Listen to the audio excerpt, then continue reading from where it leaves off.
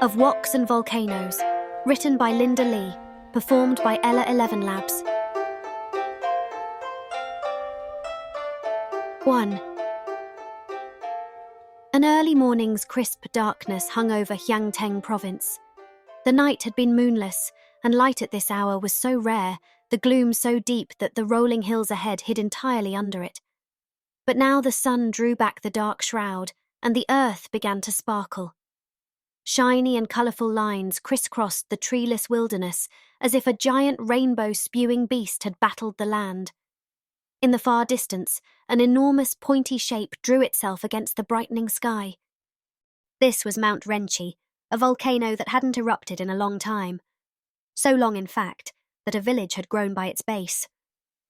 No one was awake at this odd hour, and for the longest time, the only movement came from the shrinking shadows of the massive boulders that lined the gullies between them. Yet, suddenly, a lumpy brown shape stirred, as if one such boulder had come to life. Bulgy and wrapped in a shoddy cloak with too many odd angles poking out of it, a hunched humanoid moved awkwardly among the rocks. Each step produced chafing and clanking from tools unseen as the wretched thing pushed forward. Then, for no apparent reason, it stopped ahead of a stone of equal size and leaned against it. The figure pushed and shoved, yanked and rocked the massive monolith. Marks showed that this wasn't the first time the rock had moved. Sparkling dust rained down upon each thrust, as even the tiniest pebbles along its way proved formidable obstacles that had to be outmaneuvered. After unending minutes of exertion, a fissure appeared beneath, with a bright red glow emanating from it. The air danced, and a rancid odour rose.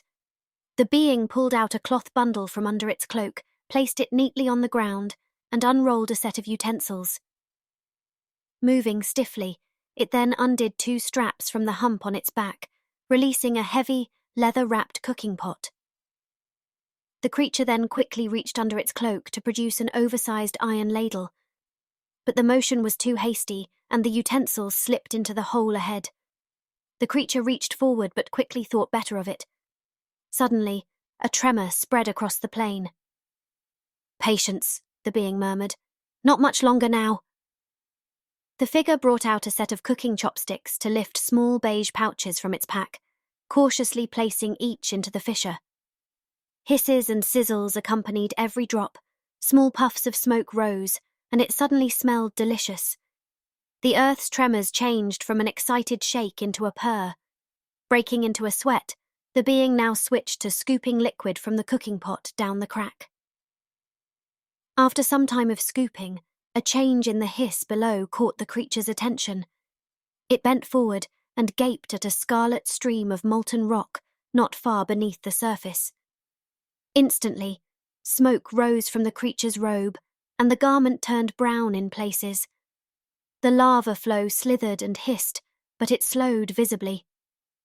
The being turned its head to retreat from the heat and poured water from a canteen over its smouldering clothes. Then, after pouring the remainder of the pot's contents into the stream, it used a sturdy spoon to lift lava out of the hole and into a heavy iron cooking pot. It raised the hot container with a staff, wrapped it in thick leather, and returned the boulder to its place over the crack.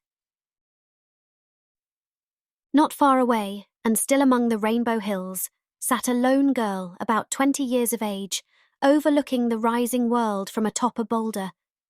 Her hair hung down all over her face in chaotic streams, and beads of sweat showed on her skin. She wore a plain hemp shirt with many loops and buttons for attachments, its sleeves singed. A breeze picked up and blew the girl's mane around, revealing 2 bright eyes. She didn't appreciate her hair where it was, though, and tied it into 2 buns, poking chopsticks through each to hold it. Strewn on the rock around the young woman were countless metal tools, laid out neatly in a half circle. She looked down and beheld a small pile of red dust before her, material that she had scraped from a coloured line in the stone. The girl contemplated the fruit of her labour, found it lacking, and began again running her tool across the line, producing more dust. An acrid odour filled the air. With each stroke, her sleeves pulled back to reveal rough skin and burn marks on her hands, as well as chafe marks on her arms. She soon worked herself sweaty and paused, wiping her brow, enjoying a sip of water, and gazing back up at the volcano. Around the mountain lay copious soil for farming and minerals for alchemy and beauty, visible even at the surface through the colourful sparkling lines of deposits that stretched throughout the land. Her eyes passed over the town by the mountain. Her town. There were the poor areas with their tightly spaced dwellings, and the richer ones with lots of symmetry and large enclosed open spaces, painted in red. Fancier buildings faced south, with their roofs aligned to provide both sun and shade, whichever the well-off occupants might prefer. The girl's glance wandered to the city's landmarks. The most prominent, a massive stronghold, sat on a hill closer to the volcano, with walls bold enough to withstand boulders, armies, or dragons. Then there was the Temple of the Mountain, with its ominously steaming idol atop, a feature clearly visible even from this distance. Ancient walls divided the city, yet their lines were often interrupted. Over the centuries they had been pillaged for house building, while others were demolished to make space. Cracks ran across the remaining sections of the outer walls. No one remembered why these were built to begin with, as they were too low to hold out any invading army. The girl straightened her back and stretched. She looked up. The chimneys smoked. The morning advanced. She bent forward again and scraped more of the stone faster, while she quietly hummed Yulan. She soon became so engulfed in her work that she didn't notice the dark form growing behind her, rising to cover the sun and even the volcano. Ning. The shape boomed sonorously. The girl turned, and there stood the rock-rolling creature, its form gloomy and darker than the volcano's own shadow. She opened her mouth wide, surely to scream, but instead she yawned and asked, "Are you finished?" "Yes," the creature said, as it removed its hood, revealing a scruffy man. In his 40s he might have been, had he known his birthday. This was Ji Hua, also known as the cook and Ning's father. "Let us return." Scars and scalded skin covered the cook's hands and arms beyond his age. Both sleeves of his roughly strewn shirt were burned. Ning reached for a sachet and scooped the powder she'd collected into it. "Did you feel the earth shaking earlier, father?" she asked. I don't know," replied the cook, scratching his back. Ning nodded. "Look, father, at this pigment I've collected." The cook leaned forward to inspect the dust. He lowered his brows. "What for?" "To beautify our home's pillars. They have been aging terribly, you know." Ji Hua looked at the smear, poked it with a calloused finger, and tasted it. "Why not use pig's blood like everyone else?" He spit. "Because it is barbaric, painting your house in an animal's blood. Entirely unnecessary." Yes, I guess you're right. You are taking care of the place, not letting it fall into disrepair. I will help you, of course. I want you to inherit a well-kept home after my untimely departure." "Please don't talk like that. I'm sure Cation will reward you." The cook removed his cloak. Already the day grew hot. Straps of gear and utensils covered the cook's body. There were zigzagging lines of knives, forks, and sticks, even a ladle and a cleaver. "Father, will you tell me what we're doing out here in the morning?" Ning asked. "Don't speak of it," the cook replied, peeking back at the mountain with apprehension. The stones radiated in intense shades of red, yellow, blue, and purple, and even shades of mauve or aquamarine, blinding him. He averted his eyes. "We must leave. The market opens soon." Ning nodded, and they rose. On the boulder next to her bulged an enormous pack of utensils, as well as shiny, clean pots and pans. Ning jumped up, maneuvered herself in front of the pack, leaned back, and then hoisted the heavy bundle in one swift move. She tightened the innumerable buckles. As her shirt pulled in and up, it revealed numerous marks and scars from those very straps, having been in those same places a great many times. The two walked. After covering about half a kilometre, they reached an elevated turn and stopped for a moment, taking in the city view and its hodgepodge construction. Details of wide temples and pagodas with even wider roofs became visible, with walls dividing many parts of town for the benefit of the rich and the city's defences alike. The larger structures were built symmetrically and with sweeping roofs in vibrant colours that stood out against the nearly uniformly black ground in this area of the Volcanoes' land. The town, now awake and alive, showed many dots of merchants, tradesmen, and animals moving about. Smoke and steam rose from countless stacks. Ning and her father moved on and came to a bridge packed with busy stores and vendors on each side. Some impatient merchants had stacked planks and rocks over the shallow water to create temporary passages that were now also lined with vendors. As always, it took Ning and her father great skill to squeeze through the throngs loaded with their bulky gear. But the two cooks made their way across with routine, and they exited the bridge's bustle to enter a calmer residential area where well-groomed plum, fir, and cypress trees lined the roads. A shrine, embellished with an ornate triangular frame, appeared on the roadside. When observed from just the right angle, the shape aligned with the volcano, while the bottom featured a tiny waterfall and an area for offerings. They bowed to it in passing. Suddenly, a young man broke from the crowd. "Ning, I loved your creation yesterday. Will you make beef noodle soup again?" "I'll prepare it extra special just for you," replied Ning, bowing.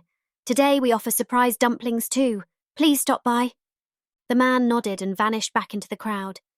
Ning smiled, and the duo walked on. It didn't take long before another pedestrian hailed them. "Ning, those noodles yesterday, delicious!" Ning bowed. Another man approached and greeted the duo, but this person only rubbed his belly silently. They passed a boy playing with discarded pots and pans filled with dirt. He pretended his mud was a delicious meal, offering Cook and Ning some. They grinned and pretend tasted. Delicious! "You seem to have a lot of fans," remarked the cook. Not so much." Ning paused. "Oh, don't fret, father. Maybe what?" "Well, if only you weren't so cranky all the time." A quick pang of anger flashed over the cook's face, but then he fell silent in contemplation. "I don't always have the leisure to smile, you know." Ning gave him a comforting pat on the back. "I know," she said. Soon they stood facing the entrance to this morning's destination, the fresh market. 2. Fierce eyes, ablaze with the flames of the 6 courts of hell, stared down at a throng of worshippers. "Breathe, breathe! Inhale your god's odem!" a sonorous voice thundered as rancid fumes filled the air. The peasants fell to their knees. Some lowered their heads so deeply that they breathed dust, yet no one dared to cough. When one woman rose an inch, a wad of smoke shot from the demon's mouth high above, and she quickly pushed her face back down. Thick clouds shrouded the towering creature on the temple's roof. At times a breeze cleared the air, and for a moment the god's petrifying face became visible. Its deep eye sockets were alight, the angled jaws filled with pointy fangs, and down its neck ran a beard like razors. The deity's skin gleamed in many colours. This was the head of Jurong, the wood and stone depiction of the volcano's spirit, and the most prominent feature of the Temple of the Mountain. Staged well above the building's massive centre, it left no doubt who was to be worshipped here. But this wasn't the temple's only curiosity. The structure was pointy and edgy everywhere, oriented toward the volcano, shunning traditional north and south, and painted more red than any other temple around.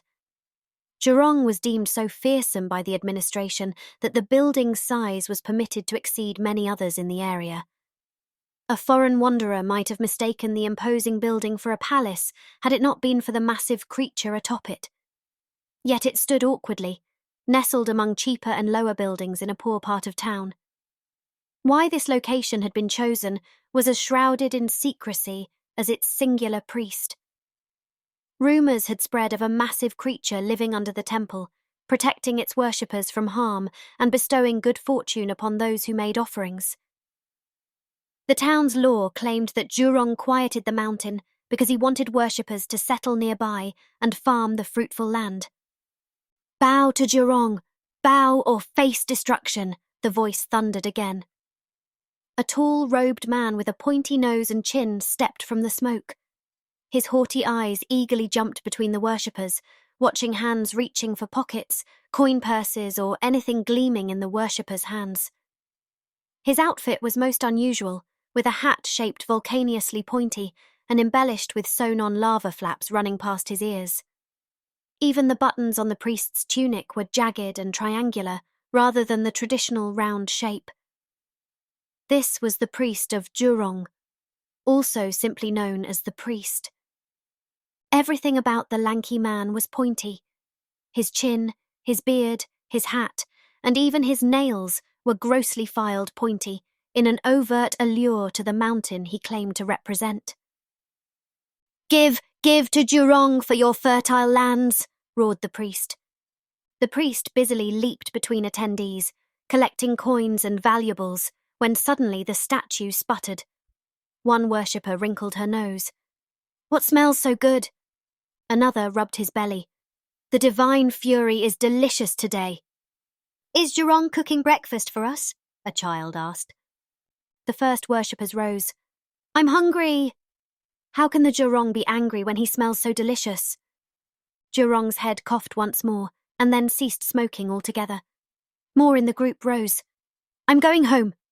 The priest raced between his malfunctioning statue and the disappearing flock. "Bow and donate, or suffer the mountain's ire," he yelled. It was futile. In no time, the holy man and his coughing idol were abandoned. "Join me in praising Jurong or face the agony of consequence," he shouted one last time, and suddenly a group of men appeared. The priest's eyes briefly flared with hope, but dulled when he noticed the cart they were trailing. One guy lazily shuffled up to the priest. "10 balls of hay for the temple of, Jurong?" "Yes," the priest said with a dismissive hand gesture. "Drop them by the rear door." "Sure thing." The man signalled his labourers. He looked around, a bit too long for the priest's taste. "Say," the delivery man then said, rubbing his nose, "you don't have animals. What do you need hay for?" "That's my business," the priest replied curtly, and paid the man while watching the workers unload. They were soon done and left. Abandoned and irritated, the priest waited for a minute. He then dubiously checked around all corners, made certain that no one loitered around the temple, especially by the building's back, and stepped behind Jurong's base to open a secret trap door. Clouds of smoke billowed out and would have hit the priest had he not wisely turned in anticipation. After the air cleared, the priest stuck his head inside and peered into the deep fissure below, leading to a subterranean riverbed lined with dark, crusty rock. The ground was peppered with glowing specks of a liquid. The priest had inspected the tunnel 100 times. This time, though, he wasn't greeted by the familiar sulphur stench, but by the smell of dumplings? Impossible. The priest's sombre face grew angry and fumed enough to rival his idol. He descended an iron ladder. Bits of hay stuck to nearly every rung. The priest angrily flicked them off his legs and feet. The heat rose. He huffed. His body wasn't used to physical activity, and he sure wasn't dressed for it. One sandal slipped off his foot and fell into the red liquid below. It hissed, and little licks of flame shot from it. He proceeded more cautiously now, but a lower vantage point was needed to gauge the happenings down here. At the bottom, the priest stayed on the ladder and stretched forward. With one hand on the last rung, he stared down the tunnel. Round and smooth natural walls led in both directions. Without the heat and stench, this place could be cosy. From this angle, there was no telling what might be clogging the stream that normally flowed here. What is that? A shape on the ground had caught the priest's attention. In the distance, among the lava puddles, sat a warped and distorted silver object in the form of whatever it might be. He could not tell. The heat became unbearable, and the priest retreated. He slammed the lid shut and went inside the temple. Rows of pointy columns adorned with slithering creatures lined the hallway ahead of the temple's main chamber. One found four-legged beasts with many tails and feathers here, monkey lizards covered in scales, and even serpents reigning over oceans of lava. The priest stopped at the depiction of a serpent and let his fingers brush across the lava seas. He remembered the exact day when he had invented the critter-themed decoration adorning the temple's interior. None of it played any role in the true lore of Zhurong, but that didn't bother the priest. He had made it up for the added mystique. He arrived in the great hall of worship, or throne room, as the priest liked to think of it, where a raised platform with a single, enormous seat filled the back wall. The silent desolation infuriated the priest. He walked to the oversized chair and sat down to brood. This space held so much potential. What if he added a grate to the floor, showcasing the mountain blood beneath the temple? A fiery hell, the very element the peasants were taught to fear, was right there for them to see if they missed their dues. The thought put great joy in his heart. Bad idea.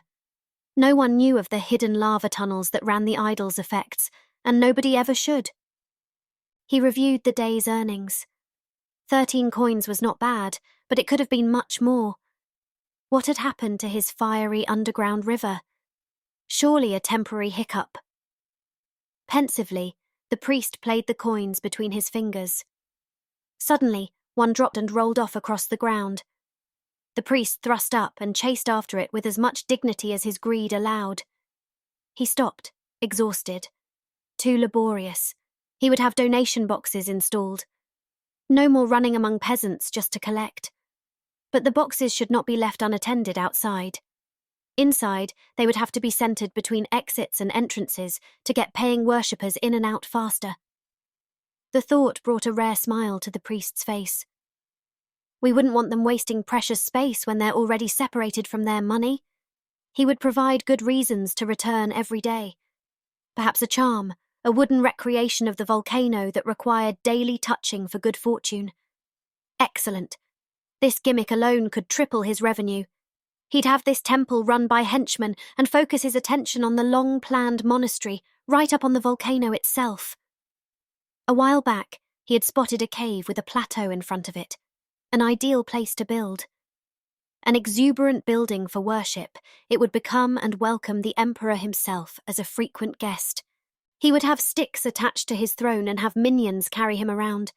Yes, 1/3 of the city's faithful were already converted. It was only a matter of time before he owned them all. He'd stolen from other faiths through showmanship and intimidation. The peaceful, passive, and forgiving religions could not match his salesmanship. His temple was not a place of worship, but of oppression and fear. A racket, a protection scheme. You offered and bought the deity's protection for a short while. His character would have to be altered as well, something more divine and intimidating. The smoking head outside worked miracles, but the priest himself still looked too human. How to make his person ethereal? Could he set his sleeves on fire? No, too risky. He had experimented with masks but couldn't make their eyes glow. Little glowing coals, perhaps? That might work, although it would heat his face fast. Line them with metal. Yees! The priest would soon rule all religions, replacing those monks with their weak and peaceful deities, if they had any at all. Who, after all, feared a tree spirit? Fire, fumes, and wrath won respect. 3. Beasts, boxes, and barrels. Ning and her father navigated a noisy merchant parkour. Here, at the city's most important vegetable and meat market, the morning was its busiest time of day, pushing the limit of how densely goods and people could be packed. Vendors loudly hustled, gesturing emotionally. Negotiation was happening all around in a throng of animals, people, and produce. Loaded stands of hanging and dangling, dusty and smoky, oily and dry, greasy and powdery wares lined the way. Culinary heaven. Even peasants live long with great food such as this, the cook remarked while sampling a white and round vegetable. Just once I want to use lotus root in our soup. But father, that's out of our price range, said Ning, showing him their mostly empty coin purse. I know, replied the cook, staring down. Only once do I wish to be a master of something again. When I worked for the restaurant, at least people showed respect for my work. As a street cook, you can sizzle as good as you want. No one gives any appreciation. That's not true, father, said Ning, shaking her head. People tell us how much they love our food all the time. Just earlier they did. They walked on and the throng turned denser. Ning lost track of her father. The air thickened with the scents of spices, vegetables, meats and fruits. They woke Ning's senses, and she felt alive. But decay from trampled samples, sweat and animals also hung about heavily. Ning wasn't sure whether to inhale deeply or hold her nose. The right choice changed within a step's notice. When she caught up with her father, he held something dangling on a string. Here, I bought an extra Shi Wang Mu amulet. Father, I'm already wearing 3 amulets, Ning said, pulling up 3 necklaces from under her shirt. My neck is getting sore. Bah, you can never have enough Wang Mu in your life, replied her father dismissively, and hung the thing around her neck. They carried on, but soon came to a stop. Too many merchants crowded ahead, vying for a single customer all at once. At the centre of the vendor throng shopped a finely dressed man, Chiang, surrounded by an entourage, his private protective wall against unwanted hustles. Chiang's eyes indifferently passed across the stalls, never resting too long on a single ware, no matter how fine. Every once in a while, with a mere gesture, he aloofly approved or rejected meats or vegetables, resulting in shouts, arguments, denials, or labourers hauling off his purchases. Cook noticed the man, but he and Ning pushed deeper into the throng, eager to make deals of their own. An elbow nearly hit Ning's face. No one went easy on her just because she was a girl. She removed her pack and attached wooden blocks to her sandals as risers, elevating her face above most elbows. You're just as ingenious as your old man. No, more so, her father quipped, sipping raw brine. Upon Ning's critical glance, he added, Sampling to see if it's good? Ning nodded, but she knew he did it for pleasure. He offered her a chicken foot as they went. Ning rejected it. How can you become a great cook if you eat nothing? Her father asked. I wish I wouldn't have to eat animals at all. Panic flashed over the cook's face. Shh, he whisper-shouted as people in the crowd shot her looks. Keep that to yourself. Bad for business, he said, offering her a curly, crispy treat. Care for some seahorse? The cook spotted a rugged-looking young man. See him? He whispered to Ning as if speaking down was needed in this racket. That's Ching, the pig farmer's son. He pointed at the farm boy, whose hair was speckled with bits of hay and manure. The youth had managed to dress himself with his shirt laces offset and a pocket inside out. A broad, witless smile exposed rows of neglected teeth. He's single, the cook continued excitedly. He dreamed away. What a great merger of families this would be. Farming and cooking, sourcing and production. Ning regarded the pork dork and shivered. Please, father, I do not wish to marry him. Are you sure? He gave her a critical look before smiling. Will you make me gong gong? When she didn't reply, he continued, All right, let's get the ingredients. You buy the... Now the cook glanced over his shoulder to continue conspiratorially in a hushed voice. Garlic, green onions, chilies, bok choy, soy, pork, bamboo sprouts, glass noodles, oolong tea.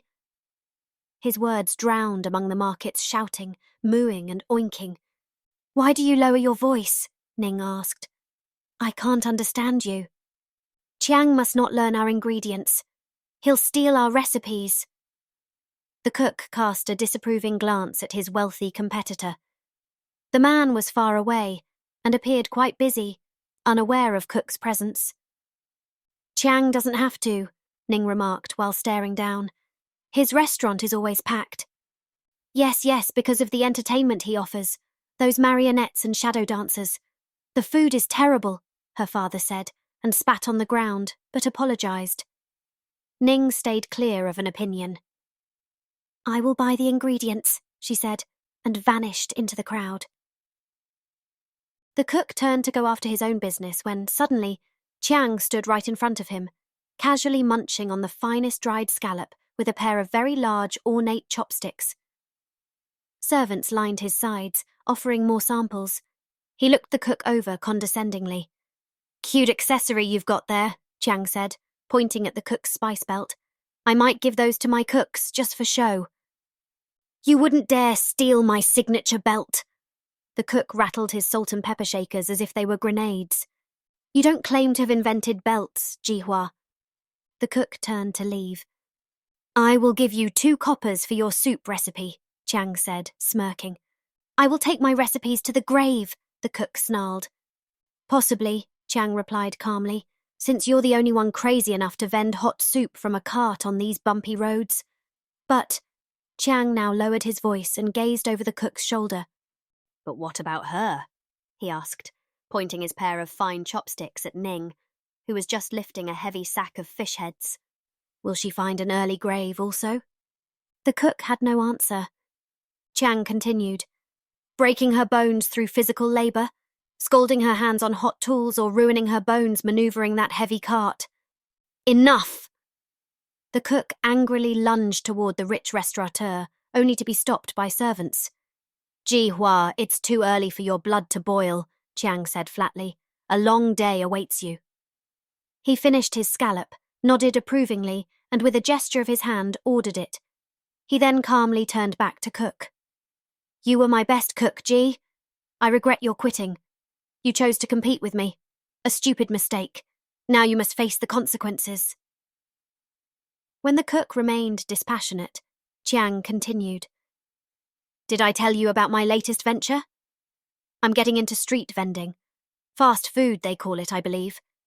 We will start with 10 carts, perhaps 20. Hearing this, the poor cook turned very pale. His face dropped, and his great moustache stooped. Chiang grinned cruelly and turned. "Have a nice day," he said, returning to his procurement. Cook stayed behind, his ears buzzing, feeling hot and heavy, the legs jittery, weak and wrecked. Any moment now, he would faint or explode. After a minute of idle staring, Cook's thoughts returned to his daughter. While he searched for Ning, he noticed a man in his late 20s, Chow Chung, who purchased bags of flour, yeast, syrup, and grains at the other end of the market. The young man did not dress as other cooks, merchants, or labourers did. He wore a spotless white suit with rather fine stitching and sported the short fingernails of a commoner. What a peculiar character, the cook thought. That's when he saw Ning gazing at the man too. Cook quickly rediscovered his irritable ways and rushed over to her. "Why are you looking at that weirdo? What ingredients is he buying?" "I believe he's specialising in bread and buns." "Who can afford that?" the cook said, hitting his head with his flat hand. "And what for? Who eats bread? Bread of all things." Ning shrugged. "Don't you always say we should experiment?" "He dresses like he's from a higher class." When the cook noticed Ning wasn't listening, he added pointedly, "You shouldn't have fantasies about him." The cook shook his head and dragged Ning to the next stall. The store owner knew them both. "Ni hao ma, Jihua. Still selling from the food cart? When will you open a restaurant and return to being a proper potmaster?" "With the prices you charge me, never," sneered the cook. "Besides, I'd have to go up against Chiang and his clowns. I'm not interested in that." The vendor nodded. "The usual. I've already packed it up for you. Why do you come here every day? So much extra travel, no? Buy in bulk." "I want everything fresh." "Dang guy doesn't go stale in a day. I can give you rebates if you purchase more. Chiang buys lots and gets reduced prices." "Oh, he can go where the pepper grows." "And where is that?" The cook looked at him sideways. "Far away," the cook exclaimed. "By Shanghai, how is this just? We live day by day. What I earn today, I will spend here tomorrow. It never ends. Why don't you give me credit?" "Gee, I also have bills to pay." Reluctantly, the cook paid for his wares, and they plodded off. The merchant yelled after them, Be more of a showman, G. People want to feast their bellies and their eyes. Zaijian! I hate him, said the cook. He's your best friend. And that says something about my popularity, the cook said, shaking his head. All right, load me up with those bags. He crouched. Father, perhaps we should buy a mule. I'm your mule, said the cook. Load it all on me. She didn't. I guess it wouldn't do much good in this crowd anyway. 4. Ning and her father were on their way to the modest dwelling they called home, and kitchen. Slowed by their heavy packs, the minor journey took forever, as they were burdened not only by the gear they had cleaned this morning, but with their ingredients as well. The sun stood 5 hands above the horizon. It was nearly lunchtime, but they still needed to prepare the food and get to their vending spot. Cook kept walking while looking up. Faster, let's make up time, he said, wheezing but increasing his pace. First home gets to lick the grease, he shouted at Ning behind him, laughing. But to keep his pace, the cook neglected the road ahead, and suddenly his foot broke in and he fell to his knees.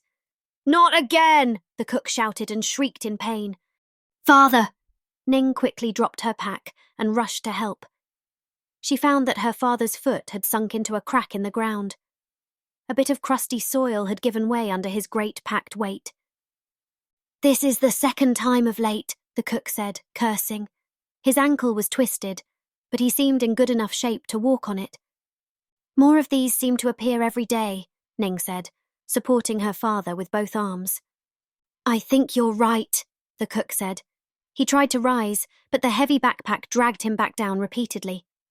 It took both their efforts to get him out of his backpack and back on his feet. I don't remember it ever having been like this. He shook his head. But I'm sure it's all for the best. The mountain knows best. What does the mountain have to do with this? Ning asked. The ground is hardened mountain blood, don't you know? It came from deep inside the earth. Ning looked like she didn't believe her father. Our earth came from the mountain's belly, she asked, grunting as she lifted her father's heavy pack back onto him. Thank you, the cook said. He smiled. But yes, just because something happened before you were born doesn't make it impossible. They continued their way home, but the mountain blood was still on Ning's mind. How did it come out? She asked. I've never seen it, said the cook. But there are stories and paintings that show it flowing from the mountain's top. Ning raised her eyebrows at this, but then shrugged. They reached their neighborhood, and the scenery changed. The road narrowed, and rows upon rows of buildings appeared on both sides. Crooked and rickety, all homes looked different, but shared one feature. They were tiny and rather shabby. The area around the buildings didn't look happy either. Landscaping was not at the top of their residents' minds. When the cook and Ning arrived at their modest home, they found a dozen ragged kids playing in front of it. Excitement stirred among the children when they noticed the couple. Cook frowned. What's this all about? He glanced sideways at Ning. I don't know, Ning replied, shrugging innocently. Have you been feeding them again? Her father muttered while chasing the kids off. They're pigeons, and will return forever if you do. He raised his arms. Off! Off! Don't be heartless. They have nothing, Ning replied, touching her father's shoulder.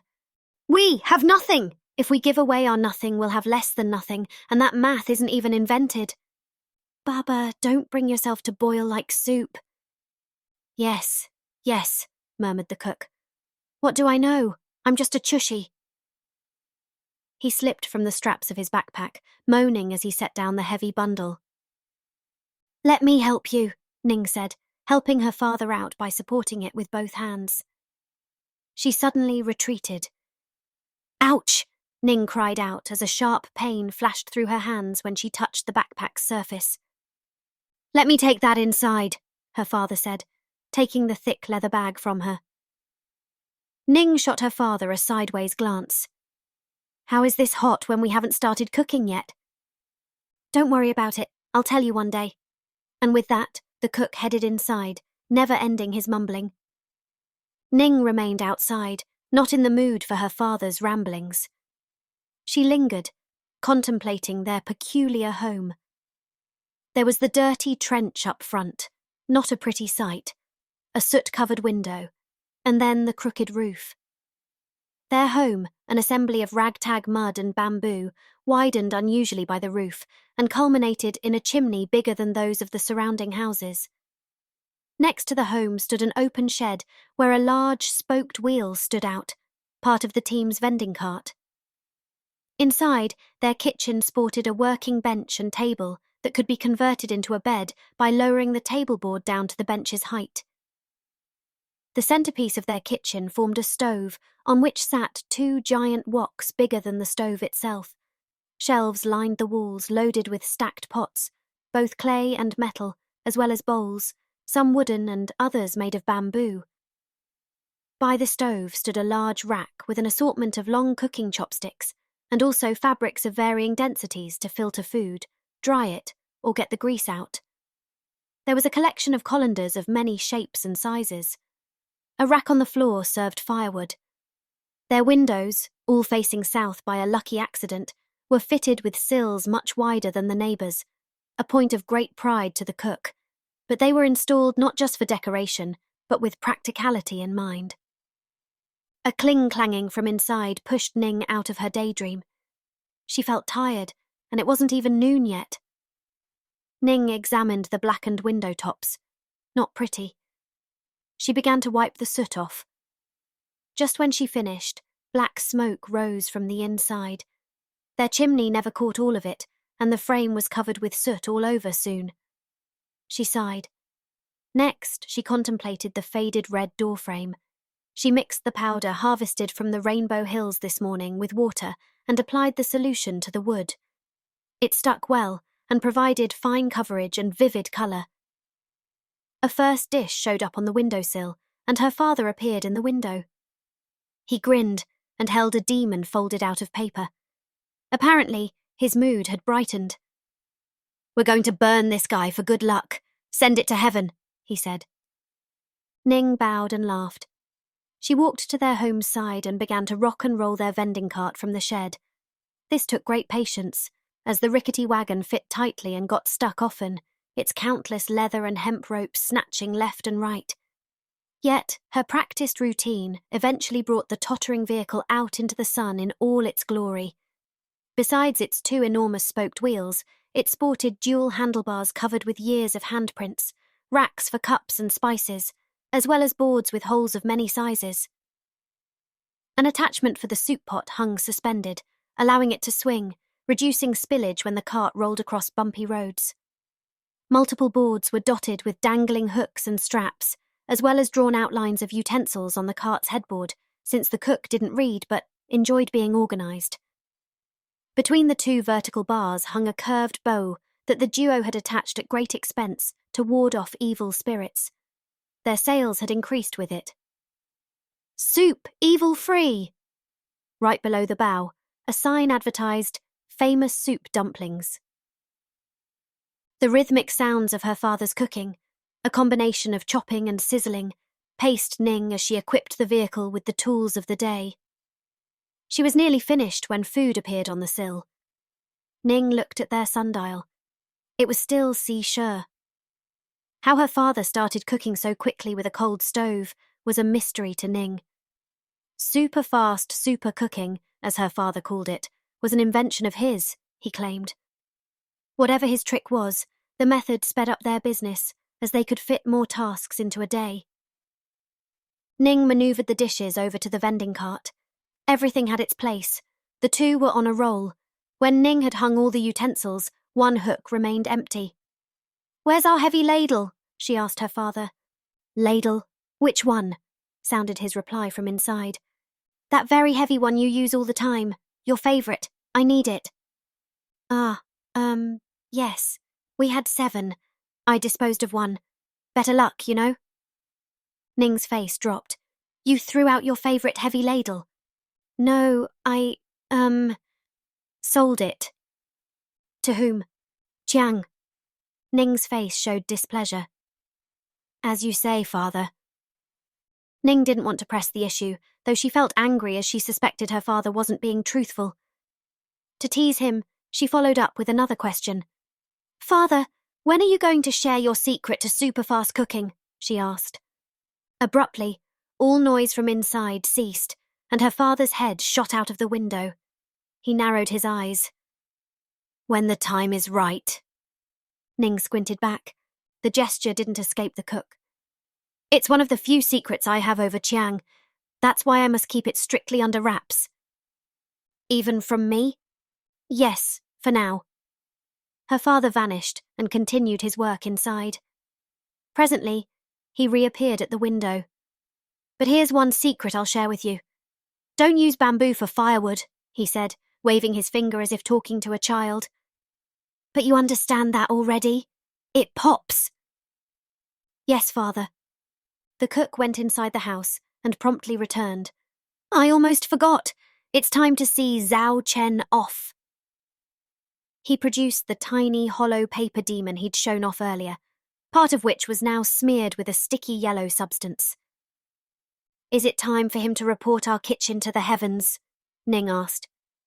It is, the cook said, scrutinizing the little figure. Oh my, did you cover his mouth with honey? Asked Ning, smiling. Of course. We want him to say only good things when he's reporting to the gods. Right, we've been very good around the kitchen. Just don't invite evil spirits while he's gone. Ning sighed. Like I usually do. The cook pondered this for a little too long, but then set the tiny paper demon down on a metal tray with a tiny candle on it. He produced a flame and held it to the candle. After Ning's approving nod, he lit the wick, and through the flame's heat, Zhao Chen soared into the sky. Zaijian, little demon! Ning shouted, waving him goodbye. Will you fold a new image of Zhao Chen tomorrow? She then asked her father. I'll make it tonight, he said, and vanished back into the house. Suddenly, Ning heard shuffling from behind her. The kids had reappeared, but stayed well clear of the two cooks' home. Just then, a big, steaming pot of soup turned up on the windowsill. Ning lifted it by its mighty handle and mounted it into a matching hole in the cart. She studied the kids, who eagerly craned their necks to glimpse the arrival. Ning glanced at the kitchen window. Her father remained busy inside. He was not paying attention. She grabbed a small bowl, scooped a bit of steaming soup into it, and then kneeled down to offer it to whoever was brave enough for the treat. It didn't take long before a kid closed in. Watch out, it's still very hot, Ning reminded her. The approaching girl hesitated, stepped forward and back, like a cautious animal. She wanted the soup badly, so hungry, but she was fearful. When another child came forward, she found her courage, leapt at the bowl, and retreated in one swift move. After a quick sip, she made a face. Ouch! Ning shook her head. It's way too hot to drink like that. Learn to slurp. She filled another bowl and set it to her lips. Then came an extra long, extra loud slurp as she drank the soup without burning herself. Ah, delicious, Ning smiled. The little girl didn't trust the procedure, but she was too hungry not to try it for herself. She lifted the bowl so high that her face vanished entirely behind it, and there came the loudest, longest, and most beautiful slurp. When her face re-emerged, she was all smiles. The girl repeated the technique once more. Slurp! She was quickly done with her bowl. Other kids followed her lead. Ning, meanwhile, returned to work as more dishes waited on the sill. One was filled with noodles. If you enjoy that, she told the kids with her eyes on the kitchen window, let me show you this trick. She picked up a single noodle with her chopsticks, stuck one end in her mouth, and began sucking it in. The noodle went and went, was going and kept on coming. Ning continued slurping until the entire delicious string was gone. These are our signature 3 chai noodles. No one else has them. Long noodles, long life, Ning announced proudly, picking another.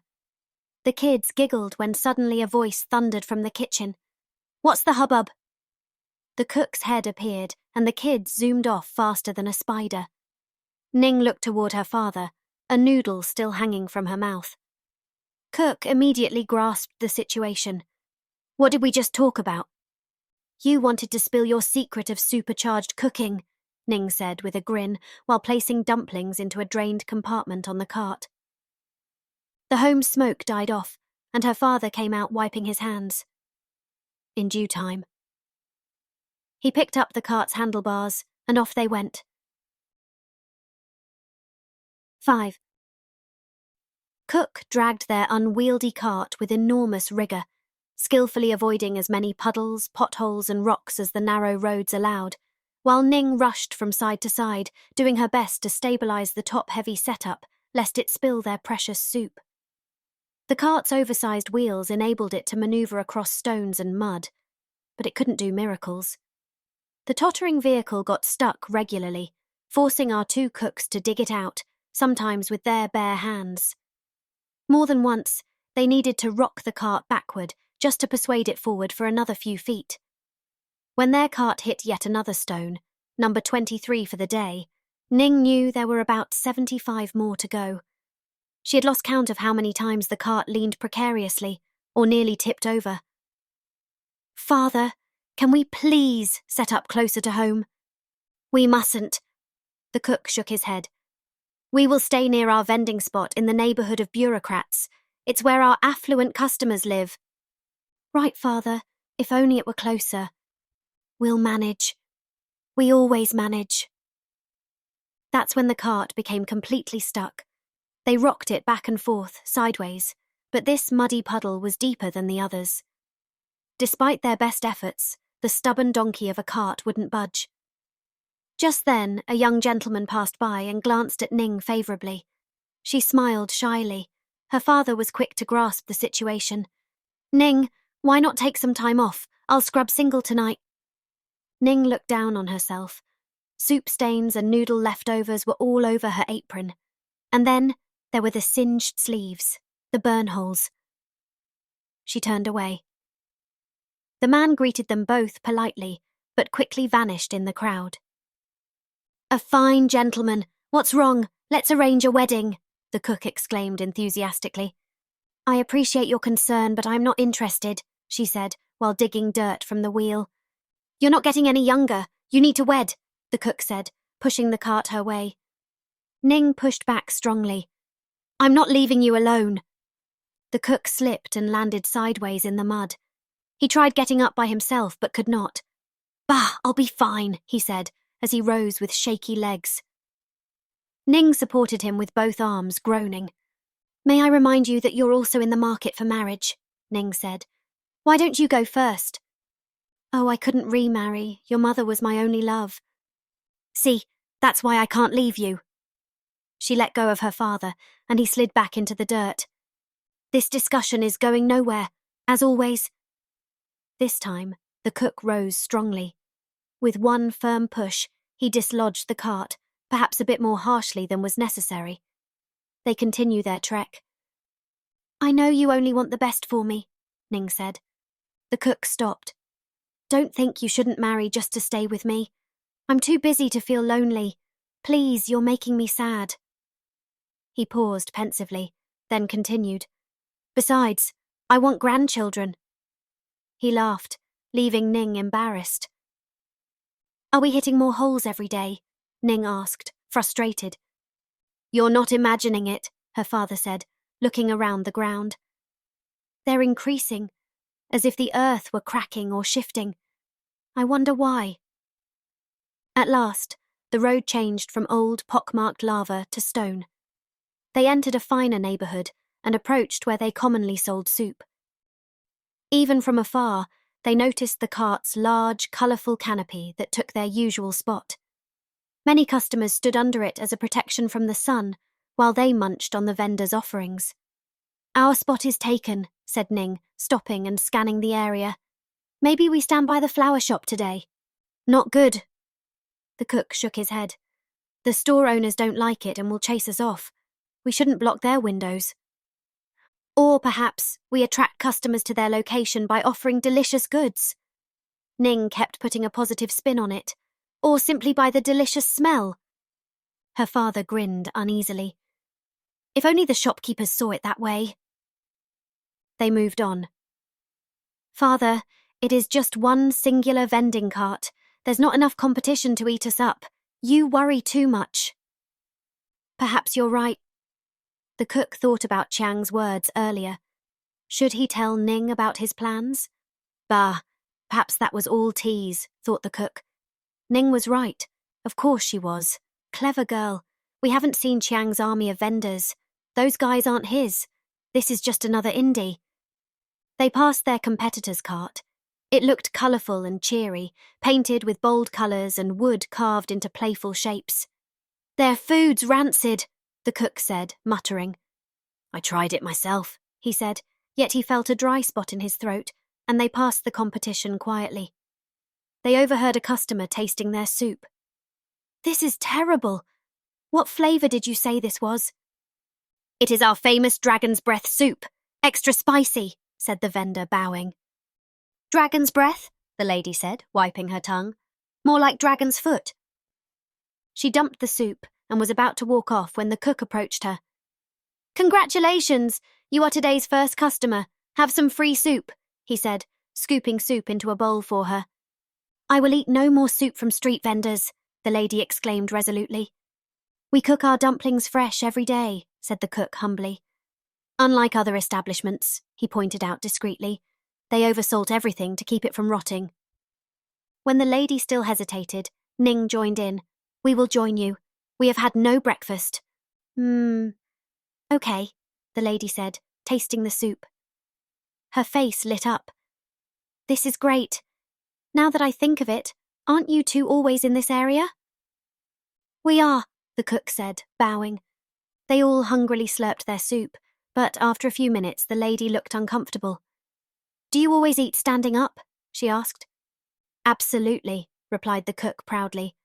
Time is no friend to a cook. Our meals at work are 5 minutes of force feeding while standing over a garbage can to catch the crumbs. He laughed. You used to work at a restaurant? The lady asked. Yes. The cook was in salesman mode. I only prepared the finest foods. For whom did you work, if I may ask? Now the cook hesitated. Chiang's. The lady nodded approvingly. What a great place. The entertainment they offer, so good. The cook forced a smile. Ning interrupted the uncomfortable discussion. Cooks at home maintain the practice, she said, of upright dining and doing so in the shortest amount of time. Most chushi finish their meal before others have picked up their chopsticks. The lady smiled and nodded. How interesting. She finished her soup. It was nice talking to you. Have a good day. The cooks bowed, finished their own breakfast real quick, and moved on to find their final spot for the day. Ning pointed to an empty corner by a shady tree. There, that looks good. Absolutely, said the cook, as he prepared their bowls and utensils. After a while of their day's work, a brisk morning of good sales it was, Ning noticed that her father appeared to be lost in thought. Are you sad? This is an excellent spot, no? Maybe we leave our cart here overnight, her father said. Take the wheels off so it won't be stolen. Ning wasn't convinced of this plan. How are we going to move the heavy pot here?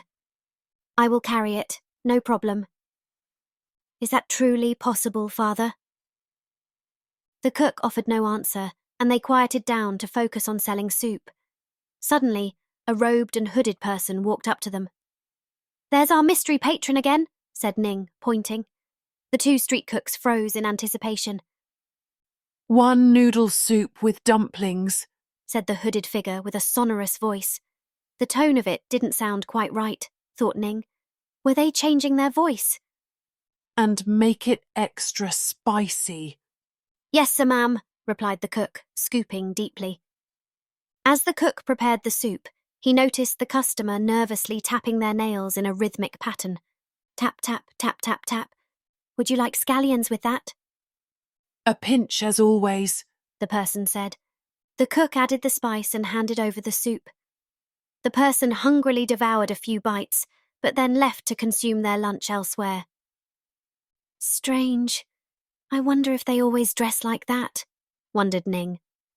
Who knows, what do I care, said her father. They pay, that's all I know.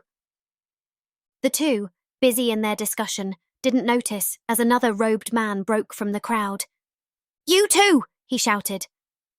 Both Ning and her father shot around, and there stood the priest, tapping his foot. The cook immediately greeted him and bowed.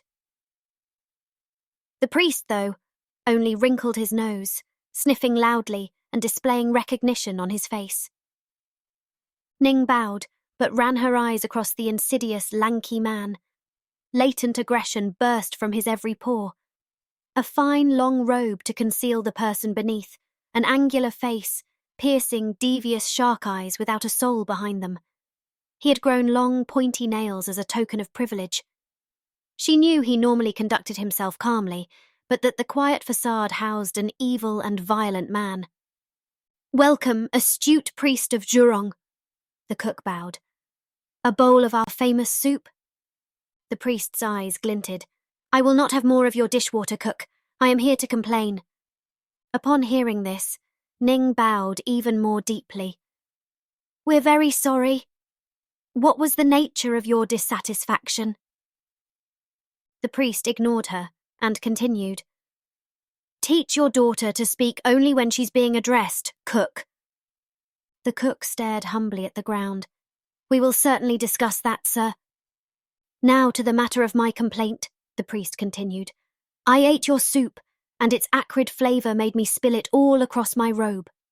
He held his voice high and spoke through it too. The cook's eyes wandered shyly over the holy man's robe. It showed no stains. I'm sorry, but we've had no complaints about our soup. You'll get a free bowl today. No, replied the priest with surprising finality. I had my robe cleaned promptly, as I cannot be seen soiled, he said, eyeing the stained garments the cook and Ning wore. You will pay for the cleaning.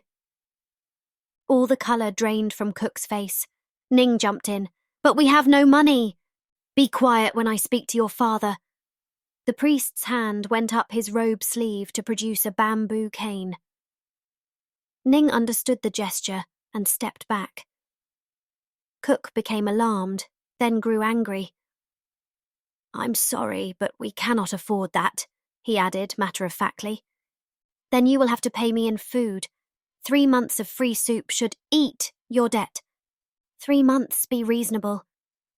I have no desire to discuss this matter further. If you cannot repay, perhaps the guards must hear about this complaint. Upon this, the cook lowered his eyes. He didn't dare speak back. It is settled then, the priest concluded. Suddenly, a customer stopped and shouted, Cook, I love your heavenly dumplings. So good, even the mountain god enjoys it. Yes, thank you, the cook said, chuckling awkwardly. The comment didn't pass the priest unnoticed. He inspected the cart. His eyes ran across the rack. All the tools had their outlines. Orderly. 2 were empty, though, missing 1 spoon and 1 ladle. The daughter held the spoon, but the ladle, where was it? Stop! The priest angered himself for wasting time with 2 peasants. And for Zhurong's sake, he said, lose that garlic stench. He walked off, and the earth rumbled as if under his steps. 6. That evening, our 2 heroes rested near a stream just outside of town to clean the day's dishes. Pots and pans lay strewn about, with the duo's silhouettes silently rocking back and forth as they scrubbed their dishes with silt and sand, dipping or swirling their cookware into the rushing stream. The volcano watched silently from afar. A fire provided warmth and comfort, but also dried an array of metallic cooking tools hung atop it. Ning took on the wok chuans. She held a whole handful, skillfully swirling them through the cleansing sand. Her father, meanwhile, loaded a wok with sand and now whirled it around in a circular motion. Neither of them spoke and pursued their own thoughts, with Cook frequently looking at the mountain and Ning at her father. After a good half-hour, Ning couldn't endure the silence any longer and brought up the day's concern. How will we afford those unpaid soups for the priest? As if having practiced the answer in his mind, the cook brushed off Ning's worry with a sweep of his hand. Bah, no worries. I'll work longer hours and negotiate better prices at the market. Ning wasn't convinced, but her father kept his spirits up. Now you stop thinking about it. He forced a smile, yet continued scrubbing aggressively. After going on for some time, he encountered a stubborn crust that neither the sand nor his wrath could remove. He swore at the dirt theatrically. I curse you by the gods! He thrust his rag up and exclaimed, Encrustment!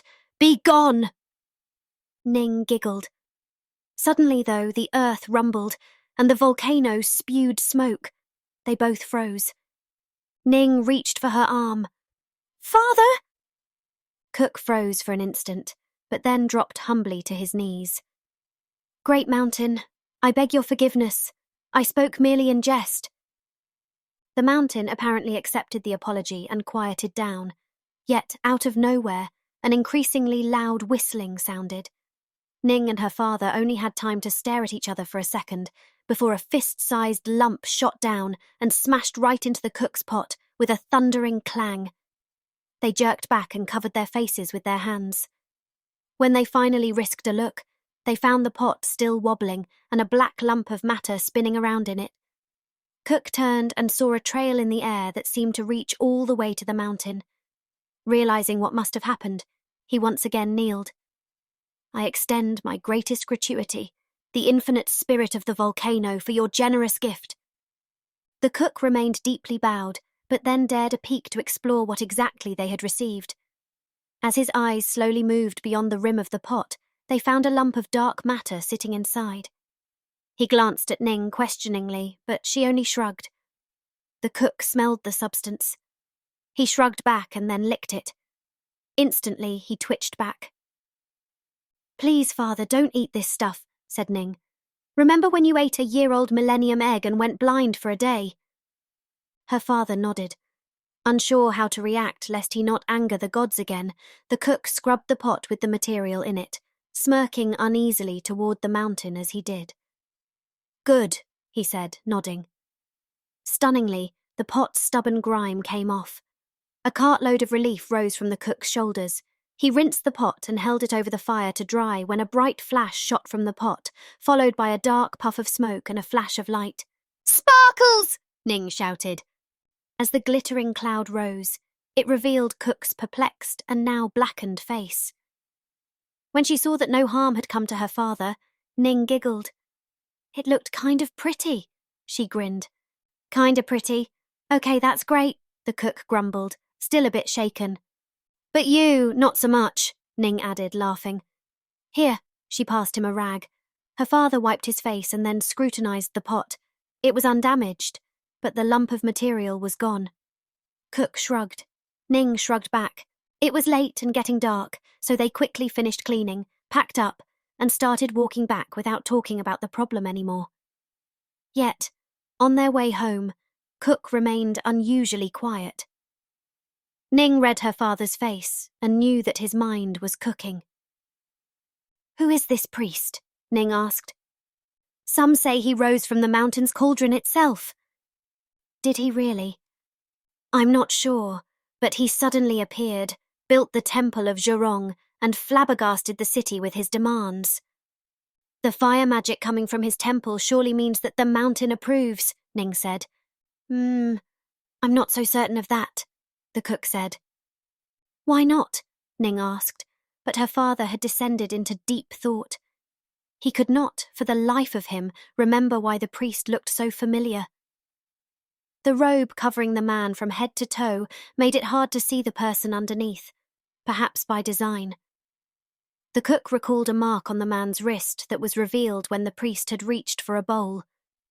Multiple thin, red lines, a mark he himself bore, punishment from the orphanage where the cook had spent his childhood years.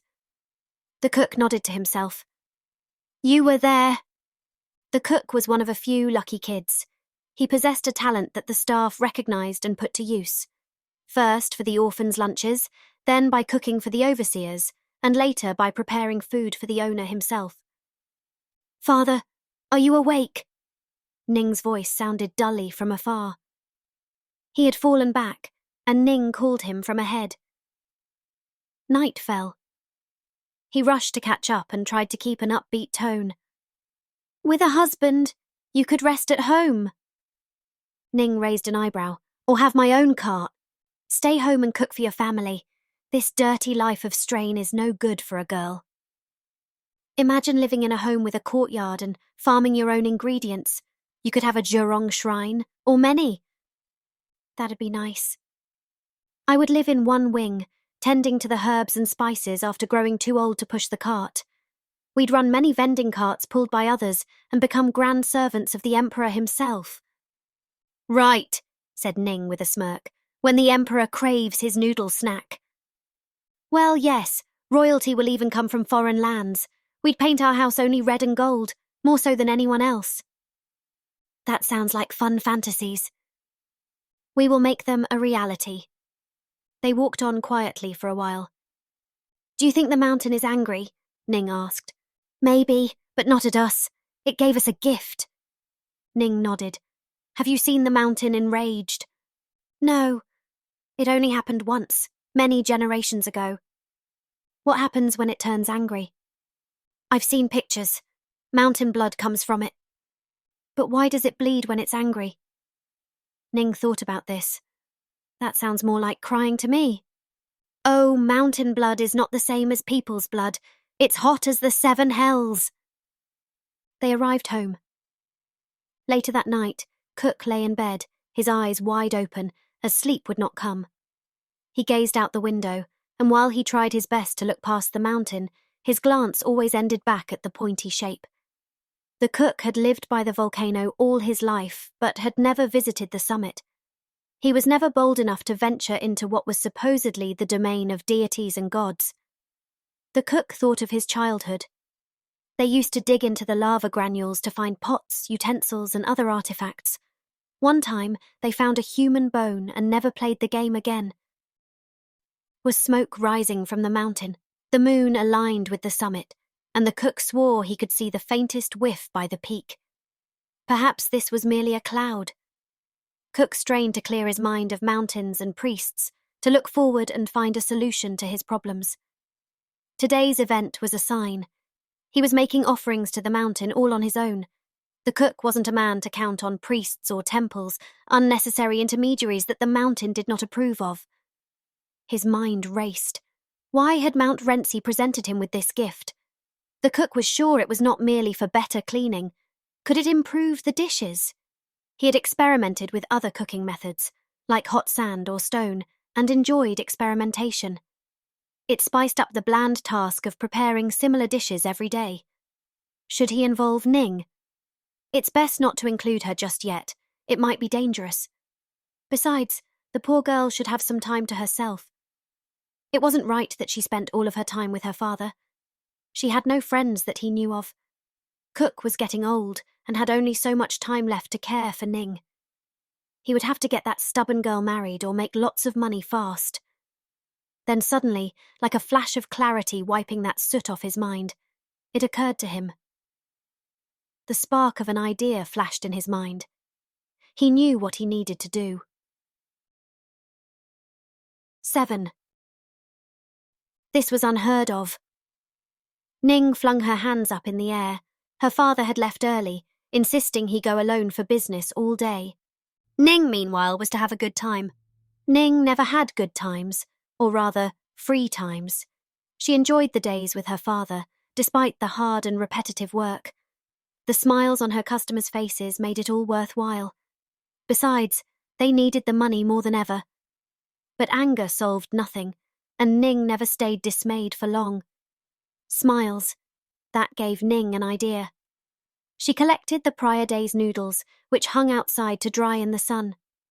They usually salted and dehydrated leftovers to sell them to farm workers, who would soak them right in the fields for a quick meal.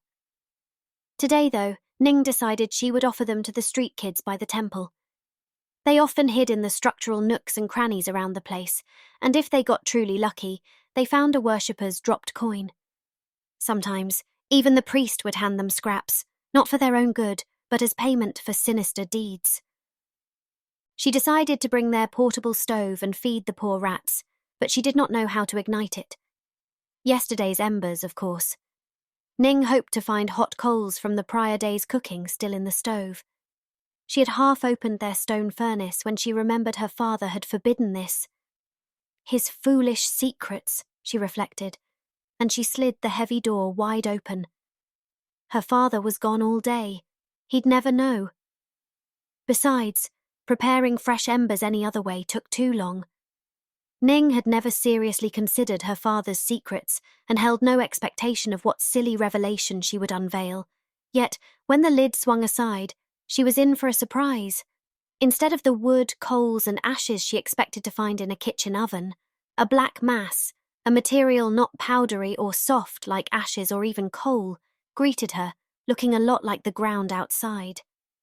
She poked it, and when she did, it cracked open, revealing a brittle exterior and a soft interior, much like an egg. Ning found the inside glowing red, just beneath the surface. This wasn't wood, so much of it was clear. She grabbed their extra heavy ladle and cautiously shifted a fist-sized blob of the stuff from the kitchen stove into the little stove she intended to take. A waft of heat hit her face, tickling her skin. The material smelled rancid, not pleasantly like wood at all. She broke into a sweat. How was this still hot when an entire day had passed? Vexing, very vexing. After the oven was wrapped and packed, Ning filled the noodles into an assortment of metal and bamboo containers and then strapped it all on her back. Outside, a light drizzle awaited her, time for her extra-large silvergrass raincoat. To make her outing more exciting, Ning decided to walk through the culinary district, which was dotted with restaurants. She inspected all the storefronts, gazed into their windows, and sniffed their goodies, making the walk so much more enjoyable. Ning was glad she didn't have to navigate their cart through the narrow alleys for once. In some places, these were so tight that a long-strided patron could step out of one restaurant straight into the opposing one. Ning walked close to the wall and overhanging roofs to avoid most of the rain when she overheard two patrons who had just left an eatery. "Those were the soggiest dumplings I've ever had," one man said. His friend nodded. "Worse than street food?" Ning slowed down and pulled her hat forward. Good thing the rain had picked up. The conversation continued. "My favourites are still Jihua's. You know, the guy with the cart and the spinning sign in. Usually stands there with his daughter." His companion nodded in agreement. "The dumplings are tasty, but that guy is always such a grump. It spoils my appetite." "Agreed. I take my food and sit in front of Chiang's shop. Those shadow puppets, they crack me up." Ning swallowed hard, lowered her head, and walked on. She knew they were right. Her father was often foul-mooded, but through no fault of his own. Life was hard, impoverished, a widower, and with an unmarried daughter for whom he was trying to build a future. The gods never favoured him. Ning followed these unhappy thoughts, but found no solution. She continued walking onward, brooding, and suddenly stared at the smokeless mouth of Jurong. Towering above all roofs, it was impossible to overlook the commanding installation. She had subconsciously found her way to the temple. There were no worshippers anywhere, though. Ning did not remember the place ever being deserted, certainly not in the daytime. Even during heavy rains, the most dedicated, afraid, or faithful often bowed to the monster. Ning noticed the absence of smoke and sparks that the idol usually spewed. Fumes and embers had enshrouded the monstrosity for as long as she could remember. The demon scared her as a kid with its glowing red eyes, outlining the deity's sharp angles. Ning, though, had never been much into superstitions. Sure, she didn't want the ire of the gods upon her or to go to any of the hells, but deep inside, Ning thought that she alone was in charge of her fate. She refused to be intimidated by gods or idols when she did nothing wrong to earn their ire. She glanced up at Jurong. In plain daylight, splinters of wood and gaps in the paint showed. Crooked the idol was, feeble even, with rusted nails sticking from its rotting joints, blackened stains from years of smoke exposure, and no cleaning tainted the paint. This reduced the imposing creature to a market decoration or childish carnival prop, perhaps. All Ning felt was defiance, not at the gods, but at that awful person running the temple. She snapped out of her thoughts when a tiny hand tugged on her arm. "Ning Ning Mooney!" shouted the cheerful creature by her side. Ning recognized the girl from slurping lessons the other day. Now kids flooded in from all the cracks around the temple. When Ning unpacked her soup and the stove, she could not believe her eyes. The hot mass had eaten through the stove and its leather coat and fallen out. She was lucky it hadn't hit her legs. What incredible heat lived within it, Ning could not fathom. Luckily, that same heat also kept the noodles warm, and she served bowls of soup and noodles to the kids. One boy drank so fast that Ning had to slow him down. He breathed the soup in. "You'll get a tummy ache." "I have not eaten in 2 days," the boy said, gasping. One little girl pulled Ning down to her. "The priest wanted us to go under the temple," the girl said, whispering, "but I was too afraid." "What do you mean?" But before she could answer, another kid dipped a branch into the soup and sucked on it. It was both sad and funny at once, and it made Ning cry out. "Use at least 2, she suggested, and she showed the girl how to use 2 sticks to hold noodles or just about anything. "Have your sister teach you how to slurp." Ning realized how hungry she was. Thus, when all the kids were fed, she ate the leftover noodles herself. The girl gifted Ning her soggy soup branch. They shared the food and laughter. Just then, the temple doors flew open, and a furious priest stormed out, fuming more than his idol. The commotion had drawn him. Worshippers. They were back. In his greedy haste, he hadn't even affixed his hat, or bothered to tighten the knot buttons. When he realized that there were street kids instead of paying adults, he became furious. "Stop this at once!" he screamed. The kids ran off, but Ning stayed put. "What are you doing?" the priest hissed at Ning through his teeth. He recognized the wench and wrinkled his nose. There is something about garlic and onions that permeates every layer of a cook's skin.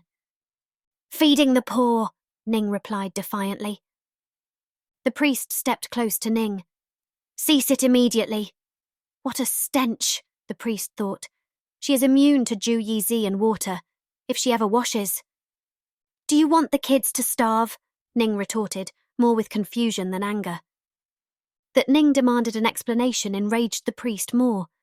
"None of them have given offerings for their food." He waved his thin, spider-like fingers about, his long nails hissing through the air as they whizzed by Ning's face. "And," he continued, "the stench of your food attracts rats." Now it was Ning's turn to fume. "My food is not foul." She rose and took a big sip of tea. She then defiantly filled more cups with soup, but the kids had run off. Defeated, Ning, under the hawkish eyes of the priest, packed up. "Don't you know the pain of hunger?" she asked the priest. "Oh, but I do. Zhurong freed me. Those kids starve because they don't believe strongly enough." The priest eyed her closely, and then showed recognition. "Aren't you that food vendor peasant's daughter? Why are you wasting your time here?" He grinned. "Shouldn't you be busy surviving?" he then asked with malice. "My name is Ning Shu," Ning replied boldly, but without looking up. "Don't you forget your father owes me money. I would expect you to work double time to pay me back." "We cannot afford it. It is unjust," it burst out of Ning. "Ah, you don't have the money." The priest paused. "I understand." Ning looked up in surprise. She didn't like this man's conciliatory tone. "What would you say if I absolved you today from all your debts?" This would not be an honest offer. "For what in return?" Ning asked. "Nothing much. I couldn't help but notice your small physique. Perhaps you could help me fetch something that I cannot reach." Ning felt reluctant to even entertain this repulsive man. "Don't ponder too long. I'm a busy man. Come, we will discuss your task." The priest dragged Ning to the temple's backside, and there to the shaft of Jurong. The dark and rancid hole rang Ning's alarms. Something scary lurked down this opening that made the priest send her instead of going himself. There was no way she would go. "Go, I'll help you down." When the priest touched her arm and pushed, Ning tore loose and cried, "No!" The priest first thought that his ears had failed him. He stumbled back from the girl's bold reaction. That someone would refuse his will infuriated him more than anything else. An approaching group of men interrupted their argument. They dragged 2 bamboo-loaded carts over the muddy roads and cursed loudly. The priest showed recognition. "Here, in the back." He directed the labourers to the rear of the temple. "What do you need all this bamboo for, priest?" a worker asked. "None of your business," the priest snapped, but then thought better. "Renovations." The short pieces of wood didn't look to Ning like you could build much out of them. They looked like firewood. Suddenly, the priest returned to her. "I don't wish to see you around the temple again. Do you understand?" He motioned toward her, one hand slipping into his robe sleeve. Ning's eyes revealed she remembered the gesture and left. 8. The cook vacantly gazed across the expanse of the Rainbow Hills. The colours dizzied him. Did the lines blur and shift, or was his mind failing him? They swirled in his eyes. He closed them and relaxed. When he reopened them, all had returned to normal. After coming out here so many times to wash dishes nearby, he had never truly seen the area. But this morning was different. Today, he had to view the environment with new, curious eyes. Cook felt that for the first time, he appreciated the place. "Are you going to the mountain?" Ning had asked. "Going to the tavern." He had lied, and while the cook didn't enjoy telling Ning untruths, he saw no way to explain his crazy plan. "Ning, I'll bet our future on mountain gifts." And now he sat here. With him was the same pot from which he'd received the gift that other fateful night. He intended to recreate the exact magic of that day. For weeks, the cook had fed the mountain dumplings in return for donations of mountain blood. By tossing a magical stone into his pot, the gods confirmed their appreciation. It was now most important to repeat the procedure precisely. After that, the cook would scrutinize the award. He would not lose it to burning this time. It was best to stay out of town in case of any unforeseen danger involved, and certainly not have Ning here. Reasoning so much about consequences, the cook now became fearful. What would happen if an accident occurred? He arranged his gear and reproduced their cleaning setup by the river as closely as he could remember. The cook started a fire, dried the pot, and even dragged sand across its surface, just like before. Hopefully, this being the wrong time of day didn't matter. He had earlier been at the lava stream to feed it dumplings, but to his surprise, the molten rock was entirely gone, the crevice empty and dead. There went his source of superheat. It was disconcerting, but he dumped his offerings into the hole just the same. Now he stood here, hoping, since that was the only option he had left. Without mountain help, he and Ning would have to enter starvation to get by. What kind of impression does a starving cook leave on his customers? People wouldn't buy meals from someone who never eats, let alone tastes, what he cooks. His customers would assume that he had sickened from his own rotten offerings. "It's all poisoned. Let's go to Chiang instead," they would say. He'd sell his recipes to Chiang before it came to that. Perhaps they could agree on a royalty system, some way to give Ning a consistent income even after his demise. How many more years did a labourer like him have? Maybe 10? "By the gods, I clean you!" the cook exclaimed, trying to remember the exact phrase he had used on the dirty pan before. Dang! What if the wording were important, like in a magic spell? After a few more tries, he gave up. The mountain didn't react, and Cook's excitement stalled. Once again, it was on him to make things happen. No mountain would come to the rescue, and no gods were interested in steering his fate. What, though, if the volcano wasn't gifting but pointing the way, hinting in a direction? Perhaps the spirit wanted the cook to discover the material himself. Yes, the gift was a pointer, an idea. More of the magical material sat around here for the cook's taking. He searched. At first he picked random rocks and set fire to them. After that didn't work, the cook remembered Ning scraping the red dust. He produced a spoon and collected all kinds of deposits from rocks and dirt in the area. What he sought, he didn't know, but often a new concoction starts with random ingredients and experimentation. The cook knew that much. After hours of scraping, he was soaked in sweat. The sun shone strongly, and with little vegetation, he would burn to a crisp. Any more of this sun, and I will be a puff of sparkling cloud, the cook thought. Luckily, the river nearby waited to cool him. He pulled up his pants and stepped into the water, only to shudder. You'd hope with a volcano around the water would be warmer, he said, muttering. He braved it and sat down. He couldn't sit idly in the water, though. Scooping silt and rocks, he collected samples from the riverbed. His eyes shot open when, among the pebbles, sat a shiny yellow lump of... Could it be? Yes, gold. A sizable nugget. He decided not to grind this find and pocketed it. Next, the cook-turned-prospector scrutinized a tree that looked as if lightning had struck. He scraped off bits of charred wood. It works well for cooking and grilling, so why not for burning these rocks? He thought, and set his sights on crusty lava mounds a few hundred steps away. But the lava didn't glow and burn when he lit it, as wood did, and he abandoned the idea. Fascinating how this stuff stayed hot for so long, but unlike wood, coals wouldn't reignite. It is curious how this dirt came from the mountain.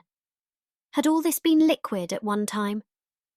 Much of the plain by the Rainbow Hills was crusty lava. He'd never seen or even heard of the ground not being black and crusty that way. It must have been a process on an unimaginable scale. By afternoon he had assembled a small mountain of colourful rocks and powders. But what now? Dissolve, heat, grind, combine. A chasm of possibility opened in front of the cook, both intriguing and intimidating.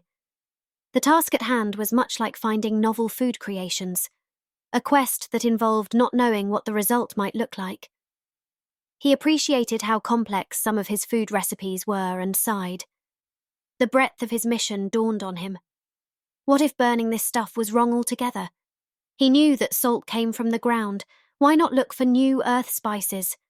A smashing hit ingredient that brought flavour and conservation in the same way salt did. He began tasting the powders.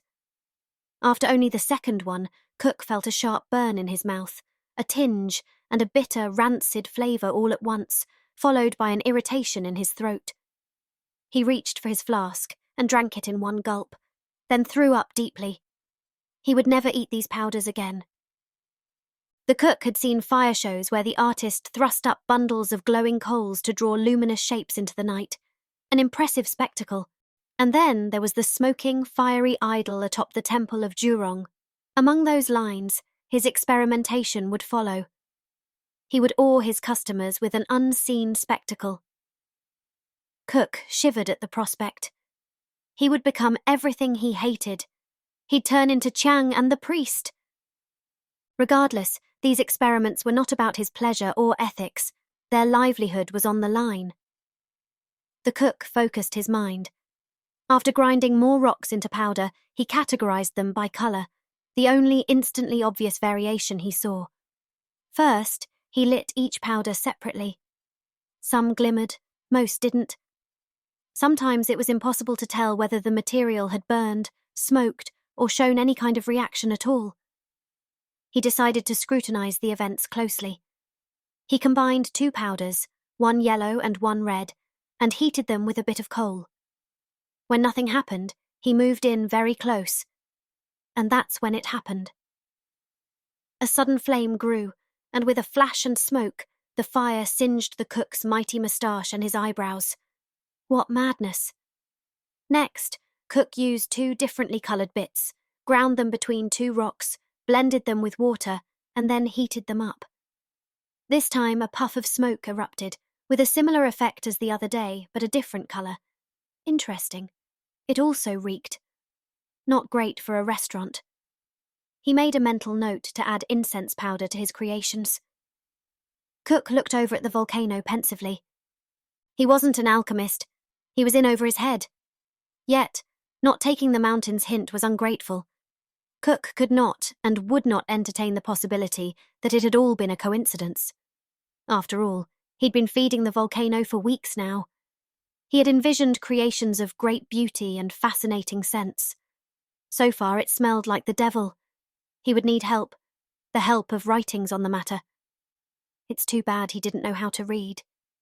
He had approached the subject blue-eyed, understanding it as magic that would just randomly produce the results he wanted simply by believing in it.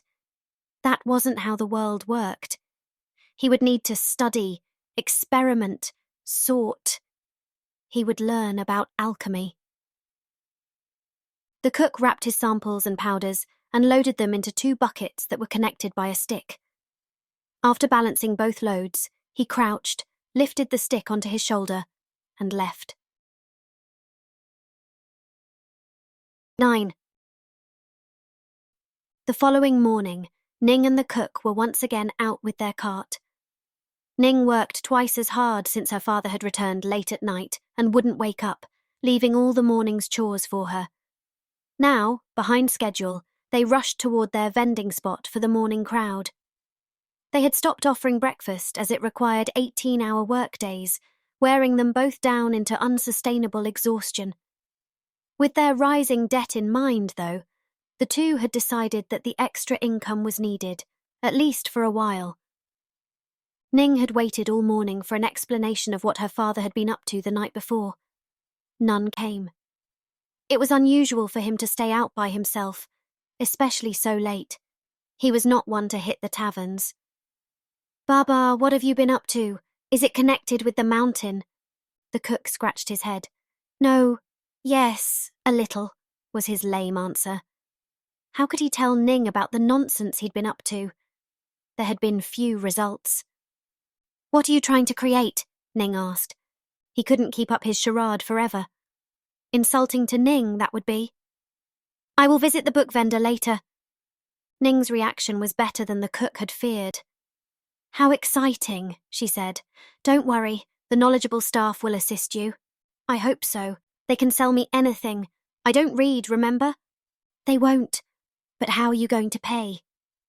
Her father stayed quiet for a moment before answering. "I'm hoping to cut a deal." They reached a narrow bamboo-strung overpass. Despite its limited width, the hanging bridge sported a considerable length across a deep and busy river, and since there were no nearby alternatives, it was heavily used. The cook and Ning collectively swallowed. They had crossed it before and come to fear its many wheel-snagging gaps, but it cut an hour off their journey.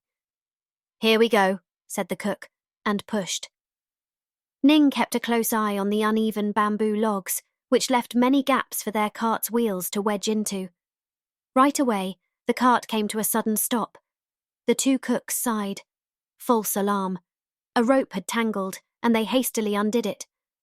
After navigating half the bridge, the cart got stuck again, right at the bridge's centre, and this time with a noticeable jolt downward. Ning nervously glanced at their soup pot.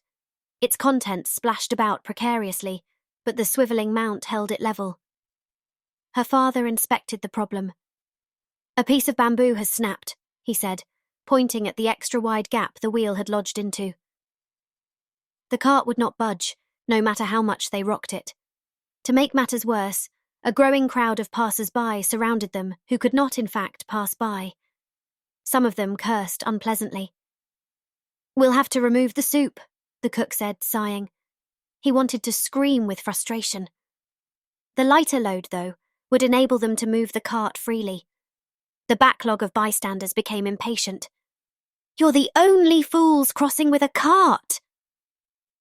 Some tried to squeeze by, blocking the cook's way and slowing them even more. Just when Ning and her father lifted the heavy iron pot out of its cradle, the ground began to shake. Another earthquake. Not now. The bridge swayed, but what seemed like a disaster at first now became an opportunity. "Quick, father," Ning said, rocking the cart with exhausted panic in her voice. Suddenly, her foot slipped into a gap of 2 bamboos all the way to the ankle. She cried in pain. Her father rushed to help her. "I'm all right, go ahead," Ning shouted, catching his glance, and the cook continued rocking the cart, synchronizing his motion to the quakes and the swaying bridge. It worked. After a few back and forths, they freed the stubborn vehicle. "Thank you, Mountain." Ning freed her food, and they bowed after lifting the pot back into its cradle. Only now did they realize that the bridge's motion had saved their soup. People standing by the river's shore held on to trees or posts. Many fell to the ground. It had been a powerful jolt. "Lucky while unlucky," quipped the cook. "Bless the mountain. How's your foot, Ning?" "Fine," she rubbed her ankle. "How did the gods help us?" Ning asked skeptically. "The gods may have differing designs for people, even if they share a common land. A jolt that helps one may punish another." Ning remained skeptical of that theory. "But the earth has been rumbling often of late, Father. Are you suggesting an increased number of people get stuck on this bridge?" "I don't know. Perhaps the gods are backlogged."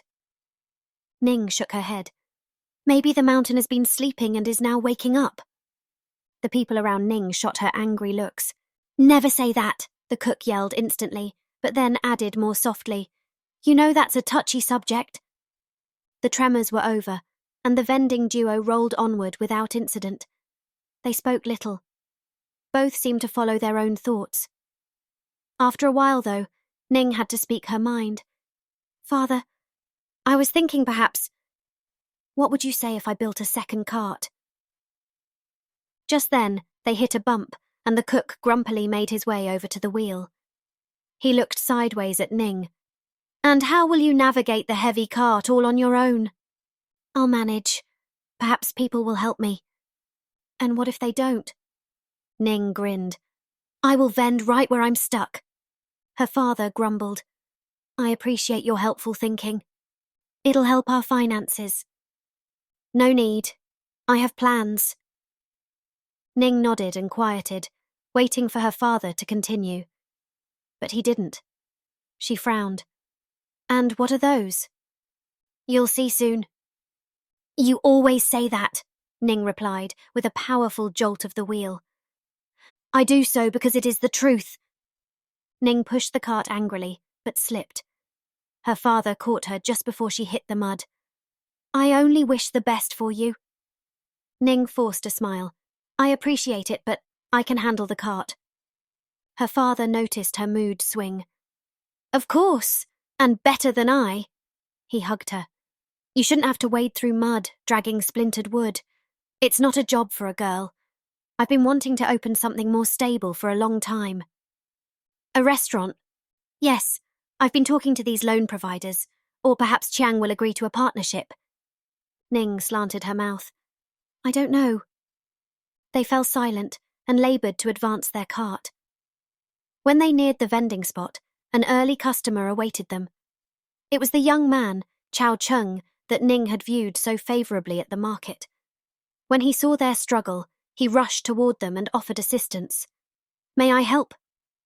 The cook eyed him with suspicion. Why would a well-dressed gentleman like Chow want to help with this dirty work? "No, sir, thanks," the cook replied. "I cannot afford any more free soup." The young man stood confounded. "I'm sorry." The cook sensed the confusion. "Nothing.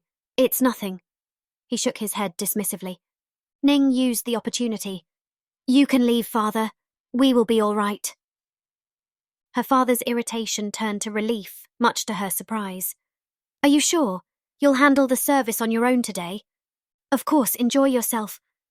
"I'm not leaving for leisure." "Even if you did, I wouldn't mind. You never take time off." Her father nodded. "Thank you," and he rushed off.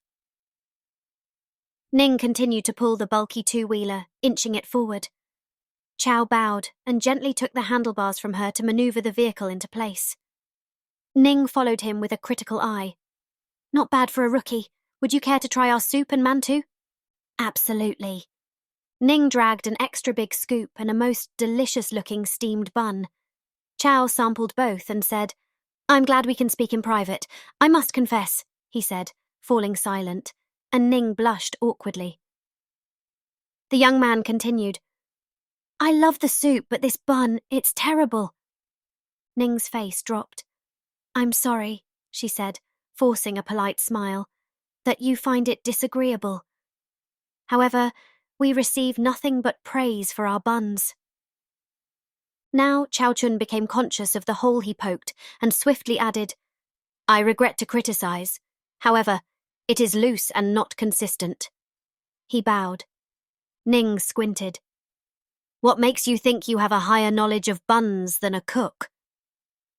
Chao scratched his back awkwardly. Well, I'm a baker. A what? A baker, a new profession I invented. I make food in an oven. Ning contemplated this for a second. An oven? You mean like for porcelain? She asked incredulously. You appear to have an odd accent. When you say baked, do you mean steamed? Chao laughed. Not at all. I only bake bread, buns and pastries in my oven. It's small. He paused, and then quickly added, but I'm working on a much bigger one. He gestured bigger with his arms, spreading them as wide as they would go. Ning stayed doubtful. Your clothes are nice and clean. Excuse me, but you don't look like a builder. I do dress neatly. When one's in a novel business, one must leave a good first impression. That was certainly true, Ning thought, and she glanced across their shoddy cart. Luckily, their business was established. Chao continued, I'd love to show you my bakery sometime. Ning hesitated, but her eyes revealed interest and excitement. This young baker was so passionate about his work. That'd be lovely, she said. And I'll teach you how to make irresistible buns, Chao added with a grin. Ning glanced at him from the corner of her eyes. Chao saw this and eagerly continued, Try one of my creations. He produced a cloth bundle, unwrapped a bun, and offered it to Ning. She took a bite, and her irritation turned to delight. I'd love to learn more about baking. Where is your store? In the Qing district. Oh, that's a nice area. Ning seemed to picture it in her mind. Very nice area. Yes, it, establishes confidence, added Chao. He seemed desperate to change the subject. So, your father has important dealings today? Oh, we're starting something new, said Ning. Still top secret, though? Chao nodded, fully understanding. Ning continued. To be honest, it's so secret that he hasn't told me, but he's off to the bookstore. Research, perhaps, said Chao. It's astounding that he's such an excellent reader. She cleared her throat. Yes, we might soon have to change our business. She turned pensive. With the way it's going? Chao was confused. I believe I saw many customers by your cart before. We're facing added competition, Ning said. But your quality is impressive, and the prices are low. Yes, but we barely scrape by. But haven't there always been other street vendors? I see many dotting the town. Yes, but the competition is deep-pocketed. My father believes little folks like us will stand no chance. Like those fancy guys over there, she pointed. With their pretty cart and paint and flowers and decorations. Chao nodded. Tell you what, he said, whispering. Let me be your spy. I'll order some soup at another vendor, to check it out. Right now? Sure, why not? He'd already started walking. He first went off in another direction for distraction, only to describe a half-circle and return to the competitor's vending cart. Ning followed Chao keenly. She didn't hear what they said, but played the dialogue out in her mind. I'm a baker. A what? Chao raised his arms. Surely he spoke of his oven. The other vendor remained unimpressed. Your buns are terrible, and so on. Finally, Chao received his soup and suspiciously inconspicuously strode away. He returned to Ning under the scrutinizing eyes of the competition. Ning couldn't help but smile. And? Oh, it's terrible. Have a taste. Ning took a sip of soup and made a face. I'm going to throw it out, said Chao, and he poured the soup discreetly into the gutter. A colourful bird flew over and landed on a nearby fence. Ning marvelled at it. I love animals. I do too, said Chow, with that yummy hoisin sauce. He rubbed his belly. Ning had just opened her mouth to protest when Chow added, Just kidding. I know what you mean. Ning squinted. Did she like his sense of humour? She turned sober. But now I must work. Certainly, said Chow, smiling. There's always another time. Ning was on her way off when she turned. One more thing, she said, turning.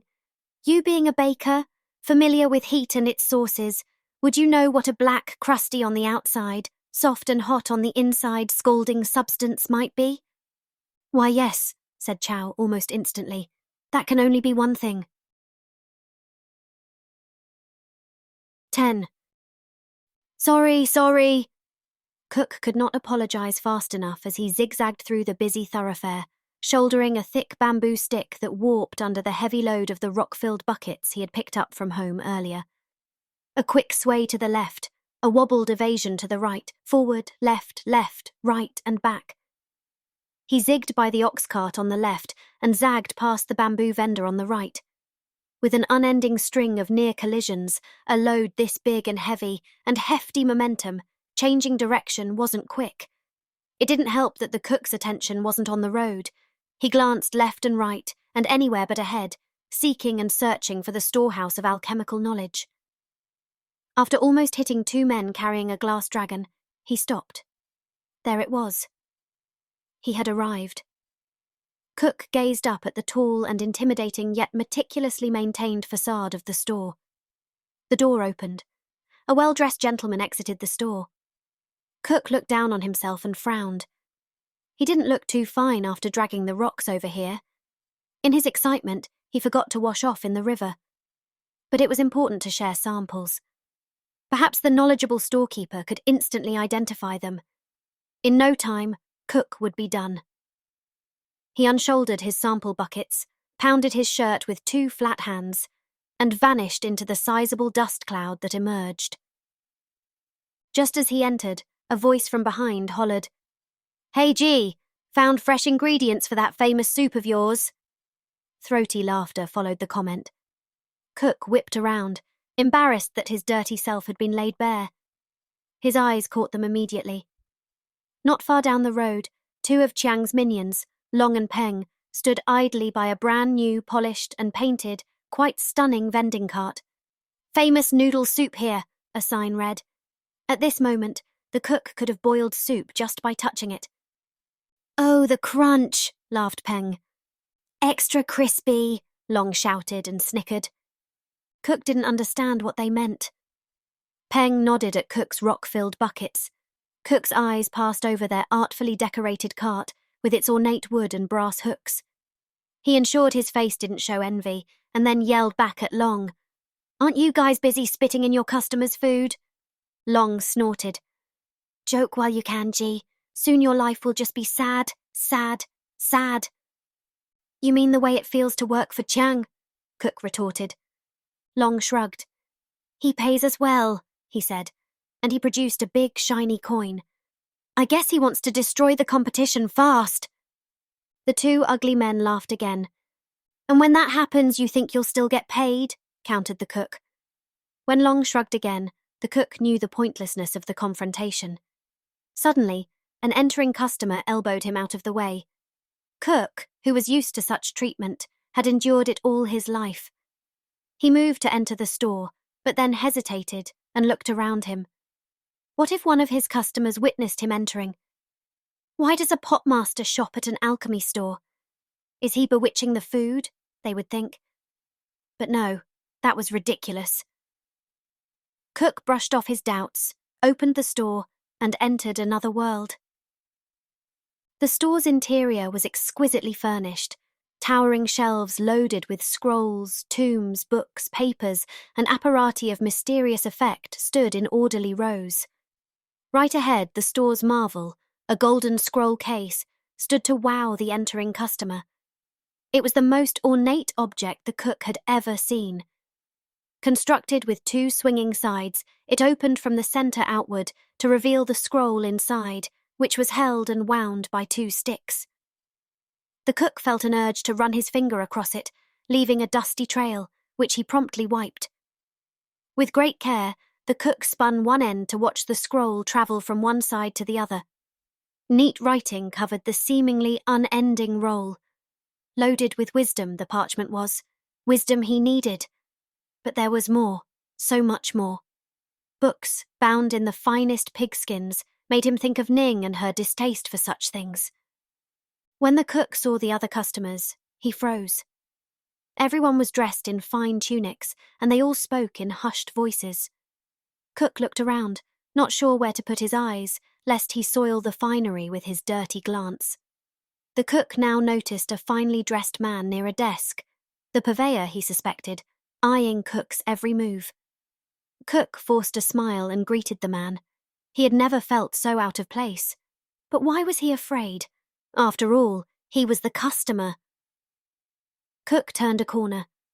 It felt like the clerk's gaze followed him, even around the bend. Scrolls, books, and recipes were aplenty, but the cook became overwhelmed by the selection and topics. In his confusion, he even shot a glance in the clerk's direction again. He would rush out. Cook was ready to flee when someone addressed him from behind. "We have filled the cleaning position." The shop's owner had snuck up and now stood right behind the cook. When the latter only stared, the store owner pointed at a sign reading, "Cleaning help wanted." The man eyed the cook's dusty, greasy, scorched outfit and added, "But you aren't a good fit anyway." Cook opened his mouth to explain, but his throat was hoarse from yelling at Long. "Ah, aha, ahem, but that's not why I'm here." "No." The storekeeper's eyebrows shot up in sincere surprise. "What else, then?" Cook's mind raced. What was he going to ask again? Yes, rare earth metals and their applications. "Where do you keep works on cat anatomy?" the cook suddenly heard, not from his own mouth. Another customer had addressed the shopkeeper. After he had helped the other man, he returned to the cook. "You are looking for Shu, Tien, or Po, perhaps, or all of those. We also carry books in foreign languages. Let's see, Arabic." He shook his head in distress. "These reams of paper from their wasteful use of characters. And then there are Shenkuo and Zhengheng. Which of these would you care to buy and read?" "I don't read," said the cook, rubbing his elbow. "Sir, are you a collector? This one perhaps with its beautiful Hutie Chuang binding?" The store owner asked this with a pleasant and knowing smile. "An excellent choice, especially in our new bound volume." The storekeeper slowly turned to face the cook, who jolted out of his daze. "I'm in search of books on alchemy." "Alchemia," replied the shopkeeper. His eyebrows crept up, and his keen eyes pierced the cook suspiciously. "Are you looking to extend your life, perhaps?" "No, I need something on the burning properties of earth minerals," said the cook. The bookseller showed surprise. Cook had raised his interest. "We're not getting many requests for that. Let me see." Ignoring the cook, the shopkeeper went to a different section of the store and browsed. "Ah, here, Kanyong Kong, the science of earth minerals," he said mostly to himself and continued. "Not much about combustion, though." He searched on, gesturing in the air with his hands. "And here, Cho Hua, minerals and their properties. That should include solubility, flammability, and so on and so forth." Cook nodded eagerly. "Great, I'll take them." He was about to grab the scrolls, but then noticed his dirty hands and pulled them back to wipe the dust and grease off. "Perhaps it is best if I carry them to the register," the shopkeeper uttered with an unfriendly smile and walked off. Cook followed and inconspicuously went through his pockets. He felt the eyes of the proprietor on him, even though the man was ahead. At the register, the cook unloaded a pocketful of seashells onto the counter. The shopkeeper frowned. "Seashells? Who uses shells for payment anymore? The scrolls are 6 coppers." "6 coppers?" Cook swallowed. "I don't have that much." "I thought so," the shopkeeper said with a nod, agreeing with himself really, and moving to return the wares to their places. The cook nervously eyed him and then shouted, "Wait! How about 2 months of free lunch?" The bookseller halted. "Are you a food purveyor?" "I am, sir. Independent, with my daughter Ning. The man squinted. "Ah, yes, you're running that vending cart. I thought you looked familiar." He pondered long and hard. "Aren't you a little out of your, element here, cook?" "I am, but I must study these things."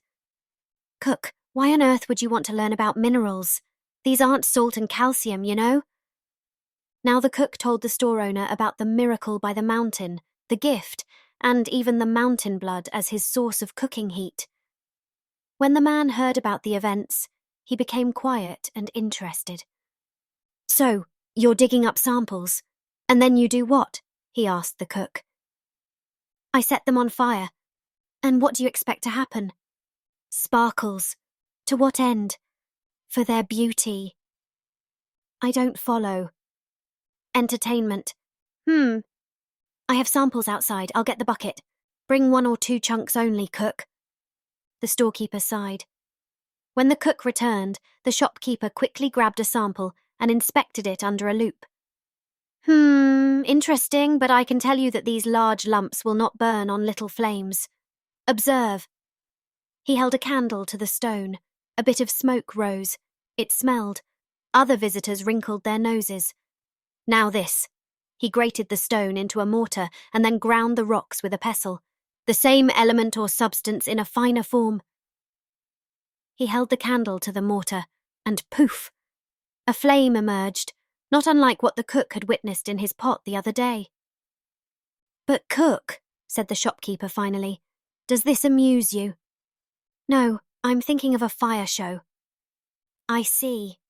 Novel. And you would charge for this show?" "Yes, part food, part show. A complete evening's entertainment." The proprietor thought about it for a moment and said, "Look, cook, you need apparatus, a mortar, a pestle, and a range of tubes, etc. The burner is 91 long, and the grate, filter, and strainer are 48, but I will not sell you these." Cook's face dropped. "These aren't things you can buy for an apple and an egg, though. Those would be more valuable than your shells."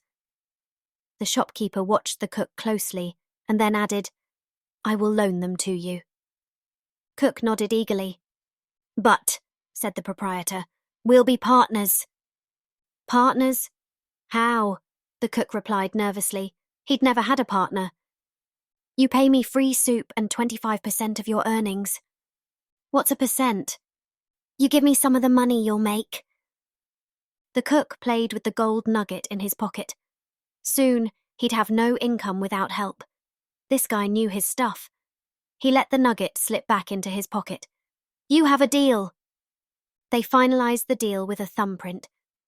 As the cook made his way out, the seller asked after him, "Cook, can you even read?" "Not well, but my daughter does." "Your daughter?" "Yes, her mother taught her." "Well, cook, I hope you won't make me regret my investment. Make sure you don't spatter food all over these works. We'll store them well. I will sleep with them for protection."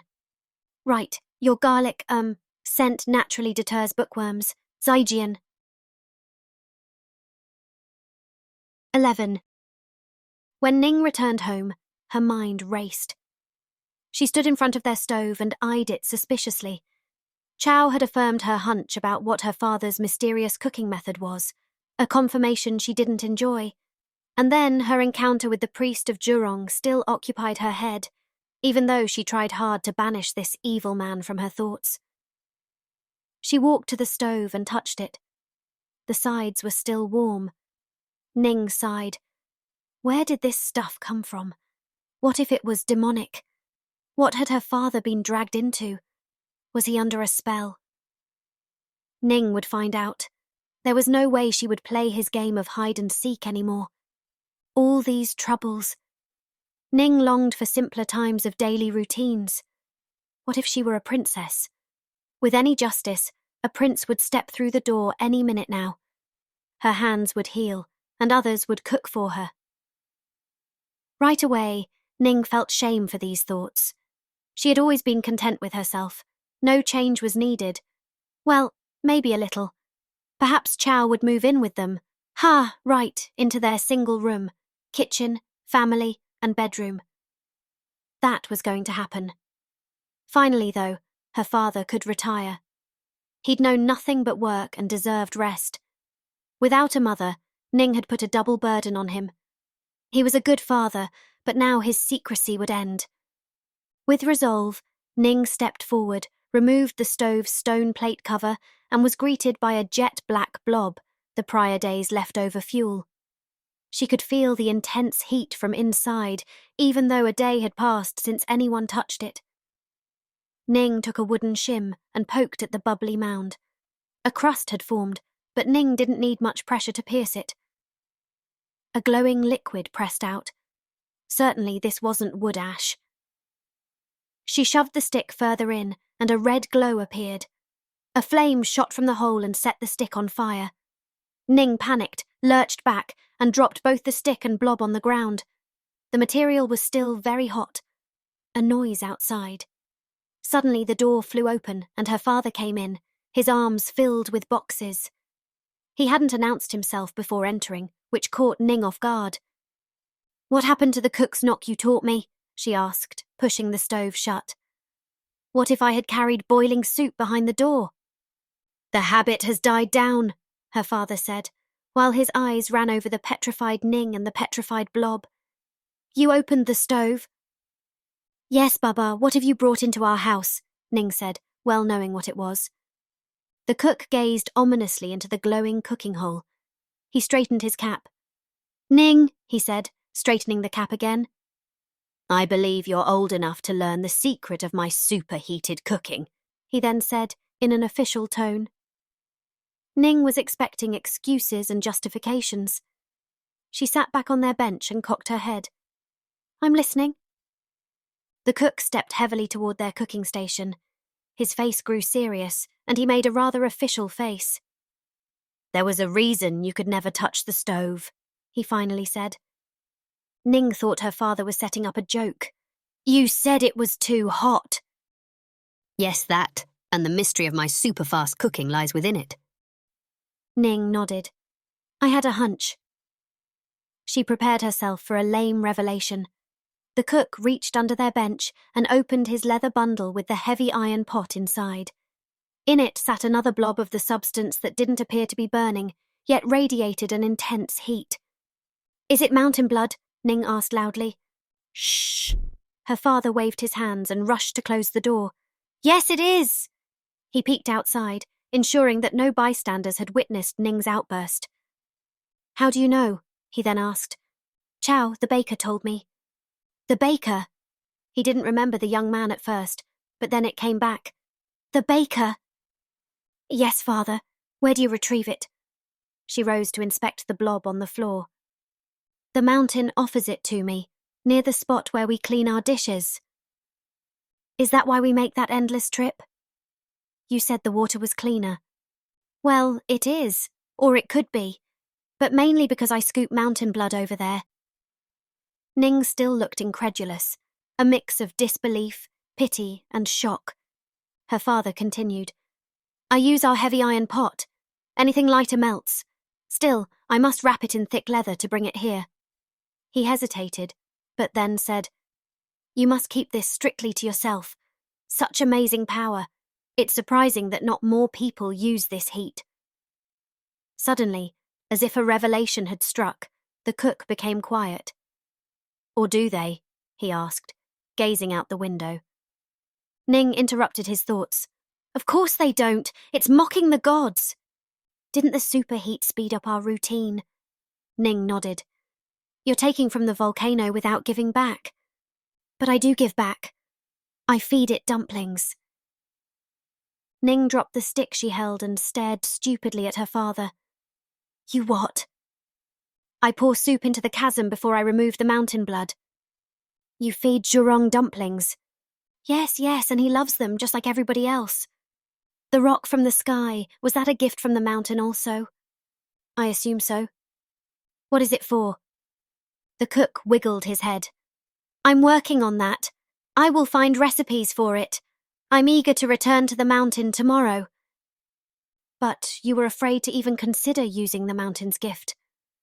Now I see it as a divine favor, a rare blessing, as we've been out of luck.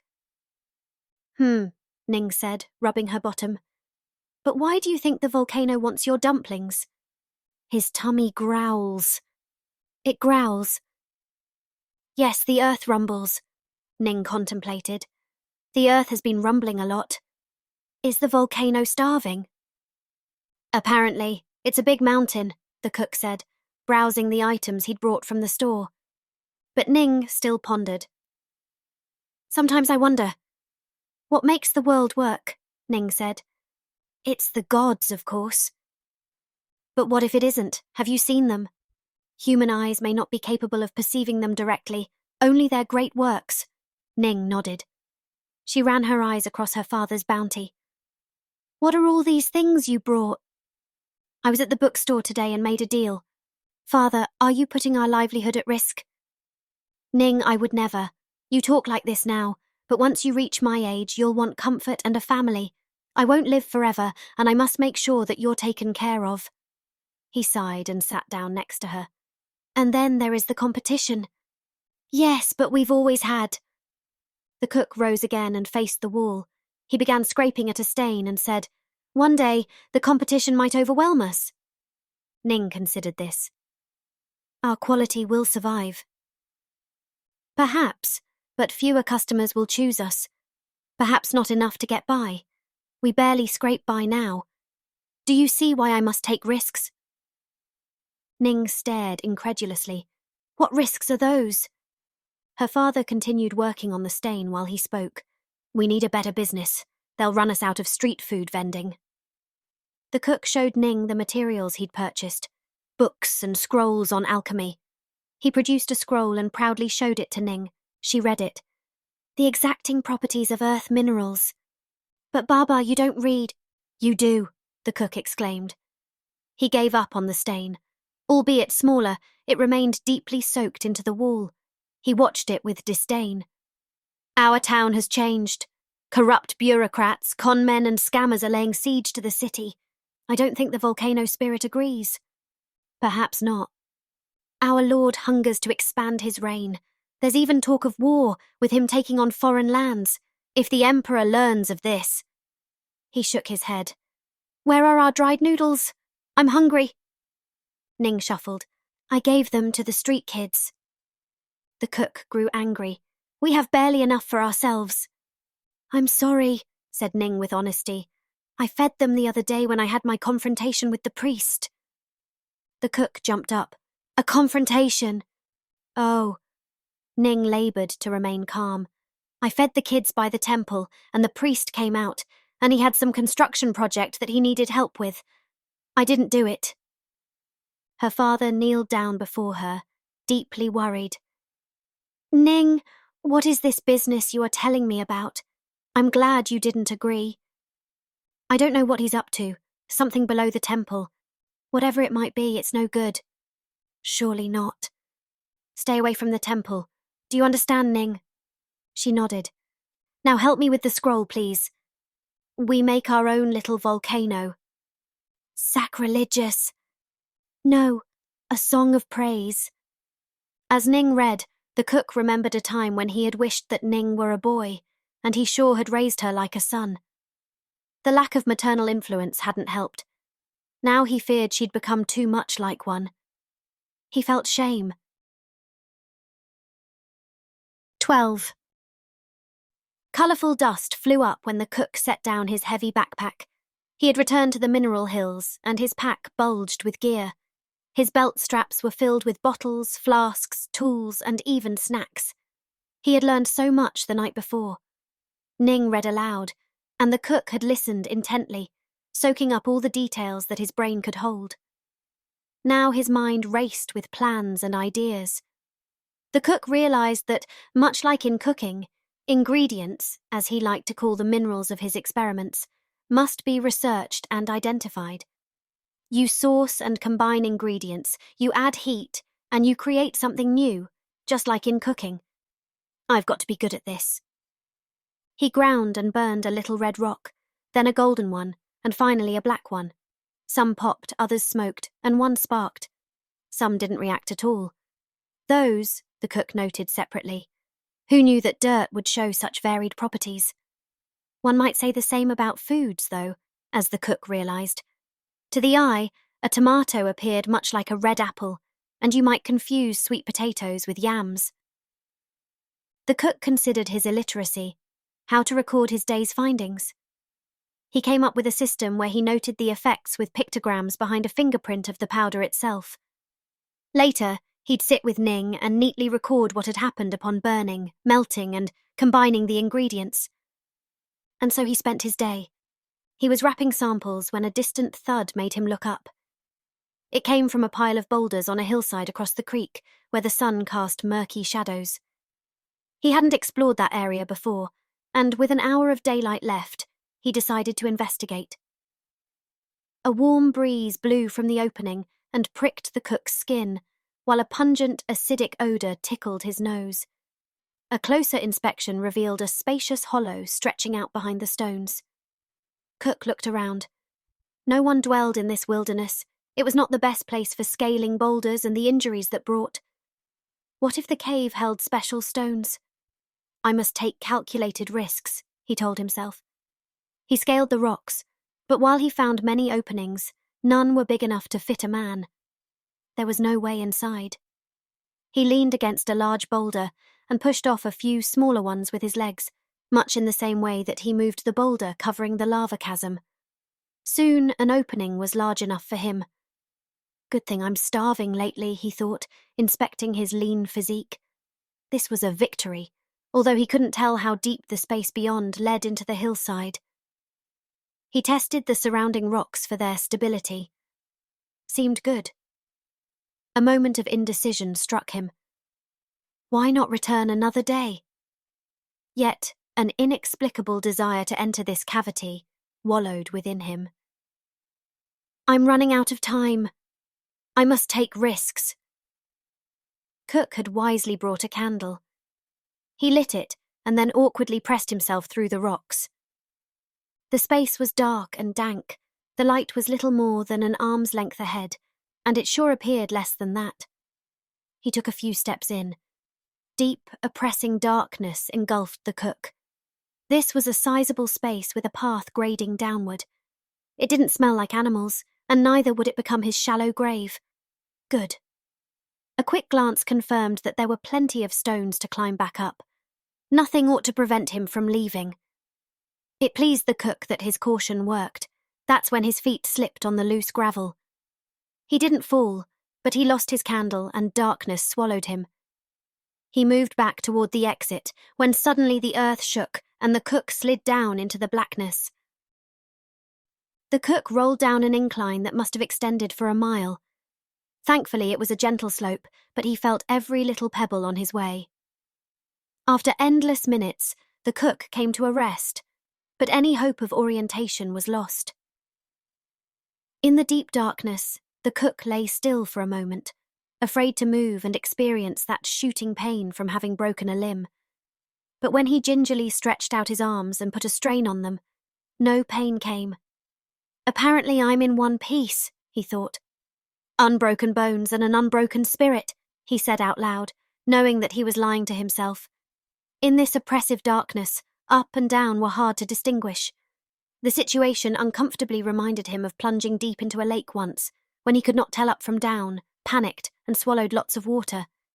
He probed around, and fortunately, his hand touched a waxy paper cylinder. His candle.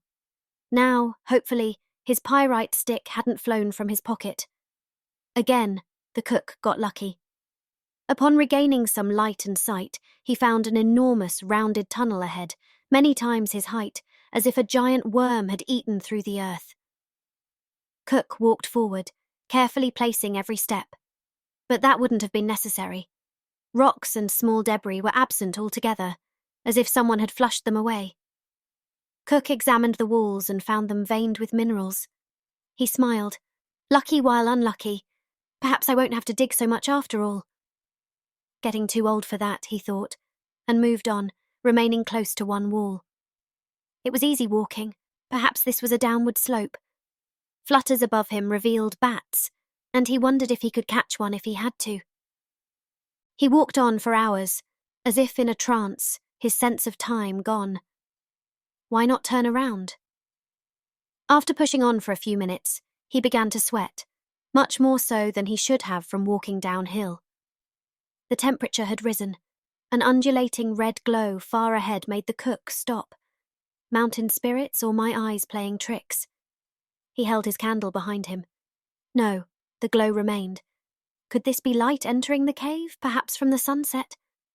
Cook's perception of time was fine, he thought. It's too early for a sunset. He hadn't lost consciousness after his fall. Of that he was sure. The undulating motion pointed to flames.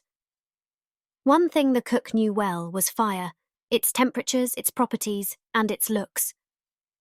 Cook stopped and thought he heard bubbling. It smelled hot, unlike burning wood.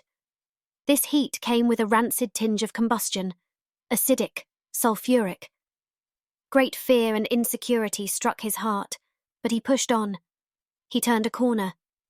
What came next, the cook would not have to expect to see outside of a dream.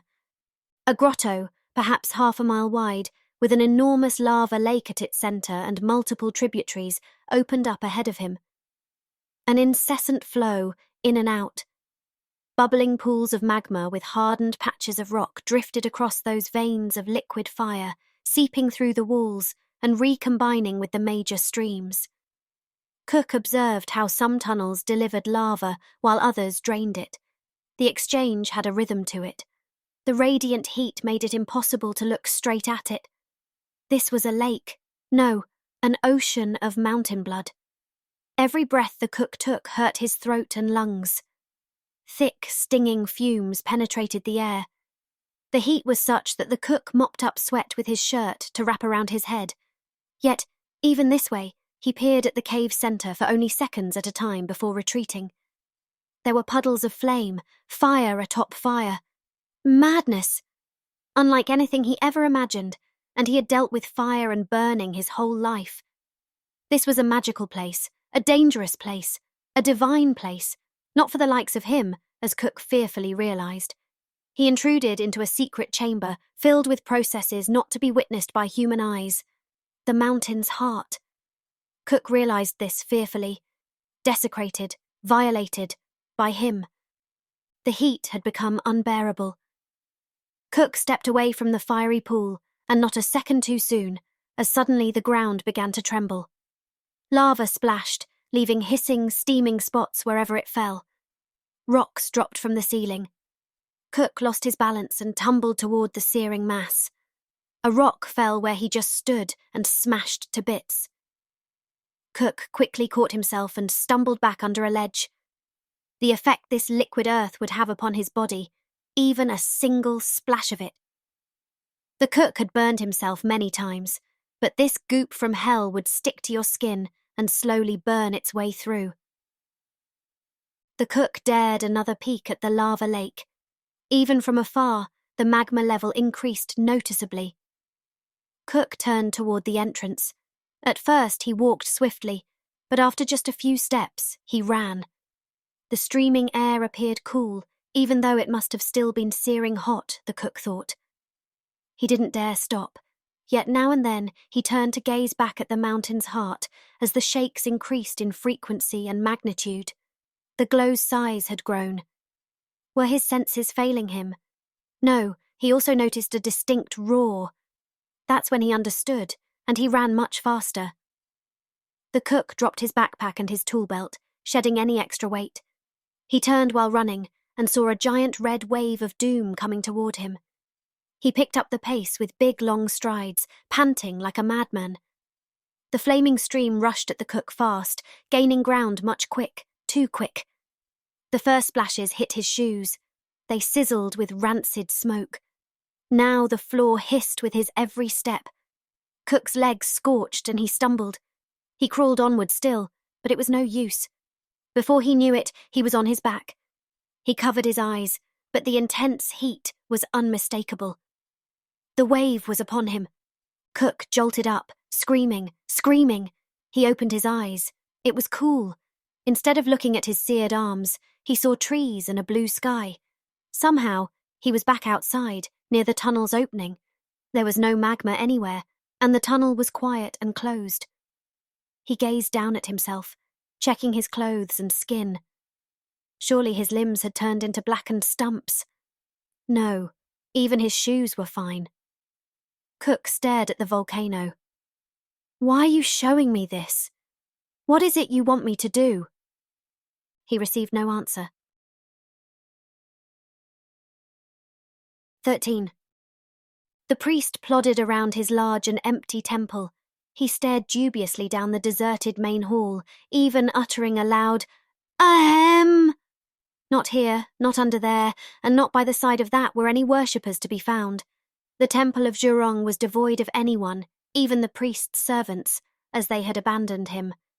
How could this happen so quickly? The lack of helpers the priest could easily explain. After donations dried up, he stopped paying them. He knew why the worshippers abandoned him too, of course.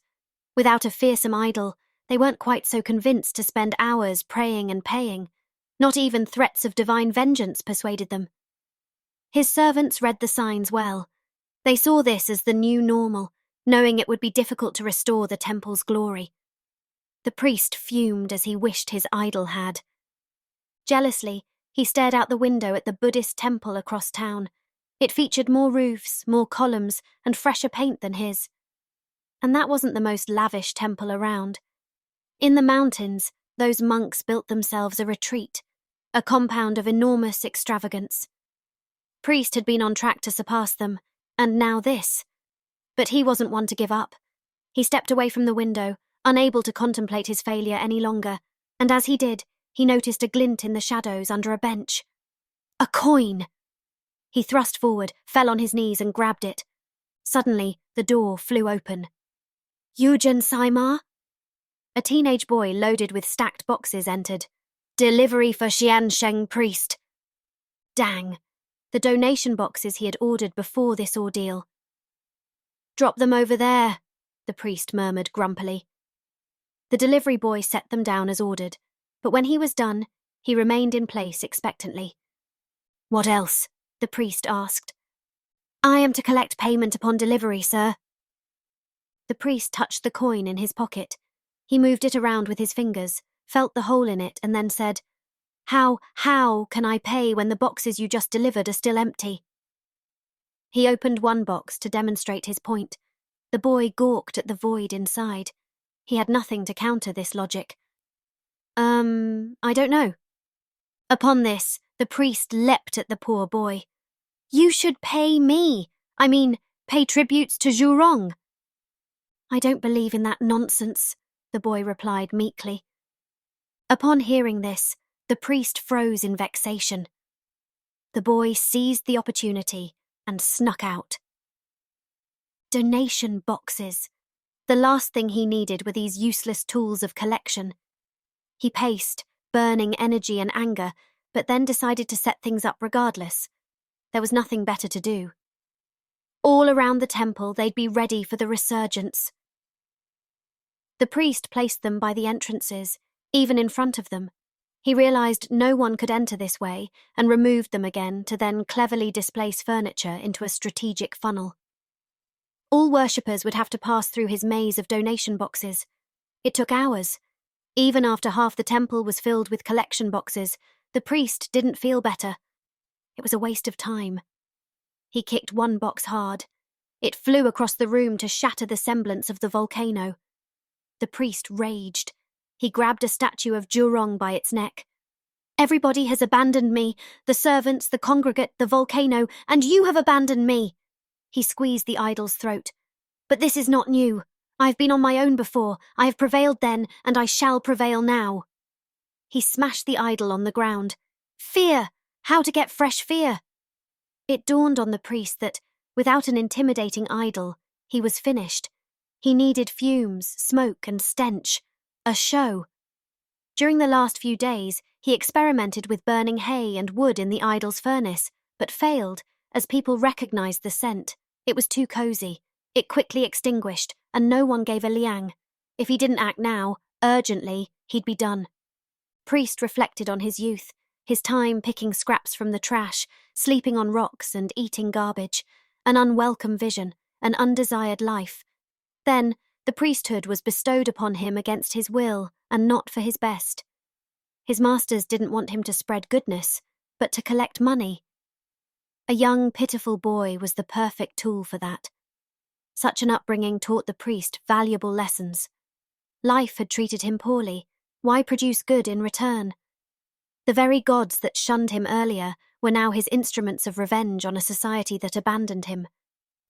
He had risen, with ambitious plans. Unlike the country's weak rulers, princelings, who enjoyed protected lives of privilege and never experienced hardship or endured starvation, the priest would overcome them all. Yes, it was possible. Why settle for a temple if a kingdom was within reach? With an army of followers, he would overcome the local lord, perhaps even go to war. He found it in his heart. But first, there was work. Dirty work. The priest hadn't been down the smoke shaft since the idol failed. Neither did he wonder how or why fumes rose through this channel. He didn't waste thought on things that functioned fine. Now he stood inside the idol and stared down at the rough natural shaft and its malformed, crusted black rock walls. The priest had always feared that something might crawl from the shaft one day. It had never happened, but now, as he stepped down, he remembered those thoughts. His mind travelled back to the time when he discovered the fuming jet. He was young, lived on the street, and needed a place to sleep. After they had chased him out of almost every neighbourhood, he found himself in a thinly populated part of town at night, when he noticed an ethereal glow between a pile of boulders. Even as a child, the priest didn't believe in spooks and spirits, and he discovered that the rock was warm, as he hoped. He stacked bamboo sticks over it and made his camp for the night. It was uncomfortable but cosy. Then came the fumes. Terrifying visions of demons and hells gave him an idea. The coming day, he opened the chasm. This was achieved with his hands alone. The black rock crumbled easily. More heat and smoke shot out. The fumes dizzied him. The following day, he collected scraps from around the area. Bits of bamboo here, planks there, and with that, he constructed a ragged monster over the chasm at night. The next morning, he claimed the fuming beast had emerged from deep below overnight. That it was made of sticks and rags didn't seem to matter. The thing spewed fumes and embers, and people appeared to look right past its crummy origins. They were blinded by the spectacle. The boy who became the priest couldn't believe his luck.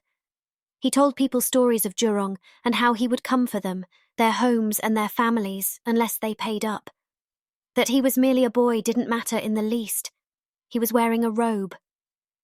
The priest now believed that his youth must have even helped. No one expected a boy to come up with such a devious scam.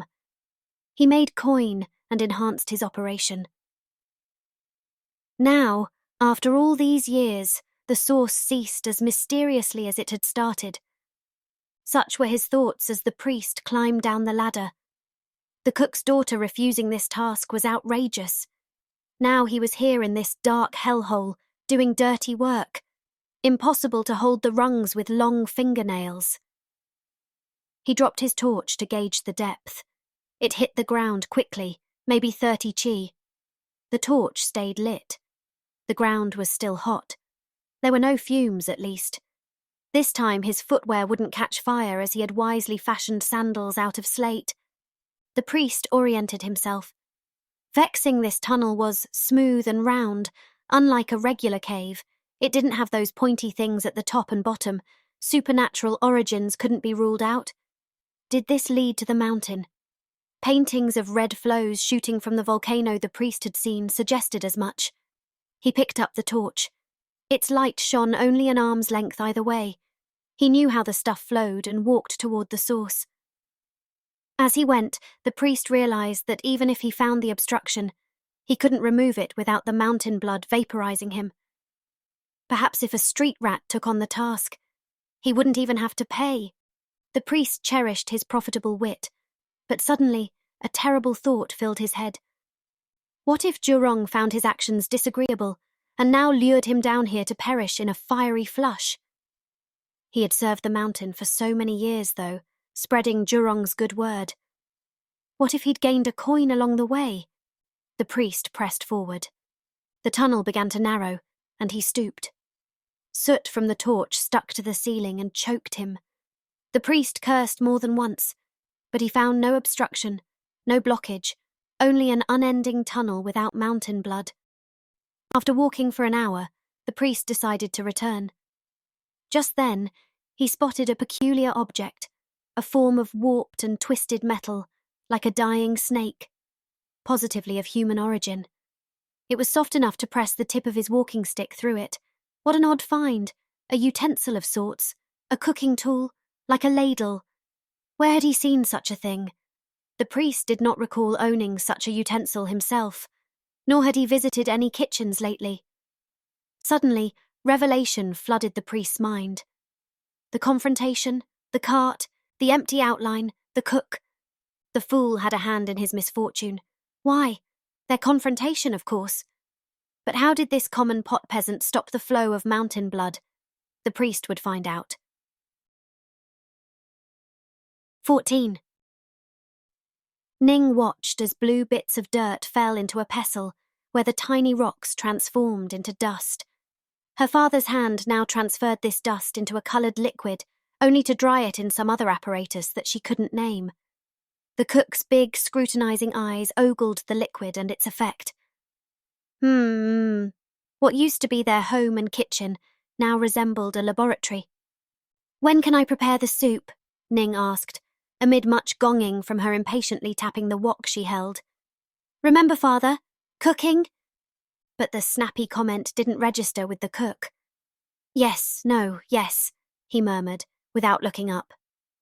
Ning gave up her plans for soup this day and instead watched her father conduct his experiments. "I know I have been of little use at the vending cart as of late," he suddenly said, while adding a wick to a paper tube. That was an understatement. He'd missed their vending operation for a week, while Ning had taken the brunt of it without complaint. "That's fine, I can handle it," she said. "You'll be happy to hear that I have found new means to support us," the cook proclaimed with pride. "Did you?" Ning became genuinely excited. "I'm eager to see." "Hold this." He handed her a candle. "Hold it over there. Away from us." Ning did as asked, while her father grabbed a handful of powder. He nodded at Ning and asked, "Ready?" She nodded back, and the cook tossed the powder into the flame, where it dropped to the ground, all the while extinguishing the candle. "It didn't look kind of pretty," Ning said. The cook did not escape the mocking. "That wasn't the effect I was after. Can you help me read this?" The cook pointed at characters on a scroll. Ning read them. "Add 2 parts ground black coal." 2. That's why it didn't work. We make a great team. He smiled. But Ning wasn't satisfied. Why add an extra portion of coal when the other ingredients only require 1? "It contains lots of yang," the cook said, not looking up. "It will burn longer." Ning nodded. "Interesting. Where did you find it?" "In a cave near the river. I also found this." Her father produced something from his pocket. He held out his fist toward Ning and opened it. It was a gold nugget. Ning held the treasure in disbelief. "It must be precious." "Yes," the cook said with a broad grin, "but also lots of yang." And just like that, he grabbed the nugget and ground it under Ning's terrified stare. "Father, that pays for a month's worth of ingredients." But the cook didn't share her concern. "Did you know that the powders in these rocks burn with differently coloured flames?" Ning didn't, and she shrugged. "Do they burn with the powder's colour?" she then asked. "They don't. But who would have thought? How does this dirt burn at all?" Ning shrugged again, but her father was too excited to stop now. "Even the smoke's colour is different," he exclaimed, rowing his arms. "I found that by adding regular coal from wood, as we use in our furnace, you prolong the effect." "Will you burn all the gold?" Ning asked her father, the architect of her confusion. Her excitement had turned into awkward anxiety. "You're spending much time and money on these experiments. Our ingredients have staled. We need to cook and sell food. But Ning, no one has done this. I'm not surprised. You're burning money. Now it was the cook who turned serious. The time had come for a frank talk. Chiang is entering the street food business, he said bluntly. After Ning only stared, he continued. He will push us out of the market. He has plenty more resources. But why would he want to? To get my recipes. Out of animosity. Both. That's mean. Not from his point of view, the cook sighed. Anyhow, we will not change his mind, but we must change ourselves. Ning nodded. By adding a show to our offerings. Yes, the way he invades our business, we shall invade his, beating him in his own game. But you said his resources were bigger. How can we overcome him? Well, with something so novel and so different that even his money can't buy it. Secret knowledge of the fire magic. Yes, it is that I believe the mountain gifted us. Ning nodded. But now, Ning, please read this scroll to me. I'll try. She picked up one parchment, opened it, and began slowly. The properties of magnesium soluble. Here's a, recipe for combustion, Ning said, squinting. What ingredients do I need? Chemicals. What? What we call ingredients in cooking, the book refers to as chemicals. Chemicals, I love it, the cook exclaimed. Tell me what chemicals we need. Should be blended at a ratio. Ning looked up. Her father sat still. His eyes had glazed over, and he stared at the scroll she held. Was he trying to read it from behind? Then suddenly, he reached forward, and Ning watched with horror as he grabbed another parchment, rolled it into a tube, and twisted it at the bottom. He used a string from the parchment itself and wrapped it several times around its lower end, tying it shut. Seeing this, Ning stuttered even more. When the ble. Ning continued as her father searched their toolboxes to fetch twine and wound it round and round the paper tube, converting the soft paper cylinder into a stiff tube. Ning stopped. Aren't these scrolls expensive? The cook didn't perceive her. He grabbed one of his powder concoctions and, through a small opening, filled it into the tube. He then twisted the top of it and sealed it with wax, while Ning watched him with her eyebrows up.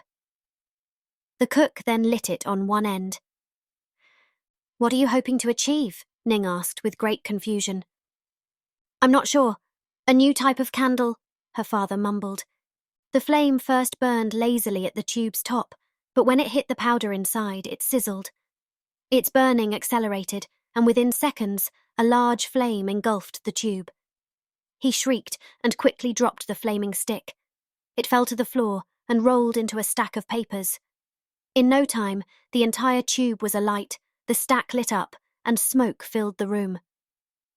The two cooks were prepared for such emergencies and quickly had towels and water on hand to extinguish the flames. Consider it an offering to Zhao Chen, the cook said, laughing uneasily. Father, must you do this inside our home? I don't, the cook said, and piled stacks of rolls, powders, and wicks into his arms and stumbled outside. Ning could just grab the falling blah, but in no time, most of the gear had found its way outside. She eyed the mess her father had left behind and began tidying up. She had just cleaned the underside of their work table of bits of rice and gold when a loud banging noise made her shoot up. At first confused, Ning realized the sound had come from outside. Father! She rushed out, fearing for the worst, but found him grinning, a dark crater in front of him. Baba, are you all right? She grabbed his shoulders. Yes, very much all right. The tube acted unexpectedly. But did you hear that yang? It was hard to overhear, Father. It blew the dust off my cleaning pan. A shout interrupted their conversation. What's all that noise, Jihua? A neighbour loudly complained from a window. Be quiet. I'm playing mahjong with myself. The two cooks hushed their talking, although it wasn't their voices the neighbour had complained about. I must try another one, said the cook. Light the next one cautiously, said Ning. Yes, of course. We, as cooks, know how to behave around fire, understand the risks of fire. Ning nodded, but didn't look entirely convinced. When her father lit his next experiment, it didn't loudly pop or even burn with a visible flame. Instead, it smoked. Ning and her father stared at the heavily billowing ball, expecting a flame or any other reaction momentarily. But none came. While the thing fizzed out, a giant cloud of putrid smoke covered the street and drifted into everybody's house. Coughing and cursing, neighbours emerged from many doors. Is that a new recipe, cook? G is cooking up a stink. This is not great for our food business, remarked Ning, but great for the fireworks business, said her father. He produced a conical piece of cardboard that had a wick sticking out of it. Ning's eyes alternated between the odd object and her father. Neither made sense.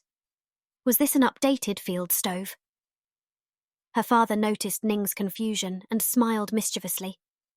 He positioned the cone on the ground, lit it with the candle, and signalled for Ning to stand back. The wick burned ferociously, much different from that of a candle, Ning observed.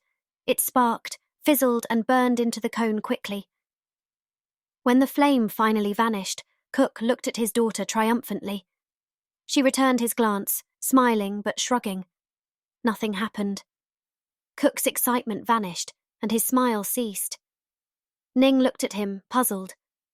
Just as the cook stepped forward to check his setup, the mini volcano started vividly spitting fire and sparks in a mini inferno as high as a person. Ning's eyes flew open. The cook's smile returned, and he triumphantly watched as his creation fumed sparks and smoke to finish the show with a mini puff cloud crescendo. The two stood quietly for a second. Ning had her hands folded and her head slightly turned away. She then suddenly exclaimed, "It's a tiny volcano." "I think the big volcano was telling us something," the cook said. They laughed together as they hadn't in a while, when suddenly a stranger stepped from the shadows and walked up. "What are you doing?" the strongly voiced man asked, staring first at the smouldering contraption and then at the two pyrotechnics. The cook answered, "Nothing. Who are you?" "I'm Town Elder Chon Loy," the man replied, raising his eyebrows as if everybody always recognized him. Cook's eyes shot open. "We didn't mean to break any laws," he quickly added. The town elder looked them over seriously, and then at their mini volcano. "I don't know if you broke any laws, but you sure caught my attention." Ning stepped forward, bowing. "We're very sorry." The elder paused for a moment. "Don't be. That fire you had burning here, it appeared to be a miniature volcano." "It is a part of the humble display we're preparing," the cook said. The elder eyed the mini mountain more closely, but didn't dare touch the smoking tube. He continued, "You may know that we have an upcoming town festival, an important event where we seek to impress the surrounding prefectures to do business with us and improve relations. We expect many dignitaries to attend. Every town presents its finest and most impressive local fair. Would you be able to prepare such a display for us?" Fireworks began to pop in front of Cook's eyes. He closed them for a moment, but then he caught himself and said, Oh, we'd be delighted. We will compensate you, of course, but there is a selection committee judging all suggested shows and vendors. They meet a day from today." The cook shifted from leg to leg uncomfortably. Ning returned his nervous glance. "No problem," he said with excitement. Ning joined in. "We cannot only provide you with a magnificent fire show, but also delicious soups and noodles, as we are food vendors by trade." Her father shot her a glance. This did not sound like his Ning. Perhaps the excitement got the better of her, much like it did of him, he realized. She'd promised much, he thought, but Cook quickly returned his glance back to the elder. The town elder nodded approvingly. "Right. Aren't you the cart vendor who used to work for Chiang at his famed restaurant? I thought you looked familiar." He took a liking to the idea. "That all sounds promising. Why don't you join us tomorrow when the committee selects a vendor for the festivities? We are honoured. Ning and the cook both responded almost simultaneously. They bowed. Very well. I'm looking forward to seeing you then. Bring your best displays, as the competition will be fierce. Good luck. Ning and her father remained bowed deeply until the man had left. The cook contemplated. He was fearful and suspicious, yet excited about the idea. We're committed now. I must find another place to experiment. It's bad to anger the neighbours. What an exciting opportunity, Ning exclaimed, and I will get back to our kitchen, to cook. But the cook appeared less cheerful. How can I prepare a show so quickly? I must retrieve more material fast. He walked off, continuing his mumble. Ning went after him. After they left, a metallic clanking sounded from the darkness between two trees. A dark and lanky figure appeared, tapping a warped ladle with his overlong fingernails. The priest had overheard the entire conversation. He picked up the burned volcano. The stench! But the smell was somehow familiar. He went over to Cook and Ning's vending cart and lined up the melted ladle with the outline on the cart. It matched. How had the cook done it? Single-handedly stopped the lava flow. The priest fought an impulse to run right over to the witless fool and squeeze the answers out of him. But no, not yet, and not publicly. He would gain Cook's secrets. The man was perhaps looking for cheap cooking fuel or some such thing. Or, and this was a more sinister possibility, the cook was starting a temple of his own. He had deactivated his competition and was now out for the kill. Where had the cook hidden his idol? Or was he working on a completely unrelated and novel form of intimidation? The priest knew he had to snoop more to explore the cook's plans. Amazing how that fool had outmaneuvered him, the priest thought. 15. Ning shot out of a deep sleep. Where was she? Right, in her bed. Immediately, a rhythmic cling-clang caught her attention. As her blurry vision cleared, she saw the pots and ladles swinging on their hooks, and some of her father's tubes rolled about the floor. The sun was already up, making it an incredibly late time for Ning to rise. She ought to be rested with the extra hours of sleep, yet Ning's muscles were heavy and ached. Her father wasn't in the room. Baba? She received no reply. Outside, confused people ran about. A cloud had formed over the mountain. Oddly enough, it appeared to have come from the mountain itself. Whatever just happened was over now, though. Was her father at the market? Why hadn't he woken her? Ning fixed herself a small breakfast. Most of their kitchenware was fashioned from bamboo or wood, with some tools made of metal. Nothing had broken. And that was a good thing too, as they could not afford to replace them. Ning had even sold her Z-Man for a pittance, and now wore a Jiejin, as it was moderately cheaper. Ning realized that all the scrolls and her father's materials were missing. She had a hunch, and when she went outside, yes, their vending cart was gone too. Ning would not sell soup today. But where had her father gone? He needed solitude. It was impossible that he had dragged the cart to the Rainbow Hills. Ning knew about a quiet spot in the woods that her father often mentioned for picking herbs and berries. The place was flat and accessible, and the farm roads were accessible to carts. Ning quickly picked up a few snacks and left the house. Outside, her neighbours had calmed. "Ning, did you feel it?" one asked. "No, sleeping, what?" "The shaking. Everything. Everywhere. I don't remember that happening. What causes it? The demons have awoken. All these events, all these changes. But were they only around her?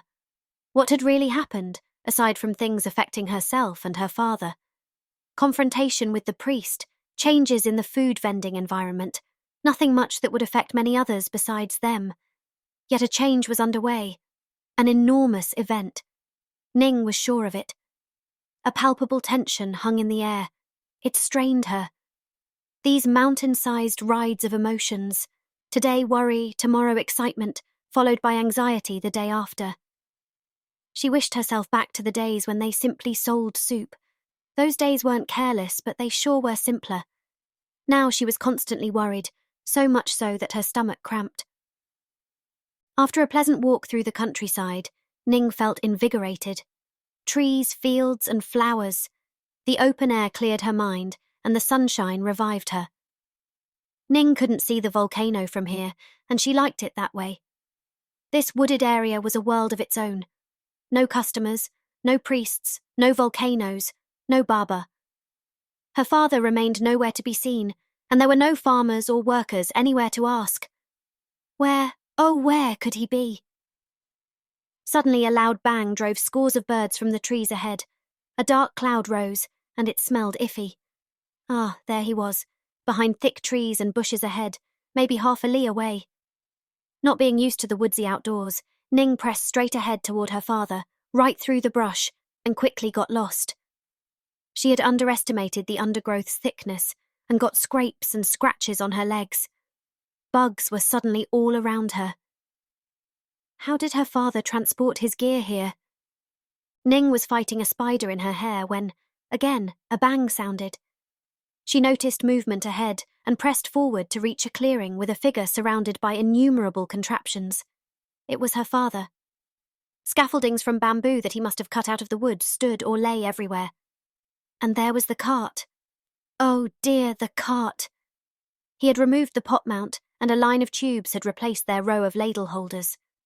On two sides, her father had nailed tubes that looked like double candles. The cook concerned himself deeply with the two tubes he was trying to mount to the opposite sides of a wheel. Ning stood back for a bit, not wanting to interrupt her father.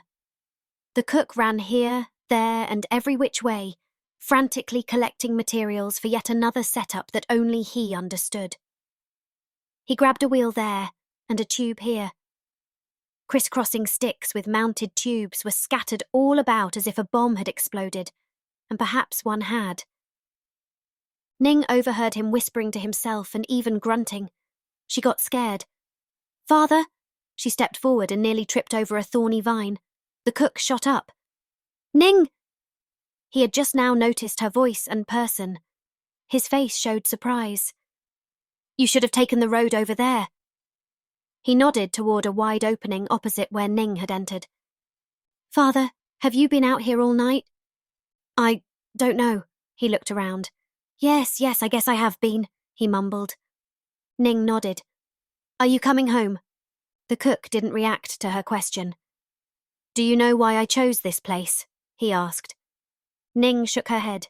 He pointed at the tall trees all around. "To keep out the spies." "Did you sleep last night, father?" "Don't mind that. Here, hold this." He handed Ning a thin metal stick covered in grey paste. "Don't hold it here," the cook said, shifting Ning's hand down to hold the metal part only. He then produced a glowing bit of coal and lit the opposite end of the stick. It glowed. Ning looked at her father confoundedly. Suddenly, the stick lit up with a fervour that Ning had never seen in a fire. It quickly and vividly burned toward her hand, all the while shooting tiny stars. Ning was mesmerised. "You should let go now," said her father. "Drop it in the water here." Ning nodded and did as her father asked. She was perplexed. The cook smiled. "Fantastic, isn't it?" "Yes. How did you do this?" Without reacting to what Ning asked, Cook attached a wick to one of his bamboo tubes. One end was closed, while the other had a small opening. "I hope this idea works," he said, lighting the wick and stepping away from the tube. Then suddenly, sparks blasted from the cylinder, and the tube shot about the clearing like a deflating balloon. Cook wasn't all smiles this time. The invention intrigued Ning, though. "Can it go straight?" Her father brooded. "I brought noodles. Are you hungry?" Ning undid a bowl that she had wrapped in a towel. "Yes." Her father ate, and his face lit up. "Thanks, I forgot my stomach. And how great our soup noodles taste." "We rarely get to eat our own food," Ning said. "It's too expensive, but soon we will only enjoy the finest." Suddenly, the cook looked around in confusion. He produced another tube from the cart. I have an idea. Ning smiled politely and watched her father jump about. Have you produced all that today? She asked. Yes, I found much inspiration. Have you felt the earth? Shake? No, I have not. Father, will you come home? Your enthusiasm for this fire magic is getting out of hand. Only a few more experiments. Today has been sorely productive. How many tubes have you made? About 25. Ning choked. All out of expensive scrolls? She asked hesitantly. No, I've used food wrappers. But that's nothing compared to my other invention. I'll show you. Cook walked over to what looked like a cartwheel, but mounted too high up to roll. He had affixed 2 of his tubes on opposite ends. I wanted to try this after dark, but I'm too excited for you to see it. He lit the cylinders and stepped back. They spat fire and spun the disc faster and faster, all the while spewing sparks. The speed of the spinning wheel blurred the flames into a torrent of sparks and flame. A spectacular fire wheel. The cook beamed. Beautiful! Ning couldn't help being impressed. I've seen nothing like it. The idea came when I thought of those fire coal shows, where they toss the glowing bits around and draw glowing shapes in the dark. I'm glad your mood improved, Ning said. This struck Cook dumbfounded. How do you mean? Ning played with her hair. You've been in a bit, of a sour mood lately. Have I been? Our customers noticed it too. What makes you think that? I overheard them. A flash of anger overcame the cook, but he quickly suppressed it. I'm past it. He pondered, smiled, and jumped up. Now watch this. He produced a small tin disc with 4 triangular sections pushed out like little wings. Ning couldn't fathom the use. I'd tested one earlier, her father said. I was too excited and couldn't wait until dark. It works. Watch. He attached small tubes to each end of the disc. Ning understood. Is this like the big wheel? It's better, said the cook, setting it down and then lighting both tubes. As they fired, the disc whirled, its little wings producing lift and shooting the saucer into the sky, all the while trailing a shower of sparks. That is amazing, said Ning with her mouth open. Let's see if we can make other things fly, said the cook, and he affixed one of his engine tubes to a rock. After going through his usual procedure, the cook stepped back and let the effect play out. This time, though, the wick burned into the cube, where its sizzling appeared to stop. Ning thought she still saw a few sparks coming from the tube, but her father ran over to inspect it anyway. Wait, she yelled. The cook had not seen it, and when he grabbed the tube, the charge fired, shooting a stream of flame across his hand. He screamed and dropped the rock on the ground, where it zoomed off to land in the dry grass. Dark smoke rose from the area. The grass was ablaze. Father, are you hurt? It's nothing. I've burned my hands during cooking 100 times. The fire quickly spread to the nearby cartwheels. Thin and caked with dry grass, they were the ideal tinder. While her father dealt with his seared hand, Ning raced about for anything to extinguish the fire with. Lacking water, she began shoveling dirt on the flames with her bare hands. It was too late. The flames quickly spread up the cart, licking over the powders and tubes that Cook had stored atop it. Step back! He shouted at Ning, who was still on her knees, shoveling.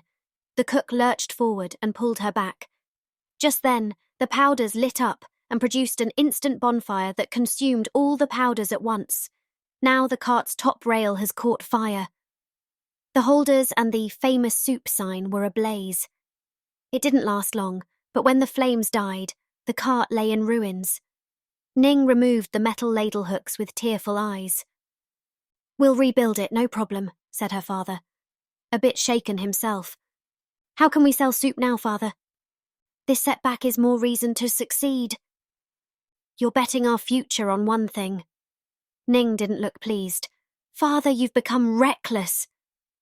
The cook appeared as if wanting to speak, but then caught himself. After a brief break, he finally said, I'll repair the cart right after the presentation. Promised. Ning agreed and quietly removed their colourful sign, now charred and blistered.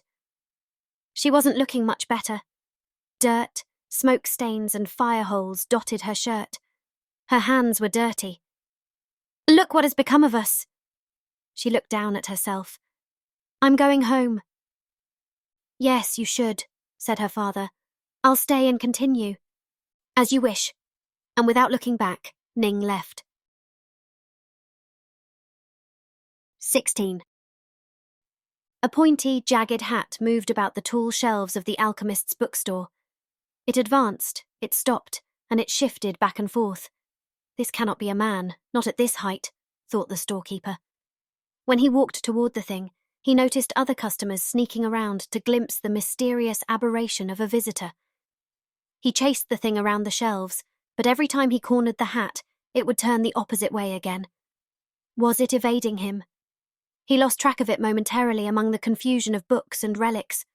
Suddenly the shopkeeper stood right in front of the puzzling visitor. It was the priest. Among all the unusual or outright crazy-looking customers in the bookstore, the priest still stood out. His edgy robe, the conical hat, the tippy beard, and the copious embroidery on his tunic all over made him appear like a genuine magician. He towered over the stocky proprietor by many heads. While the storekeeper was both suspicious and curious about this unknown gentleman, the other customers eyed the priest with contempt. Was this a rival alchemist? Did he work for the local lord, the new game in town, who'd unlocked the secrets of transmutation faster than they had? Would he make them vanish in a puff, or even transform himself into a dragon? The shopkeeper saw odd characters in his store, but the priest outdid the usual mix of the learned, the charlatans, and the medics. He finally brought himself to speak. "May I help you find anything?" he asked. The priest was relieved that the man didn't recognize him. Luckily, he wasn't known among the educated in town. He looked down at the proprietor and did not hide his irritation. "I'm seeking books on magic." "Ah," said the shopkeeper with a raised eyebrow. "Are you a sorcerer?" The priest sighed. "I'm looking for smoke and fire effects. Perhaps that is alchemy." "Interesting," said the proprietor. "You're the second to ask for burning effects this week." The priest's face betrayed alarm. "Is that unusual?" "Oh, yes. No one ever asks for that stuff." He made a dismissive gesture. "Well then," said the priest, revealing his inconvenience. "What do you have?" "Not much. I gave it all to the other customer." At this, the priest's face showed great dissatisfaction. He wanted to grab the little fool and squeeze all his books and secrets out of him, but others were nearby.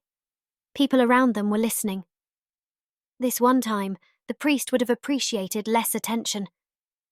"Just out of curiosity," he asked, "who was this person so interested in these uncommon works?" Now it was the shopkeeper's turn to look irritated. "May I ask why this interests you?" The priest halted and stared his opponent down. One could see the cogwheels turning in his head, despite his frozen shell. It was an unheard-of outrage to question the priest's motivation, punishable by Jurong himself. His intimidation wouldn't work on a learned man, though, as the priest knew. He relaxed his expression. "A friend," he said, while raising the corners of his mouth to what he considered a smile. The person might be a dear friend or, and here he grinned genuinely, a beloved colleague, no? "Absolutely," the shopkeeper said. "Well, it was that pot master, Ji Hua. Are you acquainted with him?" Now the proprietor chose his words carefully. "He wanted to increase his cooking fire heat or some such?" He stared at his opposite for a reaction. The priest spent considerable effort controlling his demeanour. "You are telling me that this pot," he caught his breath, "master has taken all the works on the topic?" "Indeed, sir." "Then get more," the priest said, thundering. The shopkeeper took a step back. "This cannot be done quickly. Most works are unique." Upon this, the priest acted indifferently. "I shall visit the other bookstore then." We're proudly the only alchemia archive in town, the shopkeeper said, writing his pose, although there is a library on this subject in the castle. The priest inhaled deeply. How to ask without giving away his petty purpose? Would you know a way to produce an opposing effect to incense? The shopkeeper looked baffled. How do you mean opposite? What ingredients are required to create a smoky and smelly effect? Sulphur perhaps could serve your purpose. Do you sell it? A very large order might be placed if these powders were to my liking. I'm sorry, my clients harvest themselves. It is a secretive line of work. How do you normally source? That's my business. It's very secretive, the priest replied with a thin grin. May I suggest the nearby Rainbow Hills? They are an excellent source for metals, minerals, and chemicals. The priest wrinkled his nose as he pictured dirty hills in nature. He turned silently and headed for the exit when the bookseller called him back. I carry books on collecting and refining techniques, though. The priest paused. This was a sparrow in hand or no bird situation. He turned. The shopkeeper smelled sales. Would you be interested in a chunku also? I sell brushes and shovels too. Chemical measuring cups and abrasion tools. They are ornaments only, but they should work. The priest nodded quietly and let the man pack everything. The proprietor mumbled, If only all of my alchemy was this popular, what a big string of coin I'd have. He sighed. When the priest arrived at his temple, he was dirty and exhausted, two things he hadn't been in a long time. He had scraped, mined, chiselled, and walked and walked and walked, all in the scorching sun. After that ordeal, he lugged the chemicals home. Many bags were filled with rocks and dirt that matched the shopkeeper's description. The heavy load strained the priest's feeble arms, while the powders dirtied his robe. That man better be right, or else. He had chosen not to hire helpers, as he wanted to closely guard the secret of his smoking idol. In all those years, he had let no one into his mountain blood secret. The priest plunged onto his throne in exhaustion. How far he had fallen. Just recently, he had dared paint bits of the roof yellow, and now this. The harvesting was complete. Now the burning must begin. Need light. Set up many candles. Work outside impossible. Spies everywhere. The temple's interior was gloomy even on the brightest of days, but this was by design, as the priest liked this ambience for its mystery, intimidation, and fear. Also, in the dark, you couldn't see the paint peeling everywhere. Now he had metallic dishes of minerals and powders before him. Brown, yellow, and red. It was all just varying kinds of dirt. The alchemist had suggested mixing these to achieve an effect as vile and fearful as the priest sought. Without talent for chemistry or curiosity, he burned those rocks and powders without passion. He found he lacked the constructive curiosity needed to experiment in an orderly way. The gods should be furious at me for practicing this dark magic. But then, they would have struck me down long ago if they cared, the priest thought. Some powders did not ignite at all, others lit with little smoke or stench. The task at hand was unbearable. Difficult and tedious, an insufferable combination. The yellow dirt burned, but the red dirt bearing fire's colour didn't. Where was the sense in that? The powder he was about to burn stunk. It looked as yellow as the shopkeeper had described. The powder indeed caught fire, and it reeked. Luckily, there was that oversized chimney in the ceiling. The priest shuddered at the thought of smelling this stuff coming from the idol every day. He would need help eventually. Perhaps a few street rats could be transformed into ruthless and reliable minions. After all, the priest himself had once been among them and transitioned with outstanding success. He would have to find the few smart ones in the group. Perhaps he would offer them to go down the shaft to each, fully describing the consequences of doing so. The ones who refused, he would consider for his apprenticeship. The yellow powder still reeked. Luckily, his enormous chimney functioned as designed. Once again, the priest marvelled at the enormous opening that covered nearly all public areas of the temple. It would purge the stink in no time. How this feeble hocus-pocus impressed anyone he knew not.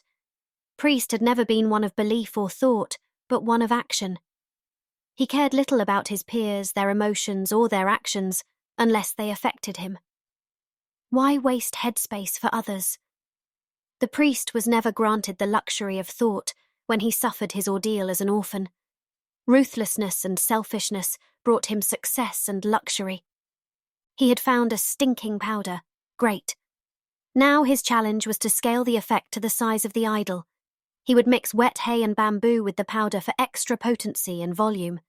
He would get smoke from wet hay, with occasional pops from trapped air exploding out of the bamboo, but with the added rancid stench the powder mix brought, a close enough approximation of the demonic wrath his followers were accustomed to. An increase in donations would be required to account for the cost of hay and powder. The priest rubbed his hands together and grinned. This would mark his luck's turning point. 17. Ning traversed Fumin Street into an area she rarely visited. Her father was still in the field, conducting his studies and experiments, once again labouring through the night and once more declining Ning's help. She had visited in the morning to bring him food, but he hadn't been very talkative. Since Ning could not sell food for lack of a cart, she decided to take up Chow's offer and visit his shop. After walking for an hour with a heavy and hot pot of soup, Ning stopped to inspect her arm. She looked around. This was a part of town Ning rarely set foot in. The distance to Chow's shop had been much greater than expected, and now Ning regretted using the large pot. As she went on, the ruddy dirt path turned into stone, the potholes vanished, the buildings grew larger, and the roadside sewers disappeared. The neighbourhood had turned ever more beautiful as she walked. Now and then, a person in the thinnest, finest gown passed her. Few people were out and about. None of the hustling and bustling of her neighbourhood was to be found here. Nobody needed to run about earning a living or even carry things. Ning soon forgot the aches of her burden. She became immersed in the blooming trees that now lined the street, the ornate, colourful and ever-growing buildings, as well as the intricately decorated pavement. One time she even saw a carriage pulled by 4 men with a concealed person inside rushing past. Ning self-consciously tucked in her hemp shirt. Had she gotten the directions wrong? No, this was the place. She stopped at the plain storefront that Chow had described. A sign hung above the door, but it included a symbol Ning wasn't familiar with. This had to be it. She hesitated. Well, she was here. It was time to enter. Inside, Ning didn't know what she was looking at. The dark and dusty interior had an under-construction feel to it. In front of her, a cramped space belied the charm of a spirited but half-baked venture. Besides a counter by the entrance and a few scattered seating arrangements, the place featured a small oven in the rear, placed right next to a much larger but unfinished one. The space was quiet and idle, and no employees or customers were in sight. This had to be the wrong address. Ning turned to leave when she noticed a row of brown-beige rolls lined up on the counter. Suddenly, a white, dusty ghost jumped from a heap of rubble. Ning started and fell back. She'd often heard of the white ghosts who came from foreign lands, but this one greeted her in Chinese. "Ning, ni hao," said the ghost, who was Chow covered in flour. "I thought you got lost," he added enthusiastically, "but I am glad you weren't." He then spotted the big pot and ran to help her. "What did you bring there? Soup for us? That's a lot for 2. Ning attempted a smile. "I," was all she could say. She didn't want to state her request so bluntly, but since he'd asked right away, "Was hoping you could sell this soup in your store?" "Sure thing," Chow replied happily, confused. He reached to grab the pot. "Oh, it's heavy." He had to use both arms to bring it across the counter. Ning continued while rubbing her hands. "We have lost our vending cart. It's only while we repair the cart." Chow put down the heavy pot before him. "Oh no, what happened?"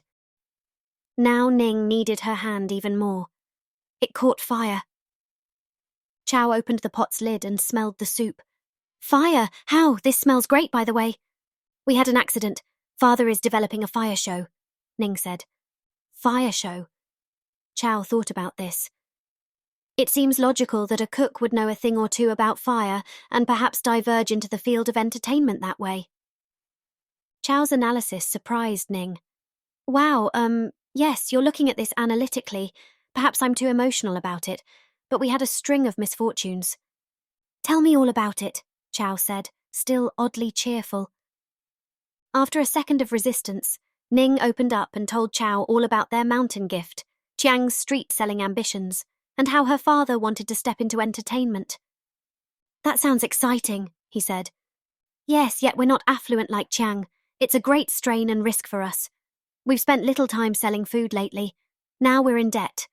Thank you for commissioning the soup here. She bowed. It's my pleasure. Chow bowed deeply. Is 1 silver enough for the pot? He placed the coin on the table. Ning's eyes flew open.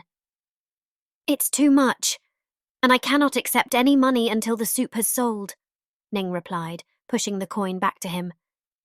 I'm sure it will sell fast. Please keep it or you'll force me to pay interest. He smiled. Ning hesitated, but her hungry eyes showed she needed the silver. Chow grabbed it and put it in her hand. Ning didn't force the issue. Thank you. She peered around. Chow's bakery was just a bit bigger than their kitchen. It was small but clean, although some chaos existed. An excited confusion of frantic experimentation. Chow reached for the soup. I'm so hungry. I'll eat all of that soup by myself right now. He brought 2 dishes, and Ning scooped. Chow handed her a bun and chugged his soup. This is a pleasant neighborhood, Ning said. Is it? Chow, he said, slurping. It was an opportunity for cheap rent. That's why I took it. Ning surveyed the walls. They were freshly painted red. That's not pig's blood, Chow said upon noticing her glance. That would be barbaric, he added. Ning smiled without comment. What's this? She gestured towards a round bun. Now watch this. He enthusiastically grabbed her arm and dragged her to a counter where he had prepared a very round bun. It's very round, Ning said. Like a ball almost. They both lowered their faces over the counter, observing the steamy creation up close. Yes, perfectly so.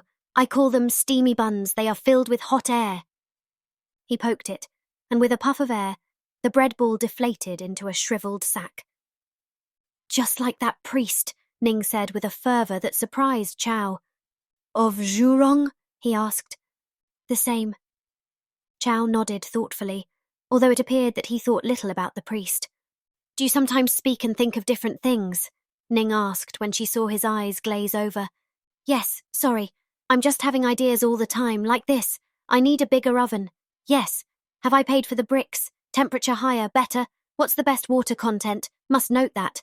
I singed my sleeves on the hot tray. Must remember to shorten sleeves. He took a breath. And so on. Ning smiled.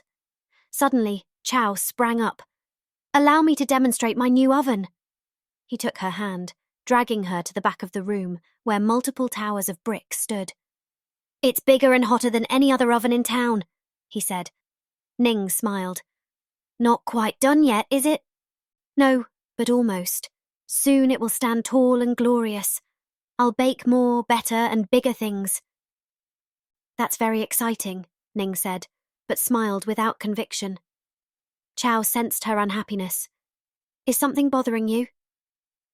Ning hesitated. She wasn't used to opening up to people, certainly not strangers. But since she never socialized, she had no one to confide in but her father, and she could hardly speak to him about this. Suddenly, it burst out of her. We have gone deeply into debt for the show my father develops. She began pacing the room. It frightens me. It's unlike anything we've done. What will this venture do for us? The words spilled out of her like soup from their cart. You must take risks in business, Chow replied. Perhaps, but we're not business people. We're street vendors. We know nothing about chemicals, showmanship, or debt. We have no buffer for failure. Don't fear failure, it can be for the best. Ning became aggravated and tears flowed. How can ruining our lives bring out the best? And then father is often hot-headed or in a sour mood.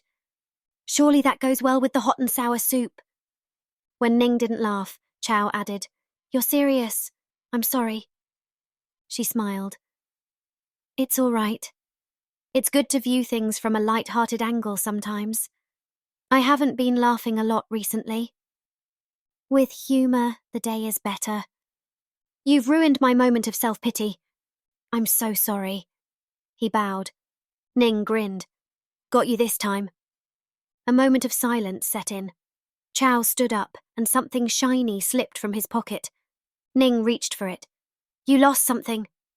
She picked it up and marvelled at it. It was a golden disc. "Is this a button?" She handed it back to the baker. "Oh, an old heirloom that I keep on me as a charm. It's beautiful. It must be valuable." "Oh, I don't now. I could never sell it or have it appraised by the royal appraiser. Not that I've met or even know the royal appraiser." Ning looked at him sideways. "My family used to have money," Chow finally said.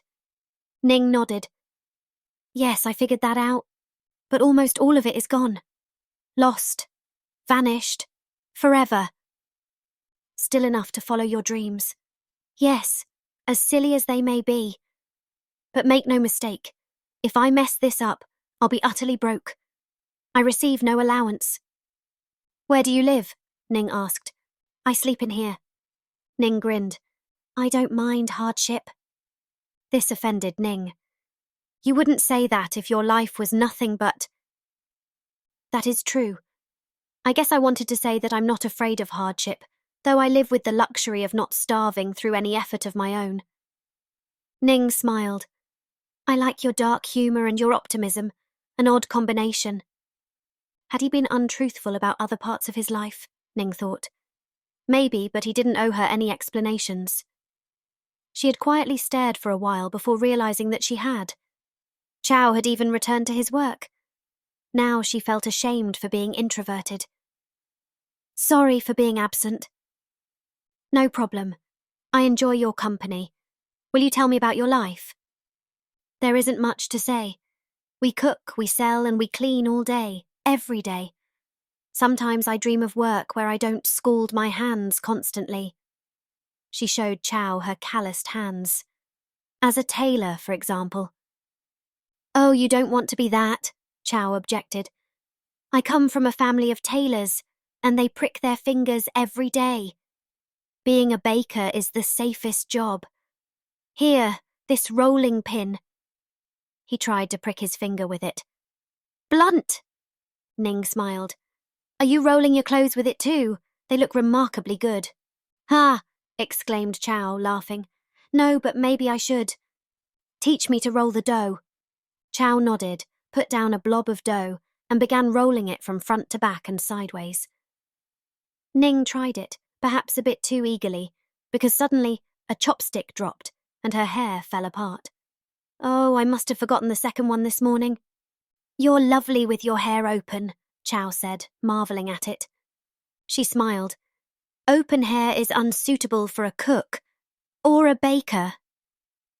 Ning continued her rolling and they both quieted, both following their own thoughts.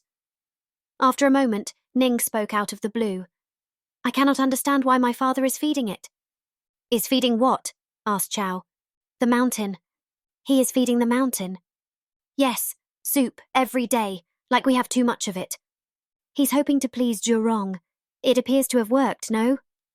"I guess so. I don't know what to think anymore. Things have been chaotic. So much happened in such a short time." Ning rubbed her temples. "Why am I telling you this? I hardly know you at all." "I'm glad you do. I'm here to help. I won't be able to sell soup for some time, I'm afraid." "More time for us to cooperate and create new treats," Chow said. Ning smiled at the thought.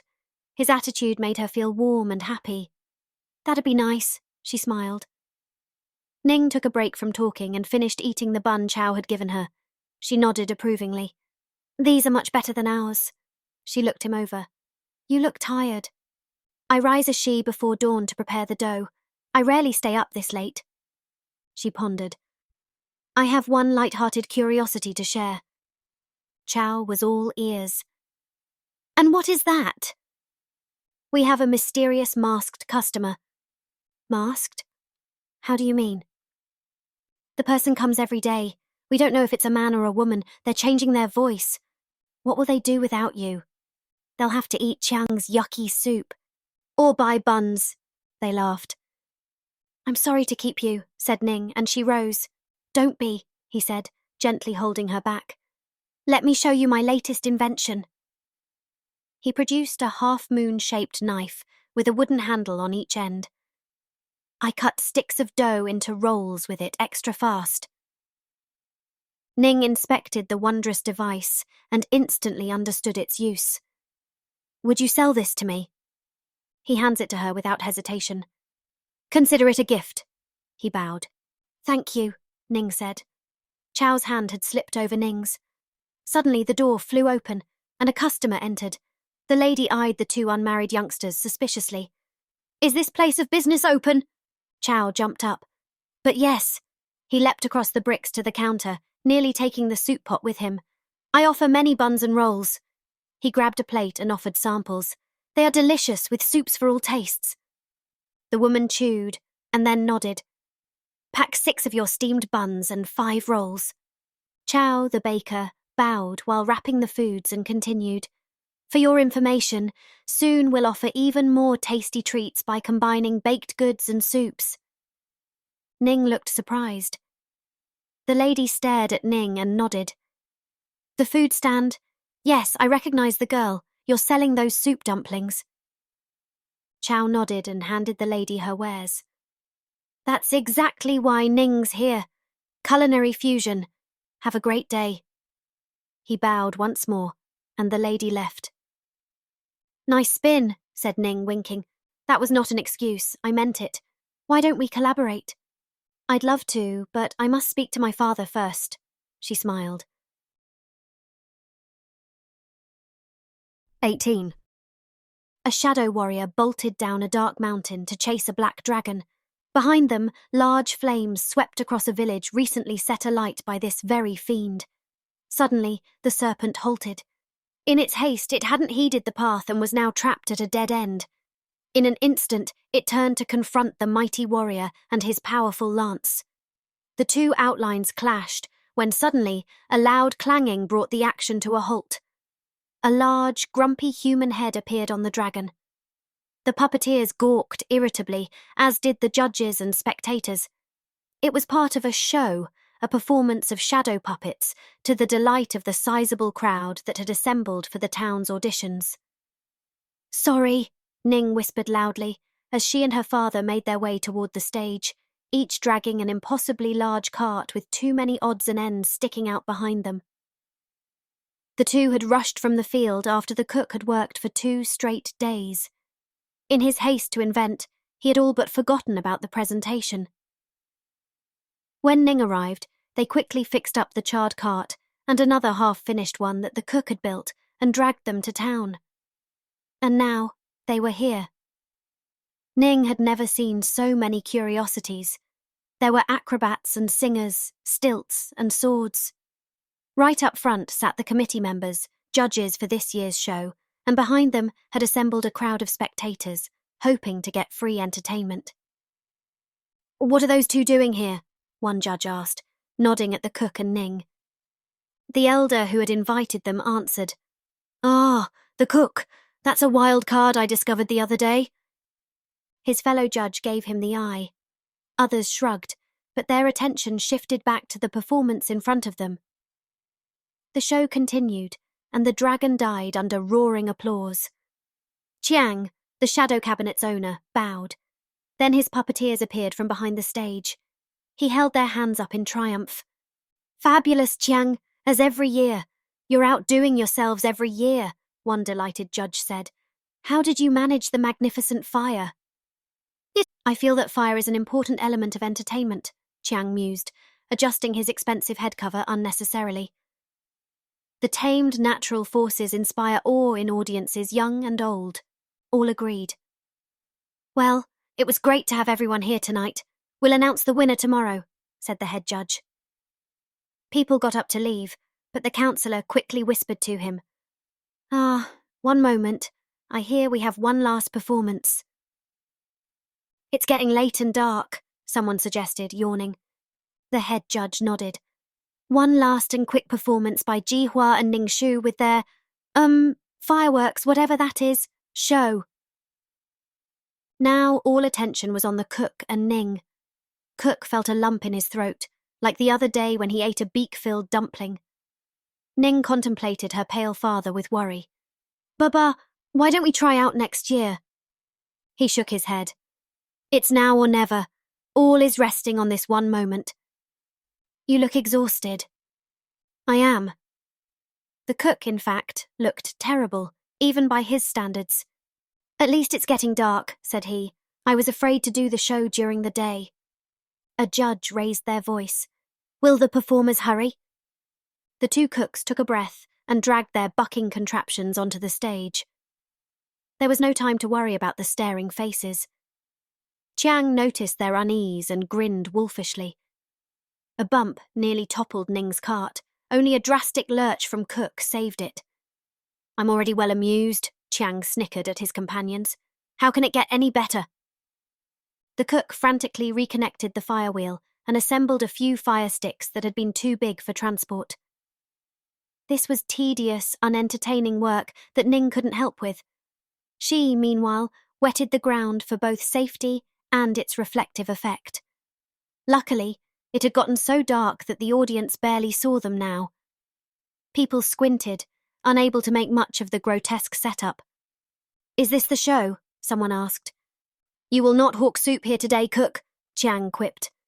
When the cook loudly dropped yet another thing, Chiang asked, not so quietly, "Is this a presentation of comedy?"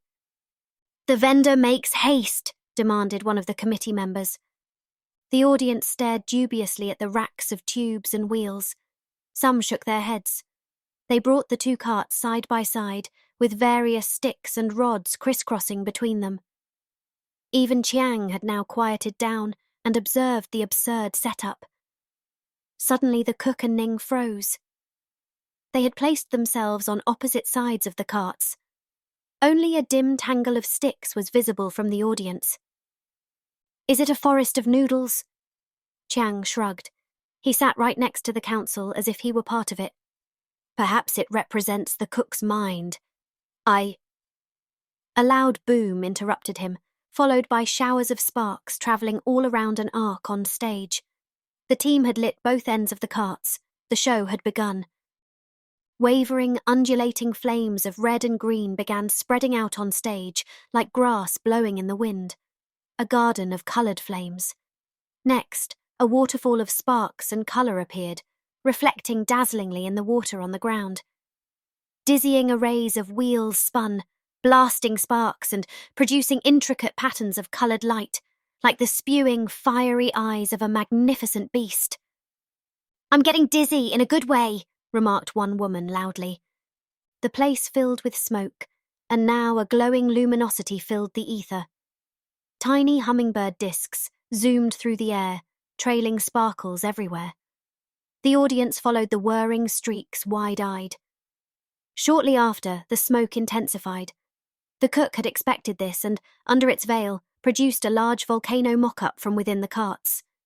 Then the fireworks ran out all at once. It turned dark. Cook gave it a beat. The auditorium turned dead silent. Just as the smoke cleared, the huge, powder-filled mountains sparked into tall showers of flame and smoke. The audience gasped. Even Ning, who hadn't seen this setup, gawked wide-eyed at the large fire spray display. Cook grinned, and when the mountain finished with a pop, it turned pitch black and dead silent. No one moved or spoke, not even Chiang, who had been hiding under a table.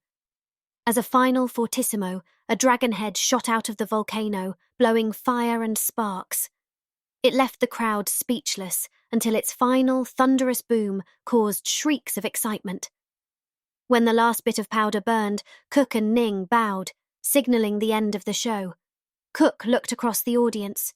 Some stared, while others still covered their ears in pleasurable fear. We can declare this place ghost-free now, someone quipped loudly among scattered laughter. The audience rose and loudly applauded, giving Ning and her father a standing ovation. Our heroes were surprised and delighted, beaming and bowing. The council's head rose and motioned for the crowd to calm down. I don't know what we just witnessed, but I believe we have a winner, someone whispered in his ear, and he added, perhaps make it quieter for the festivities. Cook beamed. Thank you, thank you. When Ning and her father came down to meet the organisers, they showered them with praise. One struck a more serious tone, though. Cook, have you been part of such a prestigious event? Another man asked the city elder. Can these two handle it? The cook quickly jumped in. Yes, I assure you, we can. Where's your team? A councilman asked. We are right here, Ning, my daughter and I. We will hire additional hands as needed. Chiang rudely stepped in. They are nothing but street vendors. The cook glared angrily at his rival, but said nothing. After a second of consideration, the councillor said, I agree, Cook, he said, inspecting one of the burned tubes. Your show is impressive, but what about a bigger, longer event? Perhaps it is best we gave your fireworks to Chiang and had him handle them. Upon hearing this, the cook first turned pale and then red. When Ning touched his shoulder, he collected himself and spoke as calmly as he could. We cannot, sir. The handling of fire magic requires great skill. You wouldn't want an ox handling your porcelain. Chiang stepped forward. There is nothing we can't handle. My technicians will set this up to the highest standards. I agree with Chiang, said the councilman. The city elder nodded, but the cook shook his head. Then I must withdraw. Ning felt like she was about to faint as her father walked away. All this money. The group of councillors eyed each other nervously. All right, cook, said the elder. Do it, but make sure you burn mostly red. We will give the meal service to Chiang and the show to Jihua. Now it was Chiang's turn to walk off. I must protest, he exclaimed, while stomping off angrily. I cannot be part of this failure in any way. He walked off slowly, but when no one called him back, he stopped and returned to the elders. I hope you know, he said conspiratorially, that this man worked for me. He nodded toward the cook. And that I had to fire him? Lies, yelled the cook, who had heard every word. I quit because of your dirty kitchen and cheap ingredients. The elders were confused. Cease your fighting, the councillor said. We must discuss among ourselves. One organiser whispered into the elder's ear. It is true that Jihua worked for Chiang. I have a cousin in the business. Was he fired? No. Potmaster Jihua speaks the truth when he says he quit.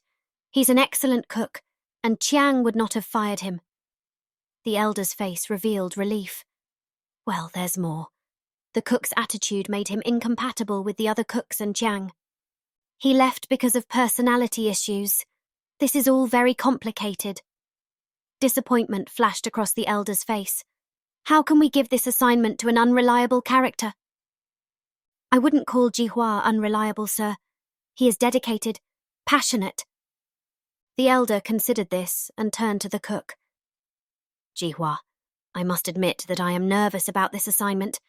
This is an enormously important event, and we're about to give it to someone with no experience in catering. The cook interrupted. I'm sorry, but that's not true. I have catered for the 1,000 Dragons, the Water Festival, and the Plum Poetry event. Chiang interrupted angrily. Those were my events. You simply worked as a cook. I worked to organise and execute all the gastronomy for it. Is that not true? Chiang didn't reply. He only shrugged. We're uneasy, but we want the fireworks. We're expecting the Emperor's Chancellor for economic creativity. Standard fare won't do. We can keep Chiang as a backup. Here, Chiang interrupted. I don't do backup, and neither does my team. He shouted and stomped off. Cook, said the elder, it appears that you've won the event. Congratulations. He didn't smile. Make no mistake, this is very important for the town. Many people of high rank will attend. I hope you understand the tremendous amount of trust we're putting in you. We will not disappoint. The cook bowed. I shall submit my menu ideas shortly. I've spent a substantial amount of time thinking about them already. Upon hearing this, Ning squinted, but she was glad to hear that her father hadn't only thought about fireworks. After the councilman nodded goodnight, Ning asked her father in private, "Do you think we're promising too much? We've wowed them tonight, and we will wow them again.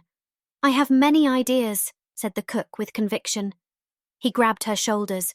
"We must have confidence. Everybody else doesn't know what they're doing, just like us." "How will we handle all this cooking?" "We will hire help," said the cook. "I have Ling and Tong in mind. Don't forget, we have done this for years. This event is just more of it. We'll do fine." These reassuring words brought a smile to Ning's face. Her father smiled as well. This will be a turning point, our turning point, for the better. And with that, the cook started cleaning up. 19. On their way home that evening, Ning and her father were drunk with success. "Soon you won't have to burn yourself on hot pots anymore," quipped the cook cheerfully. Ning looked sideways. "I'll burn my hands on your fireworks instead." "I hope not. If we continue cooking, it will be for pleasure only," said the cook. "We'll buy an herb garden, south-facing, inside our courtyard, with walls made of stone, not mud, and all symmetrical." They laughed. "Of course, we ensure that all is balanced," said the cook enthusiastically. "Our house will be so big, we'll need a sky well at its centre, besides the courtyard. Should we place the shrine at the back of the house or in the courtyard centre? Bah! Why not have two, and all aligned south? And the kitchen, the kitchen will feature two, no 3 inset wok stations. We'll be using it for recreational purposes only, of course, and to come up with fresh recipes." Ning nodded enthusiastically. "And we'll install a baking oven." The cook stopped cold and nearly fell over his feet. "A what?" He regained his thoughts and continued. And bats and pomegranates everywhere. The centrepiece of our beautiful gardens will be a pond, or a flowing water feature, or both, and a well. We won't need the river to wash up." Here, the cook halted and pondered. "But our servants would handle that anyway." "Bubba, you're planning a bit too far ahead." "And a golden roof." "Father, don't say that. I'm merely jesting. All will be red." "Yes, great," Ning said, but suddenly fell quiet. "A propo red," she said, staring ahead. "What's that huge glow back there?" Cook squinted. In the distance, many buildings were dipped in a fiery glow and smoke. "Isn't that by the temple?" Ning said, and then perhaps too excitedly added, "Is it on fire?" Not sure. Isn't the idol always smoking?" "Not lately, it hasn't," said Ning. "I hadn't noticed," said the cook, shrugging. "What business of ours is it?" "Let's head over. It could be important." Hearing this, the cook yawned. "I'm exhausted, Ning." "I'll go by myself." The cook said, shaking his head sideways. "I don't like you travelling alone at night. I'll come." They dropped their gear by the house and soon closed in on the glow. A sizable crowd had assembled in front of the temple. "I don't remember ever seeing so many worshippers there," said the cook, as he gazed at the dark cloud of people swarming the red cloud of smoke engulfing the idol. The demon itself, shrouded in fumes and with hot coals for eyes, was a frightful sight. Its eyes didn't simply glow. Sparks and stars shot from them, producing effects that looked familiar to the cook. "Why is this happening?" asked Ning, retreating as another shower of glints blew from the statue. "What has the town done to anger the spirits?" Cook squinted. "I'm not convinced it's Zhurong's wrath in front of us." Ning stepped back, even though she believed her father's words and followed his logic. Then they saw the priest, who, raised on a platform amid showers of fire, loudly preached to the crowd. "Behold the wrath of the spirits! The volcano fumes!" He gestured toward the mountain, saying, "Zhurong's anger blazes, for many have not paid their dues. You have angered the gods." And with those words, another tongue of flame blasted from the idol. "What nonsense!" the cook suddenly said to Ning, and then more loudly for all to hear. "Enough! Ning watched in terror as her father pushed through the crowd, jumped up on the platform next to the priest, and before the perplexed preacher could react, began addressing the crowd. "This is no spirit's wrath. These are burning chemicals." The priest, now out of his bafflement at seeing the cook here, plunged back into his witty ways. "Blasphemy! What are these chemicals? Has anyone heard of them?" he asked the crowd. No one had. The priest smugly shook his head, but the cook continued. "I have found them near the volcano. It is true, they are from the mountain's heart, yet it is not anger they spread, but joy. If you think the idol is joyful, then hold your hands into its blazing maw," screamed the priest, grabbing the cook's wrist and raising it. The cook broke free and shouted, "Nonsense! I'd no less put my hands in that mouth than into a burning oven in my kitchen." "Aha!" shrieked the priest, as if some great wisdom were uttered in his defence. "This is deceit, and I will prove it," yelled the angry cook. The audience was excited and confused. "The cook, he's got lava for blood." "What does a cook know about divine fire?" someone asked. "Surely he knows about regular fire," someone else assumed. Others shouted from the crowd, "Heresy!" The cook shook his head resolutely. "I'm a pious man, but I pray to the gods directly. I need no middleman to get their ear." Hearing these words, the crowd's confusion grew. "But what about the Jews?" "Pay your dues to the mountain, not to this fraudster." This enraged the priest. "How can a fuming volcano be fraudulent?" he queried the crowd. "Don't you see it with your eyes, hear it with your ears, and smell it with your nose?" This rang true for the group. "Nonsense! Mountain essences produce this effect." "Are you a magician now, cook?" the priest asked the crowd mockingly. "There is no magic at work here. If this is a supernatural fire, why not put water on it?" Now, suddenly, Ning shouted to support her father and stepped toward the temple. "Why not look inside the beast and learn what drives its fury?" The priest immediately blocked Ning's way. "You will do no such thing.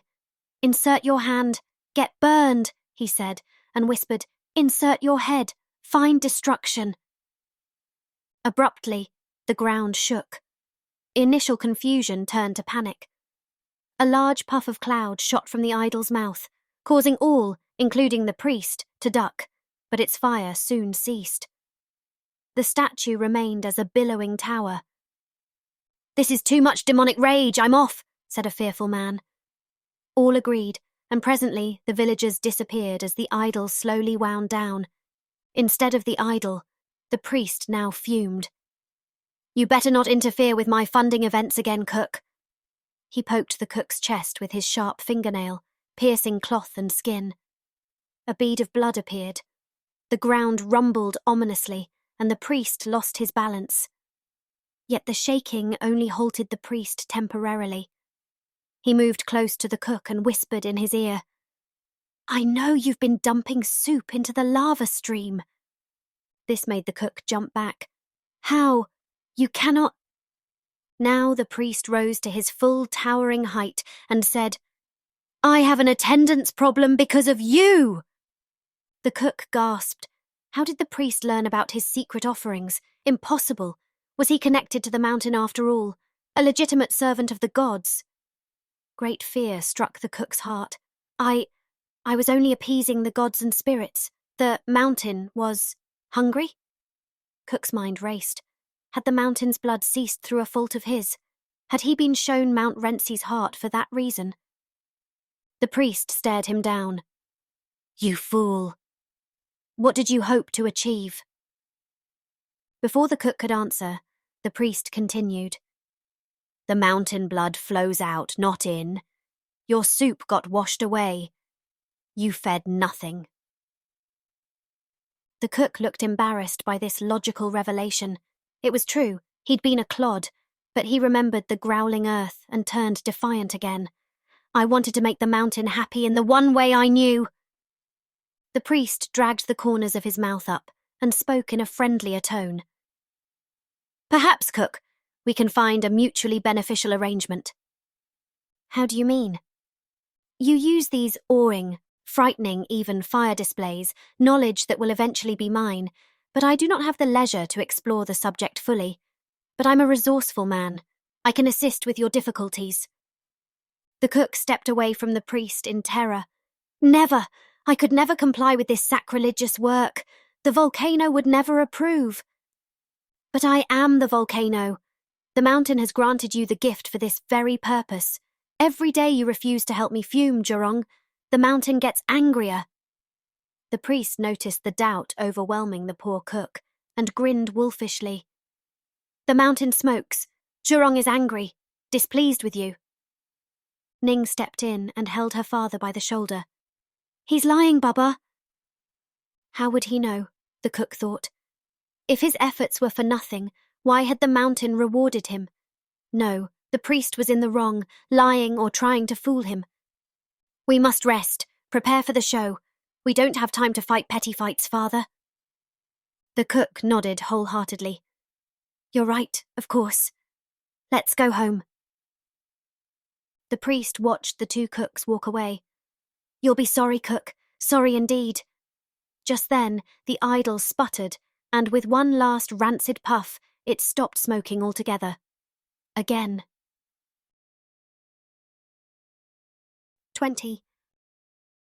A few days passed. Ning and her father had all but forgotten their troubles with the priest of Jurong.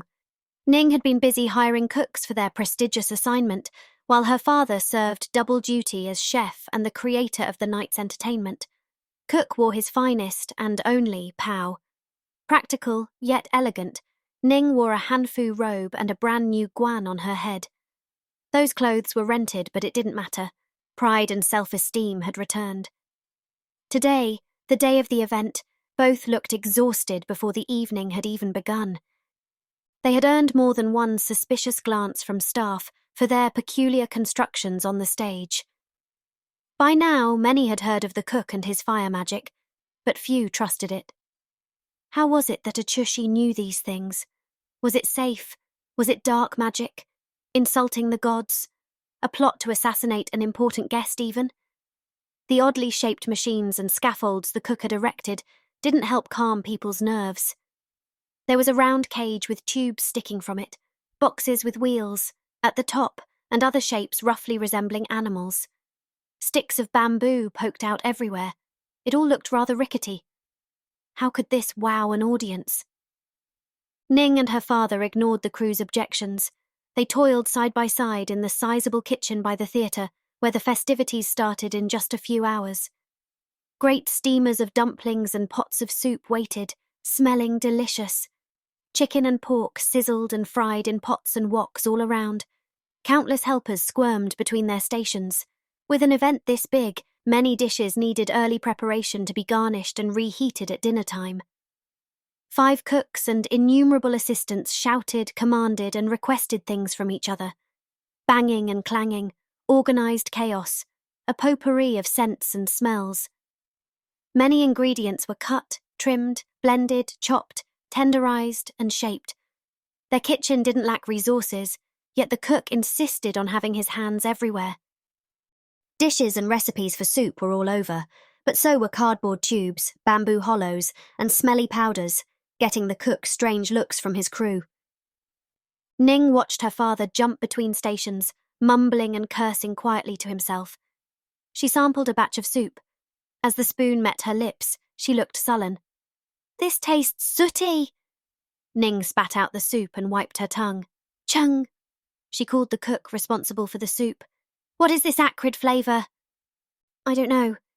It tasted fine after I boiled it. When was that? I made it at Wu. Ning's expression revealed that she didn't believe him. She sniffed it. Who spiced this? I did, replied her father. You added the saffron, Ning asked. It was okay before that. Yes, her father replied, annoyed. Ning inspected the bulging sack of saffron. It was unopened. Father, the full bag is still here, she showed him. The cook glanced at the bag, at first dispassionately, but then his eyes flew open. Oh, I put the red iron in it. Both red powders come in yellow sacks, Ning said, while putting a flame to the soup. Fire erupted from the pot. Everyone in the kitchen leapt back, and all the chatter died for a moment. The cook scratched his head. Did it look pretty? Father, you're going to poison people, Ning whispered angrily. The cook nodded. His head spun. Then suddenly, Chiang appeared behind Ning. Hey, Jihua, his arch-enemy said, grinning. This might even improve your soup. You don't make fun of me. I'll show you, the cook mumbled. Show me what, father? Ning asked, shaking him by the shoulders. He had nodded off. Baba, have you slept at all? The cook shook his head, unsure whether it was to wake himself up or say no. An hour in the woods. I've come up with this beautiful new... Ning interrupted him. Father, you must rest. Your mind will not work without sleep. If I rest now, who will set up the flower fountain and the sparklers? I'll get Chen and Sue on that. They wouldn't know how, her father said loudly, but looking too tired to argue. They can help with assembly, I can instruct them, said Ning. Yes, you can do that. Her father had given up. Close your eyes until the long shadow has passed and return rested. You will make faster progress and be able to stay up tonight. Right, the cook said, but there's the food service to organise. Ning touched his arm. The waiters and washers are staged, the tableware is being placed. Right, thank you, Ning, He rubbed his forehead. Those had slipped my mind entirely. I will have the safety of water and sand placed now. I already took care of that, Ning said before he could trudge off. Thanks, Ning. I will do as you say. I will rest for a she. He plodded off. As her father walked off, Ning's eyes followed him. He was barely out the door when he shook his head. Something had caught his attention and was upsetting him. Ning could hear his raised voice outside. Take the tigers down. You cannot hang them there, he yelled. Ning dried her hands and rushed to the stage, where her father was engaged in an argument with a decorator who had hung paper ornaments. Red cranes, paper tigers, dragon kites, and lanterns are all made of oiled rice paper. Elder Loy asked me to hang tigers by the stage, as we always do. Ning arrived. Father, these decorations look magnificent, don't you think? She then said with an irked tone. I thought you were sleeping. They cannot hang these here. They will catch fire, the cook said and ran off, removing the ornaments. The decorator chimed in. Are you sure, sir? We brought 100 of these. Elder Loy told us to decorate the auditorium all around. Remove them, said the cook. Remove them all. The decorators shrugged and did as the cook demanded, removing all the paper tigers, cranes, and dragons from around the stage, tables, and gear. Only a few tiny ones in the rear remained untouched. The cook, finally satisfied, left to go to sleep. Ning sighed and returned to the kitchen. So much remained undone. As soon as she arrived in the steamy halls, a barrage of questions hit her. Where does the baozi go? Kong you bin round or square? Someone sat on their cooking sticks. We need a doctor. The problems wouldn't end. They were stressful for Ning to solve because of the disrespectful male cooks who would not accept authority from a woman. Just when Ning thought she'd gained a grip on things, she heard Elder Loy's booming voice outside. Where are my paper tigers? The decorator replied in a loud and feverish tone, and although Ning could only understand part of the conversation, she knew distractions were coming her way. Just then, the town elder appeared at the door. Where's your father? He asked, while nervously tapping the frame. He's on an errand and has left me in charge, said Ning, bowing. A woman, in charge? Ning rolled her eyes, sighed, and went over to help the man. Why are my favourite decorations removed? He asked. The father ordered me removed. By what authority? Where is he? Asked the nervous man, who had developed a tic where he tilted his head as if a donkey had kicked him. Ning would have felt sorry if he weren't so mean.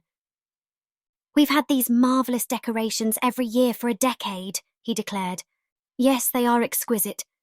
It is not their appearance that led to my father's decision, Ning said in her most official voice, but the risk they present. Risk? How could these feather-light paper ornaments pose a risk to anyone? They might catch on fire. The elder shook his head resolutely.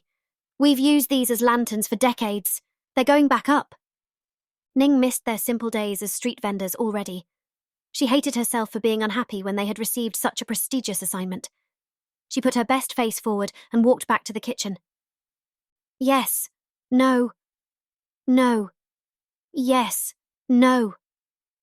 Ning dutifully answered the string of demands, questions, and requests. She lost herself in her many tasks. The guests are arriving soon, the mayor reminded her. Darn, Ning had lost track of time. She rushed outside to wake her father, but found him behind the stage, directing helpers. She was relieved that he had risen to the opportunity. Ning returned to the cooking area to put the finishing touches on the steamed pears. She then laboured to get the opening soups ready when she heard carriages and hubbub outside. The first guests arrived. The small ensemble of musicians, the Siju, played a soothing, welcoming composition. The town elder readily greeted his guests. So good to see you. Oh, those paper tigers. Ning watched the events from the kitchen window and wondered who these people were. She couldn't help but gawk at the well-dressed dignitaries from faraway prefectures. She didn't recognise anyone, although she wouldn't have known any of the high society from her own town. And what is tonight's entertainment? Asked one lady. Is it again those delightful shadow figures? Asked a man with an enormous hat. They were a little scary, said another woman. The city elder was all over them. This year, we offer something much more fantastic. I promise you an experience no one has yet witnessed. Unease crept up Ning's spine. The black curtain had already closed in front of the stage. Her father came into the kitchen. Father, are you feeling better? She asked. Tons, he said, even smiling. Do you need help? No, I only rested for a brief time. I had to finish my work to feel at peace. I was afraid you'd oversleep. I should have known. The cook was only half listening. His eyes were outside. It's time for the sparklers. The cook and Ning prepared a line of waiters with large trays loaded with delectable entrees and graced with the cook's signature sparkling sticks. Those sparkling sticks. I've never seen such a thing, one lady said, holding her mouth. They're shooting off tiny stars. Is it magic? Wondered another. One guest touched the sparkler and burned their fingers. Ouch, they are hot! This prompted an announcement from the mayor. Please do not touch the sparklers. While they appear like magic, they are based on fire and very hot. When the last ray of sunlight vanished, the first course of food appeared. After sampling the offerings, people were once again delighted. Press your thumbs for me, the cook asked Ning, who vanished backstage. The diners munched, the music faded, and the dark stage curtain, ordained with the image of the volcano itself, opened. The Siju ensemble struck a mysterious tone. This was a signal for the cook backstage. Most guests stopped eating, curiously observing the intricate and mysterious structures that poked out from the stage's depths. And now, Firemaster G and his 1,000 shapes of flame. The show started with a grouping of the cook's firegrasses, waving spurts of flame that mimicked grass swaying in the breeze that had been so successful during his first presentation. In the kitchen, meanwhile, with the initial food service done, Ning found some time to catch her breath, and she followed the show from afar. All around her, the servers and kitchen hands secretly gawked in anticipation of the odd spectacle on stage. Ning found she had clenched her fists. After the cook snuffed the grass, he moved on to something more exciting and ignited a few of his spinning flyers in the colours of each town represented among the guests. Among many oohs and ahs, the sparkle-tailed fireflies zoomed off into the sky. After a moment of quiet and darkness, the cook lit the firewheels, a whole 16 of them. Their overlapping arrangement gave the illusion that a fiery serpent slithered across the stage. Then, suddenly, all the spinning tubes lit up with their full intensity, and the stage was alight. The music crescendoed. Oohs and ahs rose. Last, the cook lit a scaffolding, holding a powder-soaked rope and spelling Huan Ying. A flame ran along the line, making it appear as if fire had written the words in sparkling trails. The audience cheered with delight, and the curtain fell. It was time for the entrees. The cooks had prepared tasting platters with each hosted region present. This way, everyone got to taste each other's local specialty. "A splendid idea!" someone in the audience exclaimed. After a round of green tea with jasmine, the second act of the fire show began. This time, the cook started with large torches, sized to bathe the stage and audience in magical light. But the cook hadn't considered the auditorium's limited space. The torches produced large amounts of smoke, and while he had enjoyed a breezy environment in the forest, here the emissions sat in place and even drifted over the audience, where the reek wrinkled many noses. Some laughed, but others rose to catch their breath. Beads of sweat formed on the cook's lip. He had overlooked this possibility. How many more disasters were waiting to happen? He bowed and quietly apologized to the audience as he advanced to the next attraction. For this, he bound small packets of firecrackers with a thin string that would break upon their popping. The firecrackers would then jump about, much like frogs among popping noises, as a light-hearted joke. All had a good laugh until one landed in a soup. The unfortunate lady stood frozen, staring first at her ruined dress and then up at the cook. A few guests snickered, but a few angry calls rose. "Is this the show?" "Absolutely not, I'm sorry." The cook apologized once more, bowing too long. When the mayor signaled him to move on, the cook ignited the grand finale, an intricate machine of slides where flaming, fuming balls rolled down various declines, creating trails of colorful smoke. They hit his various bells and whistles, orchestrating an intricate audio-visual masterpiece. The machine ran normally. Suddenly, though, the earth rumbled. The theatre and audience shook. The audience stirred uneasily. "How did the cook do that?" "Is it witchcraft?" People stirred. While all the smoke, pops, and stink didn't upset them, the audience now appeared visibly uneasy. "No problem, it's an earthquake, not the show, no dark magic."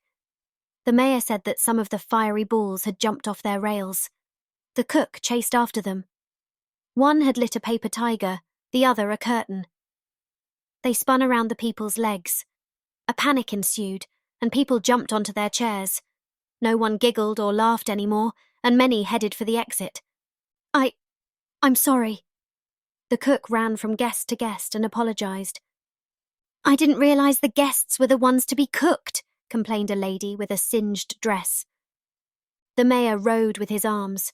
"No, yes, please, no, please stay. We will stop the evening's entertainment. We have much more delicious food to come."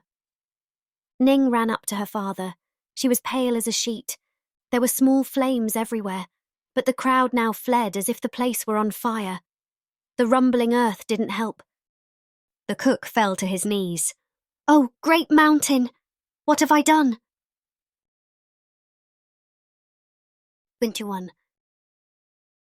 Ning woke to shuffling and clanging noises when it was still dark.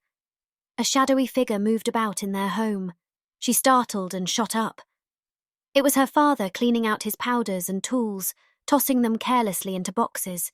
Nothing was immune. Any instruments, tubes, or hard-earned ingredients related to fire magic were purged. Ning rubbed her eyes. "Maybe wait a few "Why should I?" the cook asked, while tossing a handful of wicks into a box. "What has this nonsense achieved? What cruel games has the mountain played with us?" Ning had no answer. Her father shook his head. "How can a simple cook handle these things anyway? It's beyond my skill." "You had the best intentions." "Small-time street vending is what we do," her father said, throwing his porcelain mortar into a box, shattering it. "Please, Baba, store everything for a few days and then decide. We need to earn money instead of losing it." Ning nodded. "Perhaps we can sell these tools to the priest." "Never.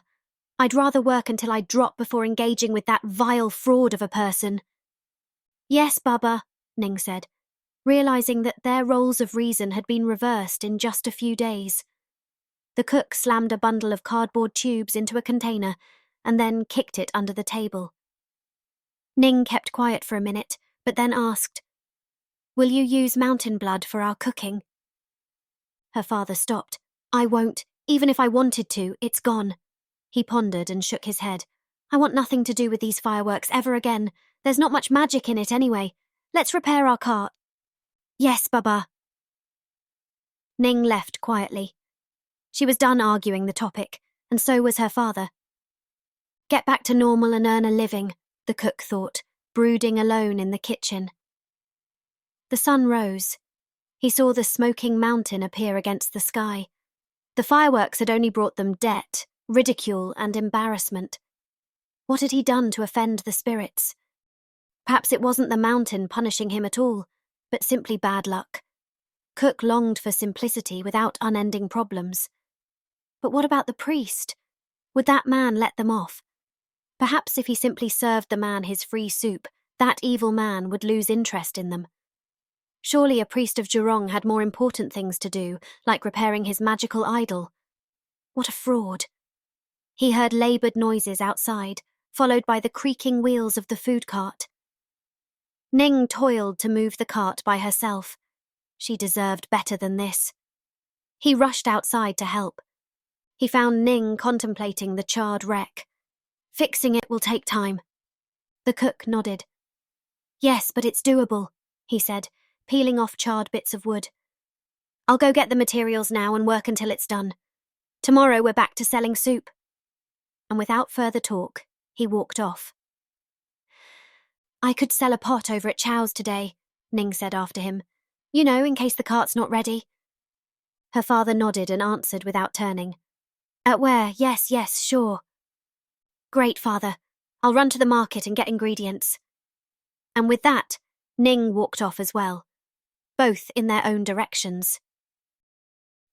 Their kitchen would not stay abandoned for long. Footsteps approached, followed by a creak and a moment of silence. Finally, the outline of a man appeared. Unfortunately for the two cooks, they did not have men shen or guards against evil spirits. Perhaps that's why the door glided open. First, the priest's long, stony face poked in, and then a cloaked arm. As today, the priest wore a tunic over his robe. He entered hunched over, a posture he'd adopted while stealing as a lad.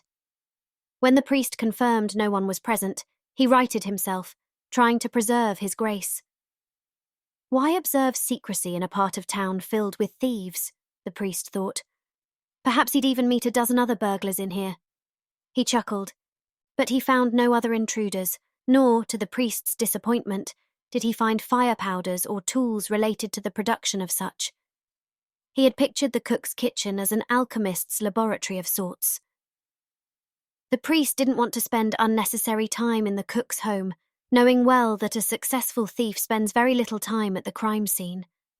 When he went through Cook's stored boxes, he realised that everything he sought was indeed here. It was merely hidden, as if in disuse. Without wasting time, the priest bagged whatever tools and ingredients appeared useful. Chemicals, minerals, tubes, and wicks all made their way into his deep-pocketed cloak. While initially showing some restraint, his greed quickly gained the upper hand, and he helped himself to entire supply boxes until the kitchen was nearly empty. Make this theft count. A smile passed over the priest's stony face. Everything was conveniently boxed for him. That witless cook made this theft too easy. It was like the fool had prepped everything for the priest's convenience. He chuckled. The cook would be onto him, but what could a street vendor do? The magistrate would rather believe the priest, an honourable servant of the gods, than some street trash. Once about to leave, the priest looked back at the grazed kitchen, realising that his brazen taking might have been too obvious. He returned some of the half-empty flasks and merged their contents. The priest filled empty containers with dirt from the ground. He shifted boxes from the back to the front. To the casual eye, the place appeared untouched. It was time for the priest's own fire miracle. He was ready to leave when suddenly the door flew open and several tall, armoured and intimidating soldiers marched in. The tallest and boldest of the group addressed him harshly. "Are you Ji Hua?" The priest stood petrified. He was caught. But that wasn't his name. Did they know who he was? He feebly answered, "Yes." The commander looked at him suspiciously. "You don't look like a cook, but fine. Are you the man who's been doing fire magic?" With a big box of pyrotechnic gear under his arms, the priest had little room for his answer. "Certainly." "You are ordered to present your magical fire to His Eminence, Lord Wang." Upon hearing this, the priest stared up at the commander, a man taller than even he, in disbelief. The commander continued, "Pack everything you require. My men will assist you." There was no need to pack much, as half the kitchen had already found its way into the priest's cloak. Yet, to please the men, he pointed at random powders and gear. To his surprise, the soldiers bagged them with the utmost care, cautiously packing everything into crates they had brought for this purpose. When done, the commanding guard approached the priest for confirmation that they were ready to go. The priest nodded silently, and the procession left, guards lining the priest's sides, killing any hopes of flight. When Ning returned from the market, her arms were stacked tall with groceries. It wasn't so much heavy as awkward, as Ning barely saw where she was going. Ning had just turned the last corner to their home when she froze. A group of men, police, or worse, the Lord Wang's guards, marched out of their kitchen. She quickly hid and watched the armed men carry boxes upon boxes of supplies and gear out. A terrifying thought came to her. Had the Lord heard about their failed festivities? Were she and her father to be questioned, punished? Ning watched the men converse, yet they were too distant to understand. When they finished, they prepared to depart in an orderly manner. The tallest of them, the commander, Ning assumed, exited their house, and along his side, Ning shrieked in disbelief, came the priest. What was this man doing inside their home and kitchen? What devilish scheme had he concocted this time? The commander barked at the priest. "Come now, you don't want the Lord waiting." That sure didn't sound like the priest was in charge. This puzzled Ning. Who do they think he is? The group withdrew. Ning held out for a few minutes until they were well out of sight, then dared return home under the eyes of suspiciously gawking neighbours. Ning had just taken inventory when her father entered. He noticed the missing boxes immediately, but when he saw Ning's expression, he knew things were afoot. "What devilry has befallen us now? Where are the supplies?" "The guards," was all Ning could utter. "Guards? What guards?" "The royal guard," the cook started. "Here, you spoke to them." "No, they were with the priest." "I don't know why."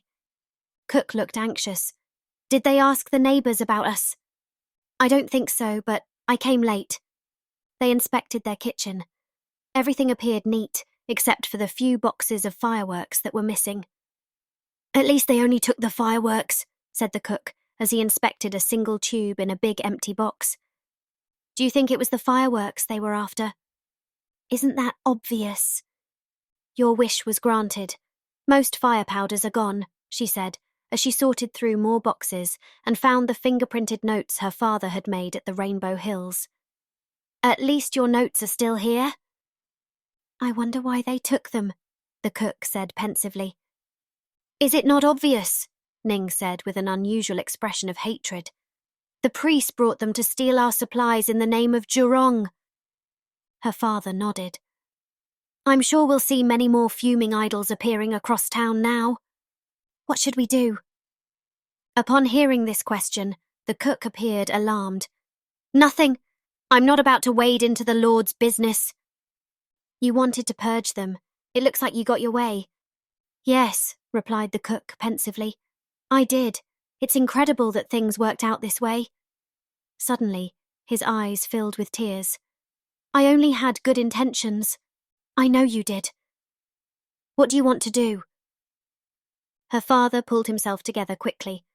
After brief consideration, the cook said, "We should keep our heads down. Wait and see." "It's out of our hands now, father," he considered. A grunt was all he could muster. The cook gazed out the window at the mountain, something he hadn't done in a while. Should he warn the Lord of the fraudulent priest's ways? Please don't intervene, Ning said. 22. Chow bent down, his eyes widening with awe as he carefully picked up a colourful rock. The sun shone against its smooth, iridescent surface, reflecting an array of rainbow colours. Chow slid the rock into his bag and continued along the mineral hills with Ning. She wasn't out selling soup this morning as planned. Her father had laboured all night to fix their cart, but still hadn't finished it this morning. Upon her offering to help, he reacted with irritation, and Ning decided to leave him alone and have him finish the task while enjoying the outdoors, as her time in the forest the other day felt so refreshing. She asked Chow to come, and he agreed. They ventured past the stream until they arrived at the few trees that overlooked the vast valley of rainbow-coloured hills and the volcano in the distance. Smoke drifted from its pointy black peak as Chow and Ning sat below it in contemplation. Silence filled their surroundings until Ning broke through. "I have to tell you something. A secret." Chow handed her a bun. "A secret? How exciting. What is it?" he asked, his eyes twinkling with curiosity. "Please keep it to yourself. You're the only one I can confess this to."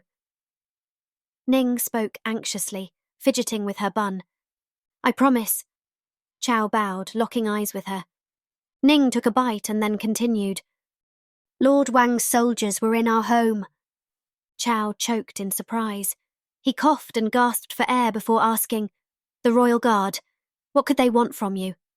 "We don't understand, and we're not eager to find out, so we've kept quiet," Ning said, peering around cautiously as if someone would overhear their conversation in this wilderness. "You didn't ask," Chow whispered. "No, I saw them leave when I returned from the market."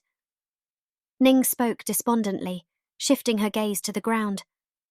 Chow pondered for a moment before he asked, "Did they take anything?" "Some of Father's chemicals and gear," she sighed, resting her forehead in her hands. Chow nodded. "So they know about the fireworks," he mumbled, pondering how far Lord Wang's reach could extend. "Of course," Ning said as she tore bits of bread and nibbled absently while staring off. "It could have been revenge for that priest. He doesn't think well of us." This upset Chow. "The priest? From the Temple of Zhurong? I'm not surprised. I've heard he's an unsavoury character." Chow turned pensive once more, tapping one finger against his lip as sparks of ideas lit up behind his eyes. He exclaimed, "Let's once more collect the ingredients they took. We're here at the source." Ning paused, her brow furrowing as she considered Chow's suggestion. "I'm in doubt if that's for the best," she said, glancing sideways at him. "If they're gone, we can work together." A little smile built on her lips, and she shrugged. Chow mirrored her expression, his gaze sparkling with amusement. "We still can, but it will make your father happy." "Thank you for your consideration," Ning said, folding her hands. "But he's finished with his experiments. We need a return to normal, and to live without debt." "Why stop?" Chow asked with surprise, leaning forward. "Didn't your father want to sell fire displays?" Ning shuddered, and her eyes grew distant. "The show didn't go well," she murmured. "I don't see our future in entertainment." This surprised Chow again. "The show you were preparing for, what happened?" "A few things, well, caught fire," Ning admitted softly. She could feel the weight of disappointment pressing on her chest as if it were a physical thing. "Father feels crushed." They nibbled at their food in quiet contemplation before turning their attention back to each other. "What do you make of the smoking mountain?" Ning asked. "Perhaps it is angry," Chow suggested, taking a sip of water before continuing thoughtfully. His gaze drifted off. "If the volcano is testy, why are these hills so colourful?" he said wistfully. Ning smiled. "Perhaps they were created by other spirits," she muttered, "to cheer up the mountain." Chow shifted his position and gave a low chuckle. "Or the gods got carried away." "I know the stories," he admitted with a shake of his head. His eyes found hers once more, and he arched an inquisitive eyebrow. Do you believe them? Ning hesitated before replying. I have yet to see giant hands reaching from the sky. Chow threw his head back in laughter before continuing playfully. What if the hand comes at night when you sleep? He stopped laughing quickly as he thought about this seriously. Finally, with a rueful smile, he answered his own question. That is a possibility. He jumped up, extending his arm toward her in invitation. He said warmly, Let's collect minerals for your father, in case his adventurous streak returns. Ning didn't immediately rise. She considered what was said. I hope it won't, but why not have a surprise for him? How much do you know about your father's experiments? I've helped him read the scrolls, but I've done little experimenting myself. Do you understand what ingredients he uses? Yes, I do. She rose and looked around. This red stuff burns quite fast, she said, pointing at a rock with red veins running through it. She then pointed at a yellow line. The yellow stuff over there stinks when burned. She held her nose. They began collecting chunks of coloured minerals to wrap into cloth bundles. Chow mused. Foods and fireworks. Coordinated flavours and colours to balance the senses. Not a bad idea. Who knows, these fireworks might one day even replace kites or signal fires. Ning wasn't as excited as he was. Yes, but they have proven dangerous. We both handle fire every day. Can it be done responsibly? It's not the same. Ning paused and pondered. My father's inventions burn rapidly and are very hot. Perhaps it isn't. How does your mother regard all this? My mother passed away when I was little. I'm sorry, Chow said. I understand how that feels. Ning stalled. Do you? My brother died when I was young. She nodded. I see. We have much in common, Chow said, sounding more upbeat. They stopped collecting. Ning continued on a lighter note. She didn't want to talk about heavy thoughts all the time. When did you decide to become a baker? She smiled. How did you come up with it? Chow straightened and turned overly serious. Now, I'll tell you a secret, Ning. She quieted and tensed in secret anticipation. Was this the beginning of yet another sad story? I always wanted to be a cook, Chow said. You did? Yes, but I wasn't very good, so I ended up inventing my profession. He laughed. Ning grinned. Therefore, there's no standard to be measured by. Well, I'd like to say that I'm still doing a good job. He laughed. You are. She smiled, and he returned it. A rumble from the volcano interrupted their moment. Ning shot closer to Chow, then quickly moved back. He didn't comment. The mountain seems angry. I wonder why, Chow said. Ning shrugged. My father fears the volcano more than any lord or priest. Don't we all? Perhaps.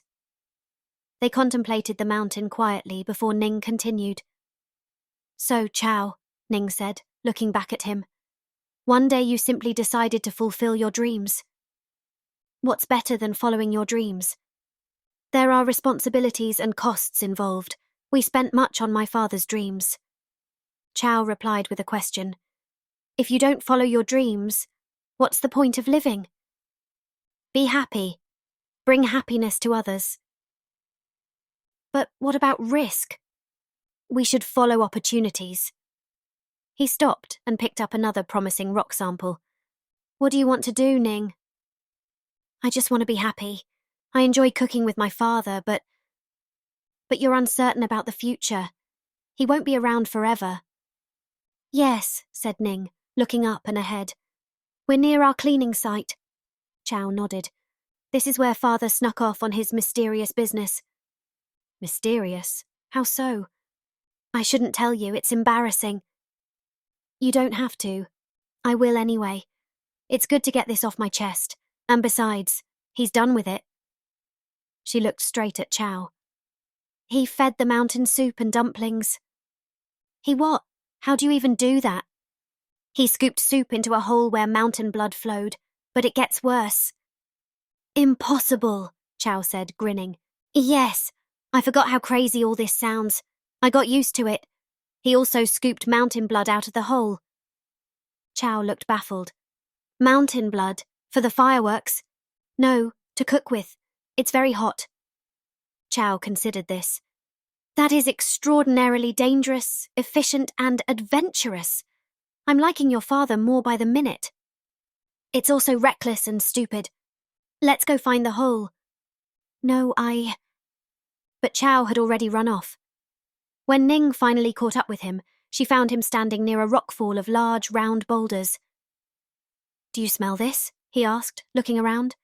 Yes. Is it coming from those boulders? Asked Ning, pointing. Chow inspected the stone gaps. There's an opening behind. A space. A cave. I suppose so. The smell is stronger over here. Perhaps it's connected to the volcano. Please, Chow, don't explore it. Don't worry, I'm cautious. Also, I've learned there are certain types of air that can kill you. Let's move on, please. Chow nodded, and they moved on for a bit of quiet walking. Were you inventing any new ovens lately? Ning asked to break the silence. Nope. Why do you ask? Replied Chow, his brow furrowed in confusion. I'm an inventor myself, she said with a grin. How exciting, Chow exclaimed, his face lighting up in surprise. Here. She produced a bottle of tea from her pack. I've combined 2 leaves for an entirely new flavour. Ning presented the concoction with a flourish. Chow took a sip. Pretty good. That's not what you expected? Ning asked with a wink. Yes, of course it was. Chow grinned back knowingly. Oh, look! Chow suddenly stopped and gestured at a round boulder that oddly sat in the middle of nowhere. It wasn't part of a cluster like all the other boulders. How did it get there? Rolled? Yeah, but how? He closed in. See the scratch marks on the ground? Yes, perhaps the boulder rolled here from the creek side. I'm not sure. These scratches are fresh and they're running in all directions. Chow scrutinized the area around the boulder's bottom. He then leaned against it and pushed. The thing moved a little, and little by little he pushed it off. Is it as heavy as it looks? Asked Ning, who wasn't helping while grinning. Heavier! Ning awkwardly touched the stone here and there to help Chow, but ended up stepping back and scrutinizing the ground. You're right, she exclaimed. A chasm! Do you think my father moved this stone? Chow huffed. It's close enough to our wash site and to the river where we camp. Ning inspected the chasm. Well, there's no mountain blood now. Maybe the mountain got tired. Why would the volcano bleed to begin with? Is it sick? Perhaps that's why it's growling. Hopefully it won't cough. 23. The priest stood in the stronghold's grand courtyard, flanked by imposing walls. Stout workbenches made from bamboo stood in orderly rows in front of him, stacked with glass tubes, clay vessels, and spirals of cardboard. Plenty of open space, surrounded by fortified walls, provided plenty of room for the priest's fiery activities. So, cook, said one guard, addressing the priest. Better make yourself at home. You will be with us for a while, I hear. The priest returned the man's mocking smile with a joyless grin. He had already learned that he was to be a long-term guest in the stronghold. The guard stepped away and leaned into his lance, yawning. The priest glanced at the tables laden with cardboard boxes, all marked with the cook's name. He was tasked with creating a presentation for the Lord himself. He took a deep breath to prepare for this questionable honour. A personal audience with the highest regional bureaucrat, a man only 3 steps below the emperor, was a once-in-a-lifetime privilege that only a few were granted. Unfortunately, this also meant that the tiniest of mishaps could cost him his head. Or worse. Luckily, no one recognised him. The mighty priest of Jurong. He began his work. Pop, hiss, spark. Ow! Why did everything he attempted go wrong?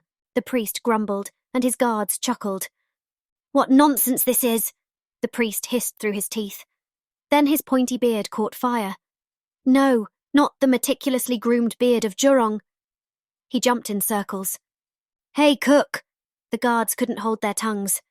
"You're not very good with fire for being a potmaster." Ahead of the priest lay a smoking heap of grime, buzzing like insects. The priest of Jurong playing with dirt. It reminded him of his childhood, memories he didn't cherish and wished would remain stored away. Poof! Ow! Another pile lit, another burn. The priest cursed his bad luck. The guards snickered. "This is the third time he burned himself on the red powder," one guard remarked. "Does he ever learn?" "Let's hope not. Four's the charm." The priest took a step back to clear his mind. He sat down, far from the mocking guards, and took in the environment. This local lord, a bureaucrat really, had set himself up nicely here. This fortress was impressive, beautiful and practical too. The courtyard alone was 10 times the size of his temple. Staples, workshops, housing and armory, a magnificent stronghold indeed. He would make this place his own one day. But many details needed to be changed. Or perhaps he needed a palace rather than a fortress, twice the size and nestled on the volcano's slope, overseeing the city. His kingdom.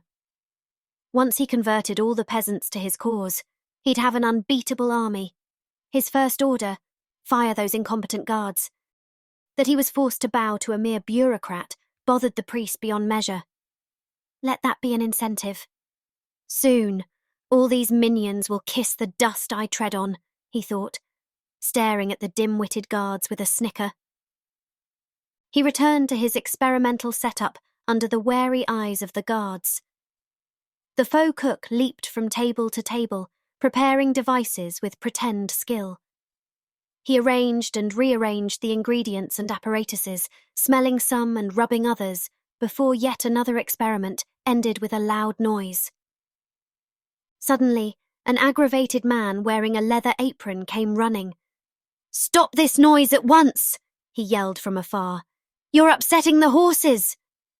The guard stopped him and spoke on the priest's behalf. "He must continue. The Lord has appointed him." The horseman didn't enjoy the news. "Inform Lord Wang," he said with a frown, "that the horses are nervous and that he won't be enjoying winning races if this banging continues." The guards shrugged, sighed and nodded. "All right, cook, we're moving you." And with that, the priest moved from the open and sunny area of the courtyard to the pigsty in the back. "By the pigs! No one knows you here." The thought both reassured and angered the priest. Soon, they would all know his likeness, and shiver at the sight of it.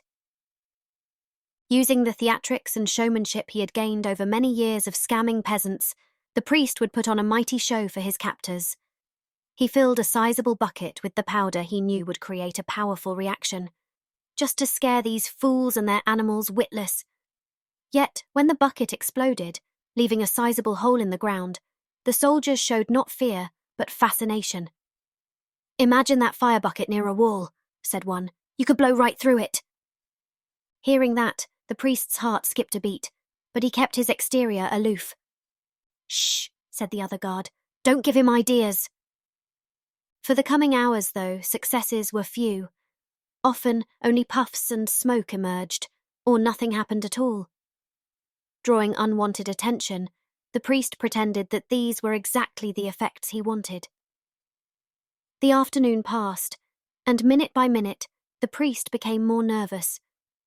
What was he thinking to even try these experiments? He was clueless, and surely no amount of plain luck would make this dirt produce the fire magic the Lord desired. Panic set in. What would they do to him if he failed? Lock him in the deepest dungeon. He needed a way out. After a minute of reflection, he made his way over to the guards. "These creations need to dry at just the right temperature," he claimed. "I must prepare them in the forest." The guards looked at him wearily, but then they nodded. "An assistant will do it for you." That was not the answer the priest hoped for. He tried hard to wipe the disappointment from his face and said, "The procedure is highly complex, and I alone can handle it." When the guards shook their heads, he fell back into his old preaching ways. "By the power of Jurong, Release me, or fear the wrath of the spirits." He dangled an idol from his pocket in front of the soldiers. It did not impress them. "Are you sure you're a cook?" one asked, and cocked his head to give the priest a look over. "You act more like a priest." That scared the priest off, and he retreated to his setup, mumbling, "That damn cook and his fire dirt." He kicked the table. Suddenly the commander appeared. The priest wanted to complain, to vent like a volcano, but before he even opened his mouth, the commander addressed him curtly. "Cook, you've prepared long enough. Your presentation is tomorrow." The guard's restraint was palpable, but now and then they enjoyed giving the priest small and unnecessary shoves and pushes forward. Yet he was not a prisoner, but a guest. "Stop it at once!" A loud command ended the poking, an order that, to the priest's surprise, came not from him, but from the commander. The day had come. Presentation day. The priest could barely stand up. Waves of nausea and dizziness overtook him. He glanced at the smoking volcano and longed for his temple and Jurong's smelly odum before rubbing the thought from his head. Soon, the priest found himself in an auditorium, surrounded by his gear. One side opened expansively to the courtyard, an ideal choice for the fireworks presentation, the priest admitted. The other held a raised podium where the local ruler and his servants dwelled. The golden windows were graced with enormous, fiery red curtains blowing in the breeze like flames. Despite this, the air hung heavy with incense and the murmuring of people. The priest gazed across the wood carvings of dragons, volcanoes, and bonfires. Everything spewed fire except him. The Lord was as encircled by advisors as the priest was by gear. His feet rested on a footstool of jade and pebbles from all across the prefecture. The shaded, airy interior seated the ruler and his entourage, while the priest laboured and sweated in the sun. Guards sternly overlooked the holy faker's every move, while the volcano loomed from afar.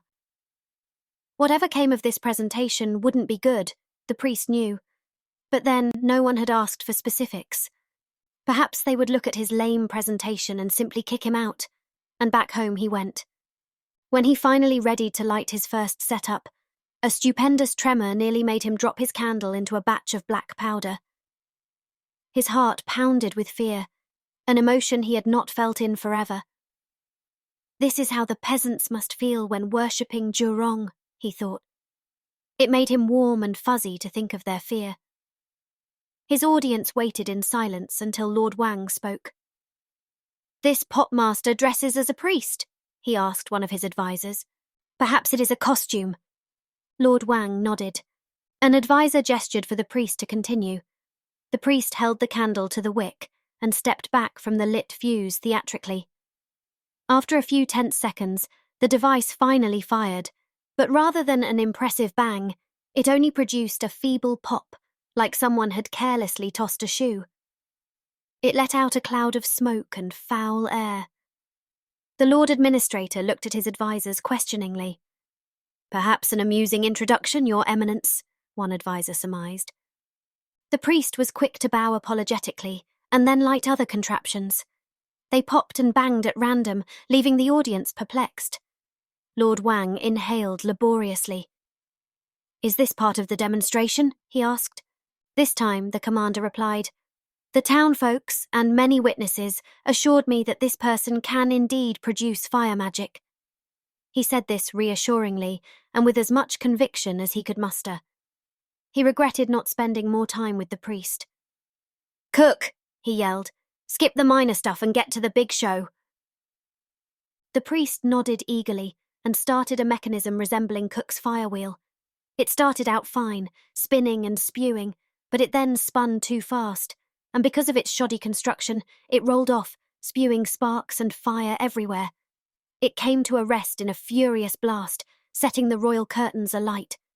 The horrified priest fell to the ground, shoveling dirt at the flames while shaking like a leaf. Surely they would behead him on the spot. Helpers rushed in and extinguished the flames. The commander turned to the Lord. Imagine, my lord, the immense advantage of having this on the battlefield. Upon hearing this, the Lord's unmoving face betrayed a smirk. Many more flaming failures followed, yet every single one inspired a comment from an advisor. Picture it as an invisible boulder hitting the wall. Imagine this on the tip of an arrow, Your Majesty. Power enough to overthrow many kingdoms. One particularly bold advisor lowered his voice conspiratorially. Perhaps even emperors. The more mayhem the priest caused, the more engrossed his audience became. Something dark was going on. The priest sensed it. If he knew one thing, it was evil, brooding thoughts. A bucket of powder caught fire. The crowd delighted in the difficulty of putting it out with water. When the priest finished, everything was burned, including his tools and setup. He bowed, followed by a long silence. He didn't dare look up. The Lord and his advisors exchanged whispers. The commander's thundering voice broke the curse. His Excellency wishes to see a demonstration of your fire wheel on a larger scale. Yes, of course, yes. Thank you, Your Excellency, thank you. The priest would have said yes and thank you to any of their demands. The volcano rumbled upon this, briefly catching the crowd's attention, but then the official continued, Cook, you have 3 days to prepare a bigger and more destructive presentation. Without further ado, the Lord was carried off, dignitaries in tow, and the priest remained alone with the guards. The head of the royal guards stepped up to him and dragged the feeble priest to his feet. Get up, Cook, you have much work to do. 24. A few days later, Ning and her father finished up the afternoon's chores. They were still at their vending spot, loading the cart quickly before nightfall. Ning hung leftover noodles on long sticks to dry when she caught her father repeatedly peeking at the distant palace. Flashes of light bounced off its tall walls, followed by rising puffs of black smoke. Once in a while, a loud bang sounded. What are they doing up there? The cook mumbled more to himself. Ning had noticed him glancing at the stronghold for days, hoping they would give up the experiments. Yet they had not. The noise and smoke never ceased. Stop worrying about it, Ning said. There's nothing you can do, she reminded her father. I don't think the volcano approves of what's happening. It's been fuming for days. Ning sensed her father's impulse and touched his shoulder. Please, father, promise you won't go to the fortress. The cook didn't reply. When they later arrived home, another bright flash lit up the stronghold, followed by a sharp crack and a wad of rising black smoke. Ning found her father yet again, staring at the volcano. As she stored gear for the night, Ning noticed that one of their skimmers was missing. Oh no, she said while looking everywhere. Baba, did you grab the small skimmer? Her father shook his head, and she couldn't find it on the ground nearby. It must have fallen off the cart by that big pothole, she said. I'll go back and look for it. We can't afford a new one. Her father only nodded as Ning ran off. The cook lingered at their home's entrance, but then plodded inside. Shortly afterwards, he re-emerged and hastened away. The cook paced fast and faster up the mineral hills until his strides ended in a frenzy. He ran. When he couldn't go any further, he fell to his knees, facing the mountain. I beg forgiveness. My intentions were good. A few of my fellow humans are foolish, perhaps evil. Noble spirit of the volcano, please forgive me for not stopping them, but I am all but a puny cook. He bowed, kneeling. Suddenly the ground shook longer and stronger than before. The cook looked up uneasily as dust and debris flew. He felt himself slip, impossibly sliding over level ground. A tree in the gully uprooted and crashed into the stream. The tremors increased. What do you want of me? The cook pleaded. He lowered his head once more and bowed. Powdered dust shot from cracks in the ground, right into the cook's face. He didn't dare raise his head anymore. He held his breath and coughed all at once. The poor cook shook as much as the ground and couldn't have stood even if the tremors had ceased. When he dared open his eyes, he found cracks forming beneath him. Dust blasted up, choking him more. Smaller cracks combined to form a crease, widening into a rapidly growing chasm. A rancid smell rose from the openings, dizzying him. Before long, the landscape blurred. As the opening expanded beneath him, the cook's half-conscious mind barely perceived the blazing lava streaming below. The shakes intensified. Thin, loose sand poured over the edges of the chasm. He crouched on all fours, his arms and legs split between the chasm's left and right sides. The edges crumbled, shaken loose by the tremors. Finally, he lost his grip, and the cook slipped away like sand. Ning, meanwhile, had returned home and spoke to her father from the outside through the door. "I found it," she said elatedly. "It sat on the dirt by the flower store. It just needs a good rinsing. I also went to the market. I couldn't find any Heelandu, so I got Jiangdu instead," she said, listening for an answer. "Baba?" She entered and found the kitchen empty. Ning knew instantly what this meant and rushed out. The cook fell for an eternity. Left and right, the chasm's walls flew past him. Embers rose from the lava beneath and zoomed toward him, landing on him and searing his skin. The heat increased. It became unbearable until finally his clothes caught fire and he turned into a blazing, plunging fireball. Cook's descent was finally over when he splashed into the blistering stream. He didn't die, but was dragged off with increasing speed. Darkness set, a sensation of sideways travel set in. He flowed wherever the stream took him. Suddenly, his horizontal travel changed into vertical motion, not down but up instead. He rose rapidly. The cook realized he hadn't breathed in minutes. He had held his breath instinctively, but no longer. An urge to inhale, too strong to resist, overcame the cook. Just when he could hold no more, he was spit out of the darkness.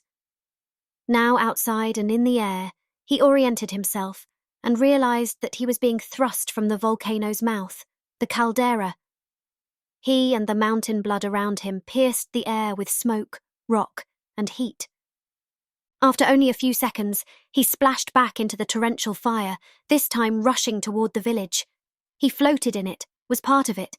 No, he, the cook, now realized in a daze, was the stream.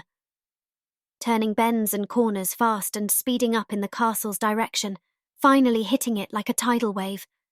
Much of the structure blew apart on impact. Lighter materials burned before being buried. Panicked humans fled from the stream. They fled from him. They screamed, and the cook screamed with them. He shot back to reality, and back to the plain where he still kneeled as before. He gazed around in confusion. Sweat soaked his shirt and pants. But there was more. He looked down at his clothes. They were singed. He pleaded with the mountain. "I don't want this to happen. Tell me what I should do." But the mountain kept rumbling. After running for an hour, the cook arrived at the imposing palace gate, gasping and choked, covered in dust and soaked in sweat. He walked straight up to the front gate. It was closed. It was always closed. From this close-up, the place appeared to be all walls. No windows or openings presented themselves in the 30-foot-tall, solid stone walls. The place looked deserted from here, as no signs of activity were visible. Now and then, a sentry walked past the battlements high above. Why the Emperor would grant a local lord such a fortress defied the cook's comprehension. Apparently, now this lord is looking to wage war. 2 chatting guards, casual but commanding, stood vigil by the gate and examined the cook with displeasure. "I must speak to the lord," the pitiful cook rasped. The guards laughed heartily. "My concern is of the highest order of importance. The mountain is displeased, and we must not anger it any further." With the utmost labour in every word, and without interest in an answer, the bigger guard brought himself to ask, "Who are you? Some peasant?" "A potmaster," said the cook. "Whatever you might be." The other guard, a thin and stringy guy, added, "Make yourself away." The two continued their talk and ignored the cook. but the cook refused to be scared away. At least let me speak to your superior. The larger guard stepped forward. You're still here. Now the second guard moved too, ready to grab the cook. His Excellency is busy building glorious weapons of greatness and will not see anyone. But that's what I need to warn the Lord about. The person building those weapons is a charlatan. A what? Not in my, vocabulary, said the other. An imposter, a fraud, said the cook. How does a peasant know so many words? My mother was a teacher, the cook said. A woman. Whatever, stop bothering us. The cook stepped forward and stared nervously at the mountain. The guards became alarmed by Cook's insistence. His eyes darted about in a craze. We must not misuse the mountain gift, or we will all perish. The guards lost patience. What is this thing with a mountain? The hefty guard rubbed his head. He's crazy and must be arrested, the stringy guard concluded. Agreed. They rudely grabbed the cook by the collar. He struggled, but stood no chance. Are you bringing me to your lord now? Right, said the big guard, laughing, and with that, they dragged him off into the fortress. Just then, Ning came running and witnessed her father getting pulled through the gate. She ran up to the wall, but the gate slammed shut right in her face. She banged on the massive doors, but in vain. No one came, and no one cared. 25. Ning rushed into their house. It had cost her all the strength to remain composed on her dash home, but she couldn't hold herself together any longer. As soon as the door slammed shut behind her, tears flooded from her eyes, and her mouth flew open. She sobbed and despaired. To argue for her father's release, she tried the official channels, but many bureaucrats wouldn't even acknowledge that the cook was in the stronghold. The guards at the gate wouldn't allow her inside or let her talk to their superiors. I am free, but as stone-walled as my father, she thought. The longer her father stayed there, the gloomier his outlook became. After all, her father had done nothing wrong. He was a victim of foolish arrogance. He was only trying to help. She had to free him. But then what would they do?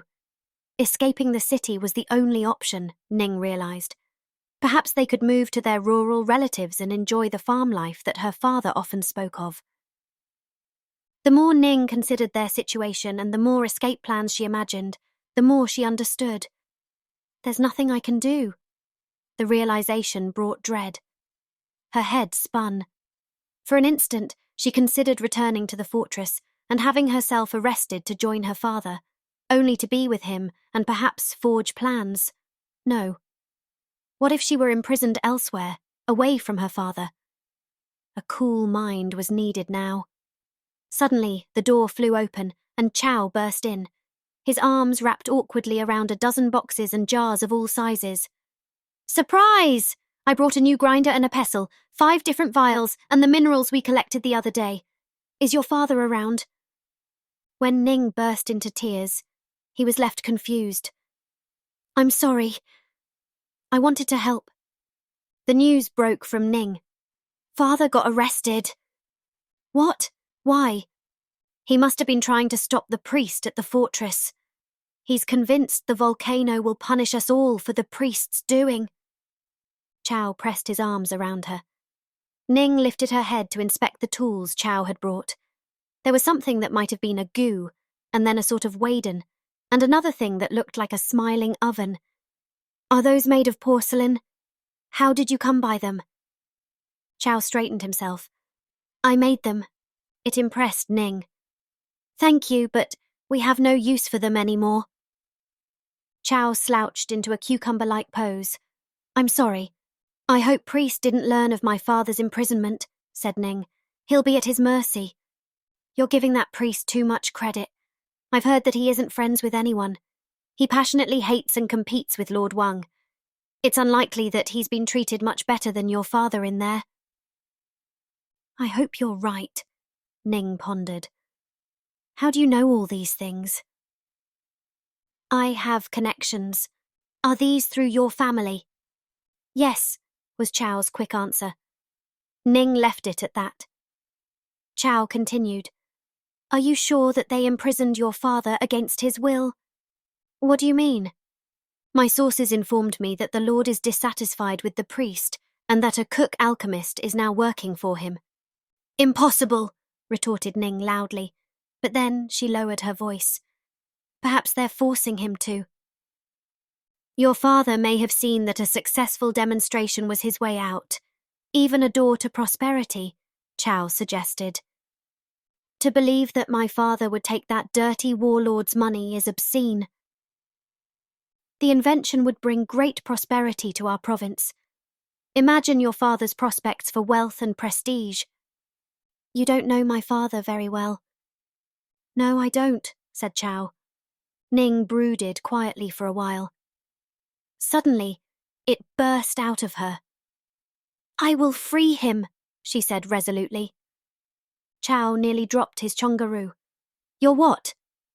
But then he considered the idea. We might build a ladder with wheels. Ning's eyebrows dropped and rose again. What are you talking about? She asked.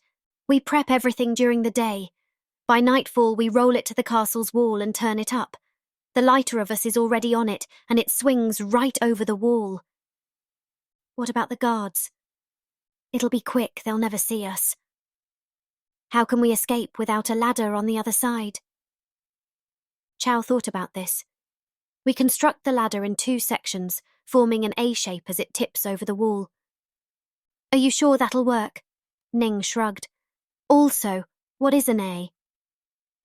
It rises in the center like a roof, explained Chow. You can go up or down on either side. I'd rather not. Or, perhaps we'll build an outsized kite, strap you into it, fly past the wall, grab your father and float to safety. We'll be in the sky, visible to all. We'll distract the guards with flying lanterns. What if the flames set everything on fire? That is an even better distraction. Right, we could also, And now Chow thought really hard. This one took him a while. What if we mounted a dozen shovels on a wheel and spun it near the wall to dig a tunnel under it extra fast? He asked, beaming. Ning frowned. Chow, this isn't a game. I only wanted to be helpful. His smile and excitement vanished. Instead of toying with these silly ideas, think about how my father's future is at stake. She paused and sobbed. Perhaps his life. Chow's face dropped. He made Ning cry. I'll be going now, he said nervously, and rose. Come over if you need anything. And with that, he left. Ning browsed through the materials. She was angry with Chow, with the world, with her father, with herself. Ning sat quietly for a while, but then rose and did the one thing she knew without thinking. She began to cook. With all the running, sobbing, and arguing, she didn't realize how hungry she was. Luckily, the mountain blood in the stove was still hot. While the noodles sizzled, her mind raced for a solution. Walk to the keep and bribe the guards with soup. No, this would never work, not at the castle. What if they kept her father for many months? She could not easily run the cart without him. Maybe they would make her father a cook in captivity. Imprison him, yes, but have him work for his stay. This was an optimistic idea, but Ning knew they wouldn't use a street cook for royal fare. He might prepare meals for the servants and soldiers, though. Ning felt bad for sending Chow away, but did she feel sorry for her actions, or rather for herself, now that she needed help but had none? Ning felt terrible for being selfish. It was nice of Chow to return. It was thoughtful of him to bring all the gifts that he did. She ran her eyes across the materials he had left. They weren't all homemade. He must have paid a small fortune for them. After only a few seconds, her mind returned to her father. What would they do to him? Perhaps he was sent to a holding cell to teach him a lesson, and would be released shortly. She should wait a few days before taking action. Ning sat and waited. After only an hour, she couldn't bear it any longer. What if they locked him in the deepest, darkest cell and forgot all about him? Leave him there for the rats. Those drunken guards perhaps never even told their superiors of the arrest. She needed action. They would have to leave town and their home. Ning had never met her farming relatives. She and her father would farm and after a decade, return. Their future was already in shambles. Their lives were nothing like they used to be. It was difficult to sell soup on her own, definitely more so while her father was starving in some dank prison. Ning had to take action. She would enter disguised as a vendor and sneak into the catacombs. There, with her father in tow, she'd escape under the same guise. How would she open the lock? She would bring a pot, not filled with soup, but with acid, to dissolve the lock. Right, how about the street kids? No. Why even consider involving them in a dangerous plan that has no chance of success? The guards would never admit a strange vendor, or let her visit the dungeon. Ning could think of 1,000 other reasons to fail. Suddenly, the room shook. Chow's vials rolled off the table. The cookware rattled. A powder-filled jar fell and spread dust all across Ning's shoulders. She brushed it off. The volcano was at it again. The constant shaking had become the new normal. Outside, not many people reacted anymore. A few prayed or made offerings to the mountain. Suppose her father was right all along. The volcano would not stop. Its anger was only rising. 26. Boom! Moo! Me! Bah! Cook! Such were the sounds at the stronghold early this morning, as the priest loved testing his loudest creations in the wee hours of the day. Multiple guards surrounded him, but they had wised up and kept a healthy distance from his dangerous and ever-failing contraptions. Blam! Another sizable charge went off, and a horde of chickens ran about loudly. A shepherd came walking briskly from the stables. "Is this noise necessary, cook?" he asked the priest. "You're upsetting the sheep." "Absolutely," replied the priest, without looking up. He already prepared the next charge. The man plodded off. The priest enjoyed his mischievous powers. A dim spot in this dark disaster he was forced into, but he wasn't merely upsetting the animals. "Priest, must you do these things early?" complained a grumpy night guard who had just woken from his post of guarding. "Yes," said the priest. "Only at this hour is the sun aligned with the volcano for maximum alchemical effect," he lied. "But you tested them successfully yesterday afternoon, did you not?" Upon hearing this, the priest looked up angrily. "You can always complain to your commander," he hissed, "and I will explain these vital tests to him and to the emperor." That was enough to silence the guard. He waved his hand dismissively, adjusted his suspenders and plodded off. The priest grinned. These were the moments that made him tolerant. But the noise wasn't simply to annoy the guards. No, the stench and sound from the stables had been thorns for days now. Setting him up near the stables, smiths and carpenters seemed a logical choice for his masters. But the priest detested the smells and sounds, and now spent his entire day planning and plotting to force them to move him to a more favourable location. Another guard arrived. "We're moving you to the rear of the building. Pack your stuff." His plan was fruitful. Not only was it quiet back there, but there were fewer eyeballs to witness his plan's next step, the getaway. The priest formed a plan for an escape device, although he didn't yet dare experiment on it in front of everybody's eyes. He experimented with hissing engines, the same ones he'd attached to the spinning wheels, but bigger, with varying weights attached to them. Luckily, there was no rush. For now, he possessed everything he needed, and some things he didn't. Lodging, food, and resources, more than he could have hoped for or afforded on his own. Perhaps he would expand his agenda to find better ways to restart his idol, and only then plot his escape. These resources were a heaven-sent blessing. "Jurong be praised," chuckled the priest. In the distance, the commander approached. One of his men caught him before he could reach the priest, and they conversed in a hushed tone. "Sir, shouldn't we conduct these tests outside of the fortress for safety?" "No," replied the commander briskly. "The Lord wishes the experiments to remain secret," he said, looking at the priest, who pretended not to notice that it was him they talked about. Furthermore, we don't trust this person who claims to be a potmaster. Any progress? The guard shook his head sideways. We get bangs, we get puffs. This is either very difficult or that cook is incompetent. The priest eyed the men and finally strode over. This is unacceptable, he grumbled. I cannot work under these conditions. I require a wide-open space. He pinched his chin in thought. Ideally near a river. The priest grinned in his mind's eye as he pictured himself escaping in a barrel. Cook, that will not happen, said the commander. The priest did not hide his dissatisfaction. In that case, I require helpers. How many? The priest made up a number. 10. The commander paused. Do you require special skills?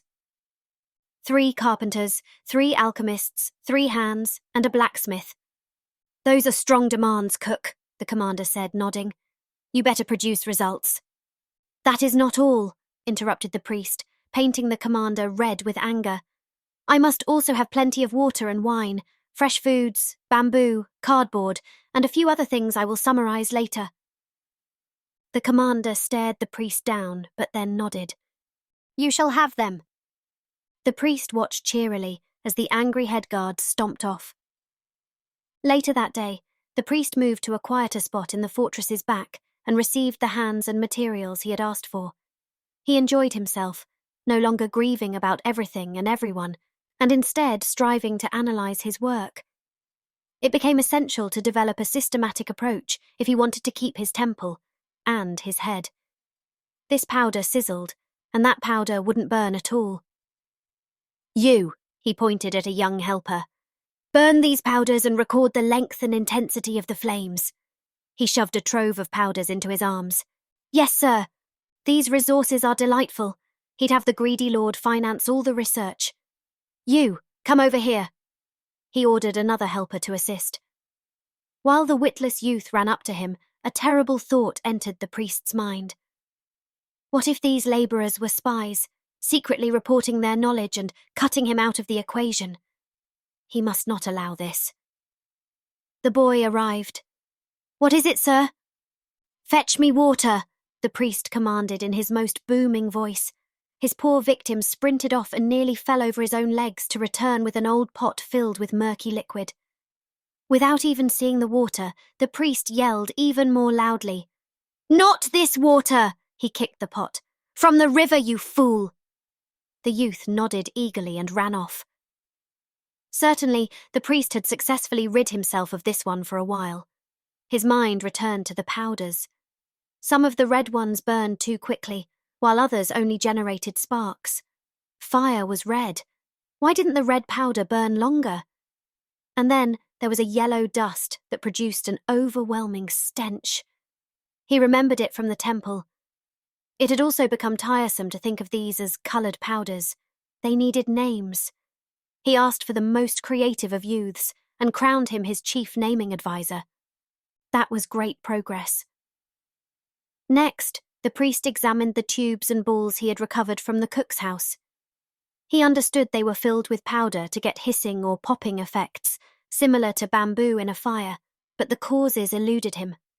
More experimentation was warranted. He lit the tubes from one side, then from both ends, and observed the reaction.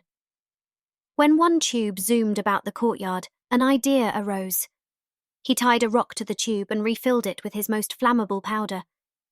As he had hoped, the tube still flew about, even up into the air.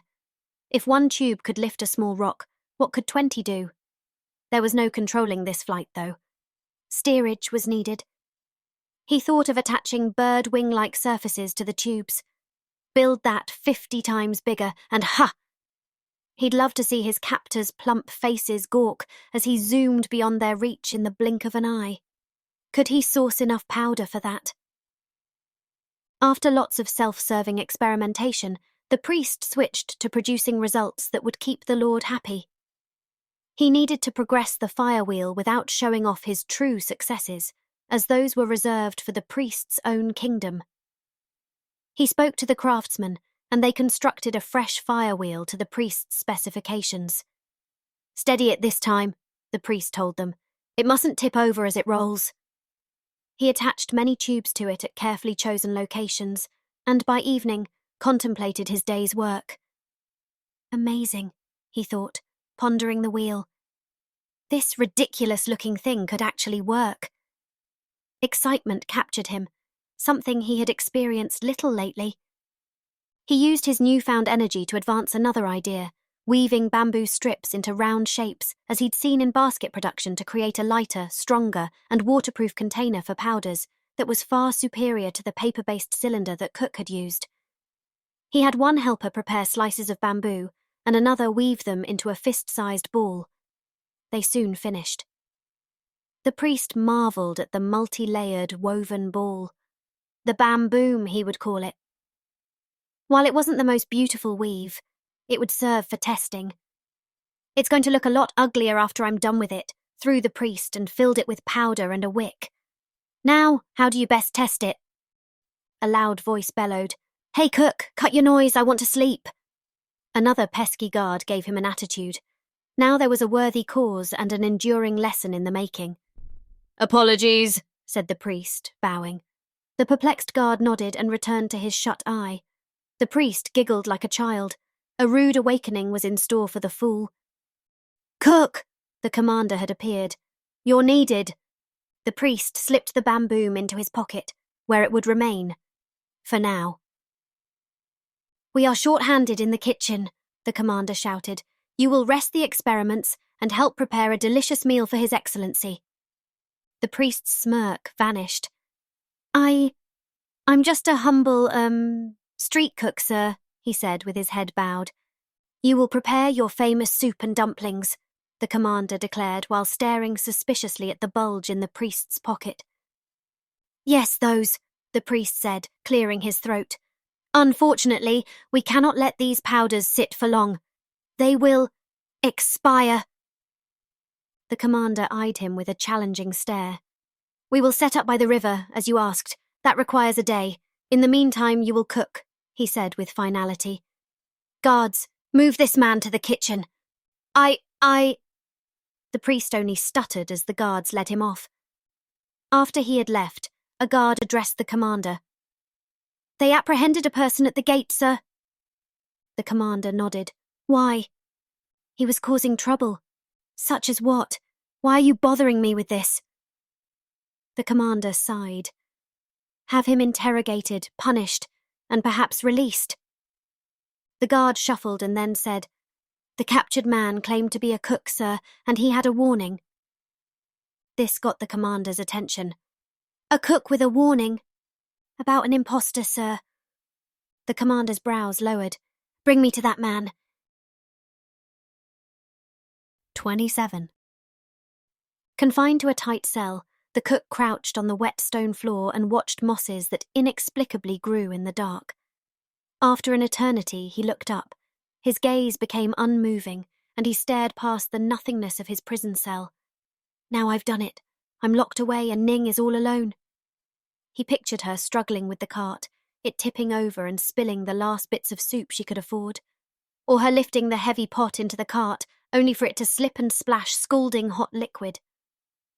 His foolishness put his daughter in danger. Ning didn't deserve a useless father like him. He was without means of communication. There was no way to inform her where he was. Perhaps her smarts would tell her, though, unfortunately. Dumb. So dumb he was. What business of his were the Lord's affairs? The mountain would devour them all. Of that, the cook was certain. He hoped Ning would escape in time. No other inmates were near him. He looked around his cell. In the corner stood a bamboo structure that resembled a bed frame, a pot that didn't look, or smell, as if it were for cooking, and, oddly enough, a rock. The cook picked up the rock and observed it. From what he saw in this darkness, it shone. "You're going to be my only friend down here," he told the rock and set it down. He used his finger to dig aimlessly into the ground. If only he possessed a tool to tunnel with, like a spoon. Cooks always have spoons on them. He didn't have a spoon. He recalled the spoon holder Ning had made for him and how he had hung his spoon neatly at home. It wouldn't matter now. If he started digging, what would he do with all the dirt? The guards would find it and connect the dots. It was laughable to even consider digging a big enough tunnel with a spoon. With his luck, they would transfer him before he completed the excavation to flee on that moonless night. The cook submitted to wasting away in this dreary space. His eyelids became heavy, and soon he drifted off into slumber. I better not be dreaming of mountain tubes, he thought. He heard the clanking of dishes. Dinner. A guard brought soup in a bowl. The cook hungrily gulped it down and frowned. "This is awful," he said, wiping the dreadful flavour off his tongue. "Oh, sorry, my lord, is it not good enough for you?" said the unappetising man. "Just so you know, I ate the same soup.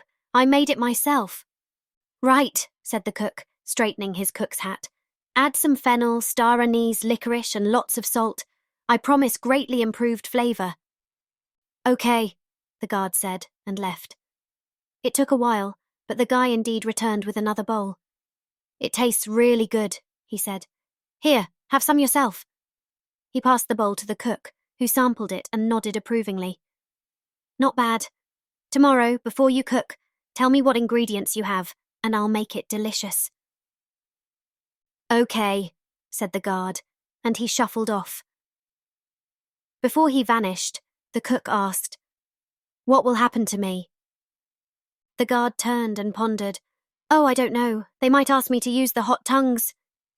The cook calmly contemplated this and concluded, "I've burned myself too many times to count. It has lost its terror." "Great," said the guard without being sarcastic. "We also have standing cells. No sitting in there, only standing. I've stood behind the cart for days on end. My legs are sturdy. And then there's the noodle torture." "And what is that?" "We feed the victim terrible noodle dishes." "No," the cook wanted to tear his hair out. "Nah, we don't have that," the guard said, smirking. "But we have those other things." And with that, he was off. Cook wasn't sure what to make of the man's humour. He noticed that he'd left the bowl and spoon behind. For a long time, nothing happened. With the lethargy, dark thoughts entered the cook's mind. Had the mountain rock truly been a gift? He wasn't so sure anymore. The volcano was still rumbling despite his best efforts. He was no fire magician. Now, Chiang's henchmen would overrun Ning, and his old customers would quickly forget about him. He had played into his competitors' hands with his foolishness. The cook felt his mind drift, and a dull ache of boredom take over. He tried to sleep. No luck. Absent-mindedly, he dug into the ground with his spoon. Just as he was ready to give up and return to sleep, a hopeful glimmer emerged from the dirt. He could hardly contain his excitement as he spotted flecks of red iron oxide and yellow club moss in the soil. With newfound enthusiasm, he gathered handfuls of soil and carefully sifted through them to find any coloured elements. If he found enough of them, combined them at the right ratio, and somehow found a source of heat, perhaps he could burn his way through the bamboo stakes of his cell. He stored the precious dirt in the hollow legs of his bed frame and went to sleep.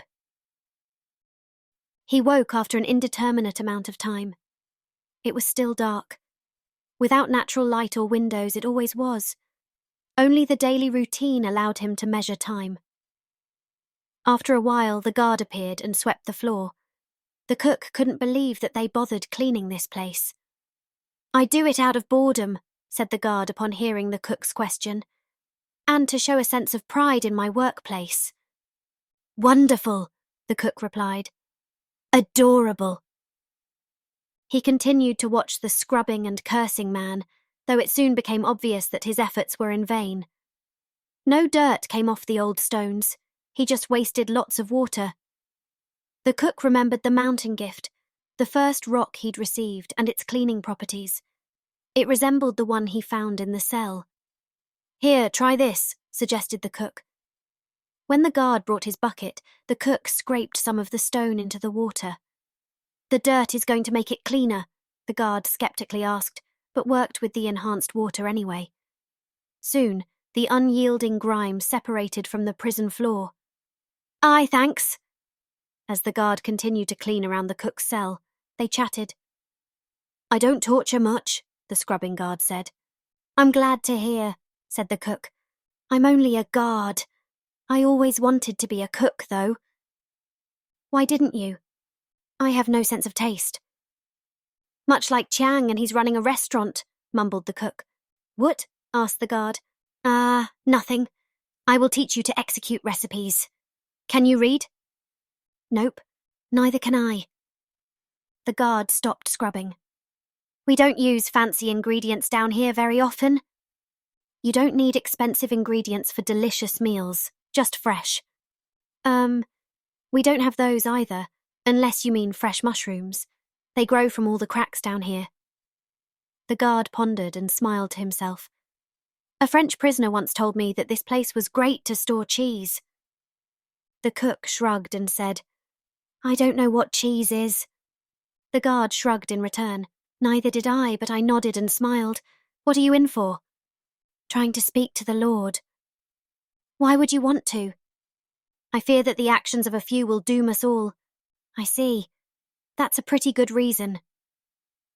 The guard thought this over. Perhaps I will relay your message. The cook shot awake. You will? Nah, no one listens to me. I'm the lowest rung on the ladder. The cook deflated. They heard a door unlock, followed by footsteps. I better go. A guest, the guard said. Guest, ha! The cook thought. Suddenly, a commanding voice sounded from the dungeon's entrance. Where's the guard on duty? The voice yelled. Here, right here, sir. The cook imagined hearing the guard fall backward. Get me the guy arrested at the gate, the stern voice said. At once, my lord. After only a few seconds, the guard and another, taller soldier, the commander, arrived at the cook's cell. Prisoner, a big visitor for you, the guard said in an official tone. Make off, the commander said, barking. The guard scuffled off, and the commander turned to the cook and said, You have wanted to warn the Lord about a dangerous man within our walls. Describe this person. He's tall, with bound hair and a pointy beard. People know him as the priest of Zhurong, said the cook. And who are you? I'm Ji Hua, the cook. How do you know about the priest and his actions? Ning Shu, my daughter, saw your soldiers leave our kitchen with this man, whom we know as a priest and a charlatan. The commander pondered for a second, then said, That was your kitchen. We came to it, I see. What was this priest doing there? I believe he was stealing. If you are the person who invented these fireworks, prove it. Build us an exploding device.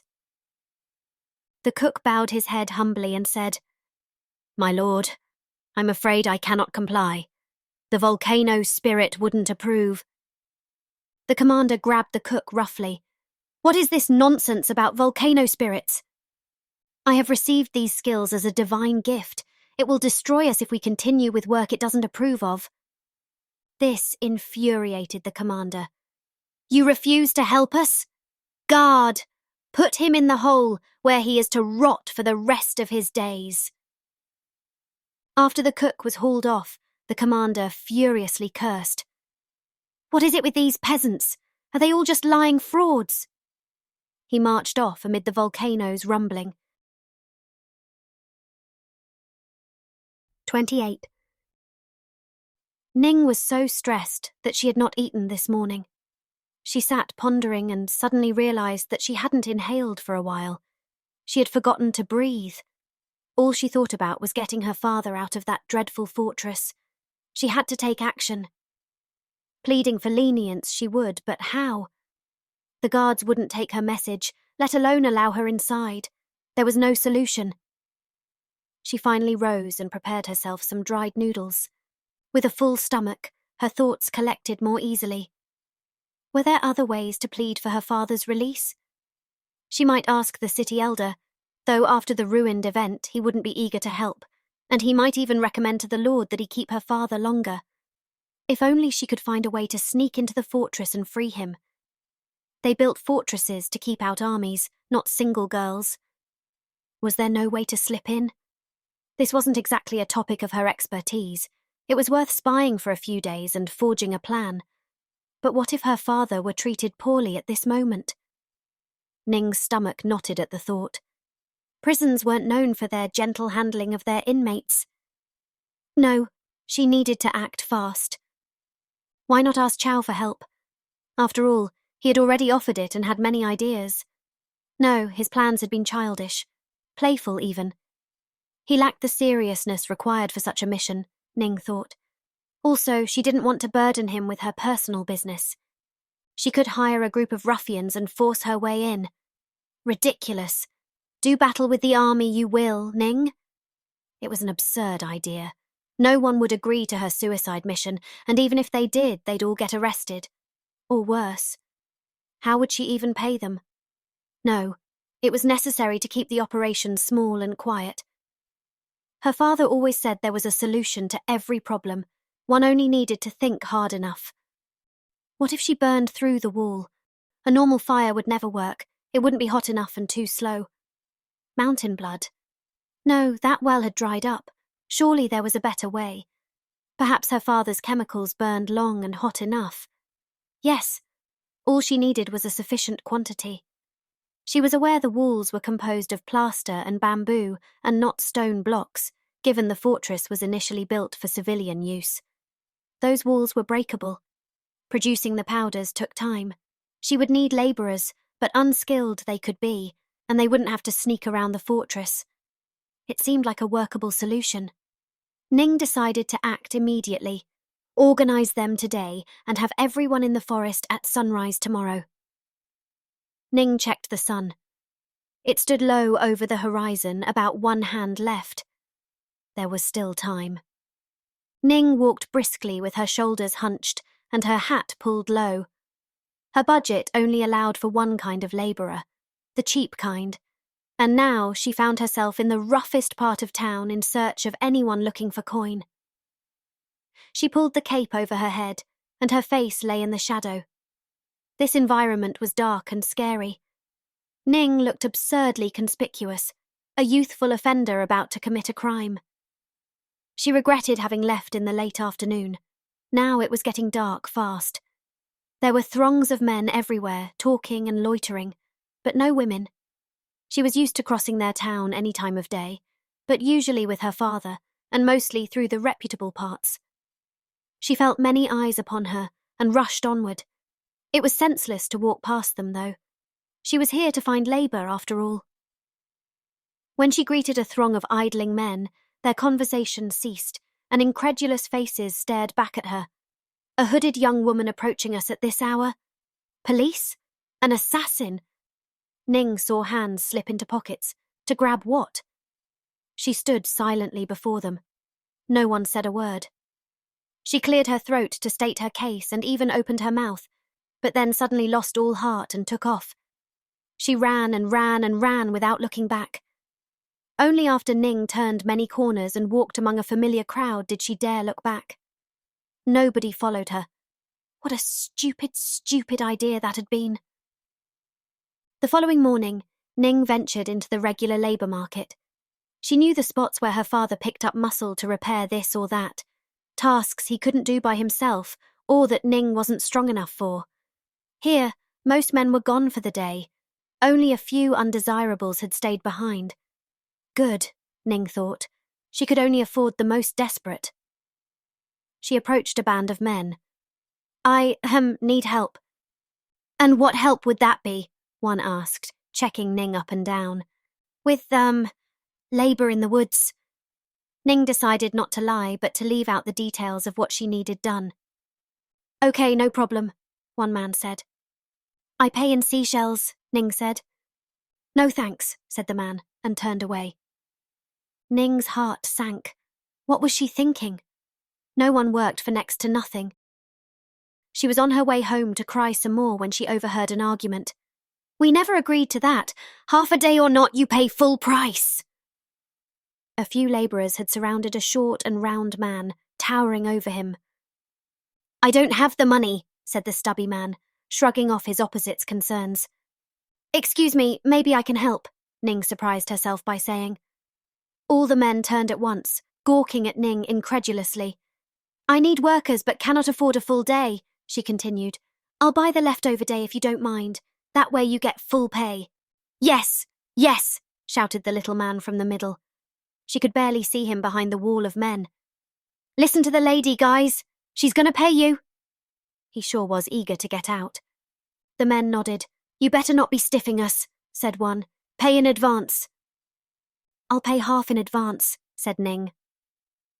After short deliberation, the workers agreed. She had a full crew for half a day. When they arrived in the wooded area, Ning was overjoyed to find supplies her father had left behind. He had assumed he would return, of course, but his imprisonment made that impossible.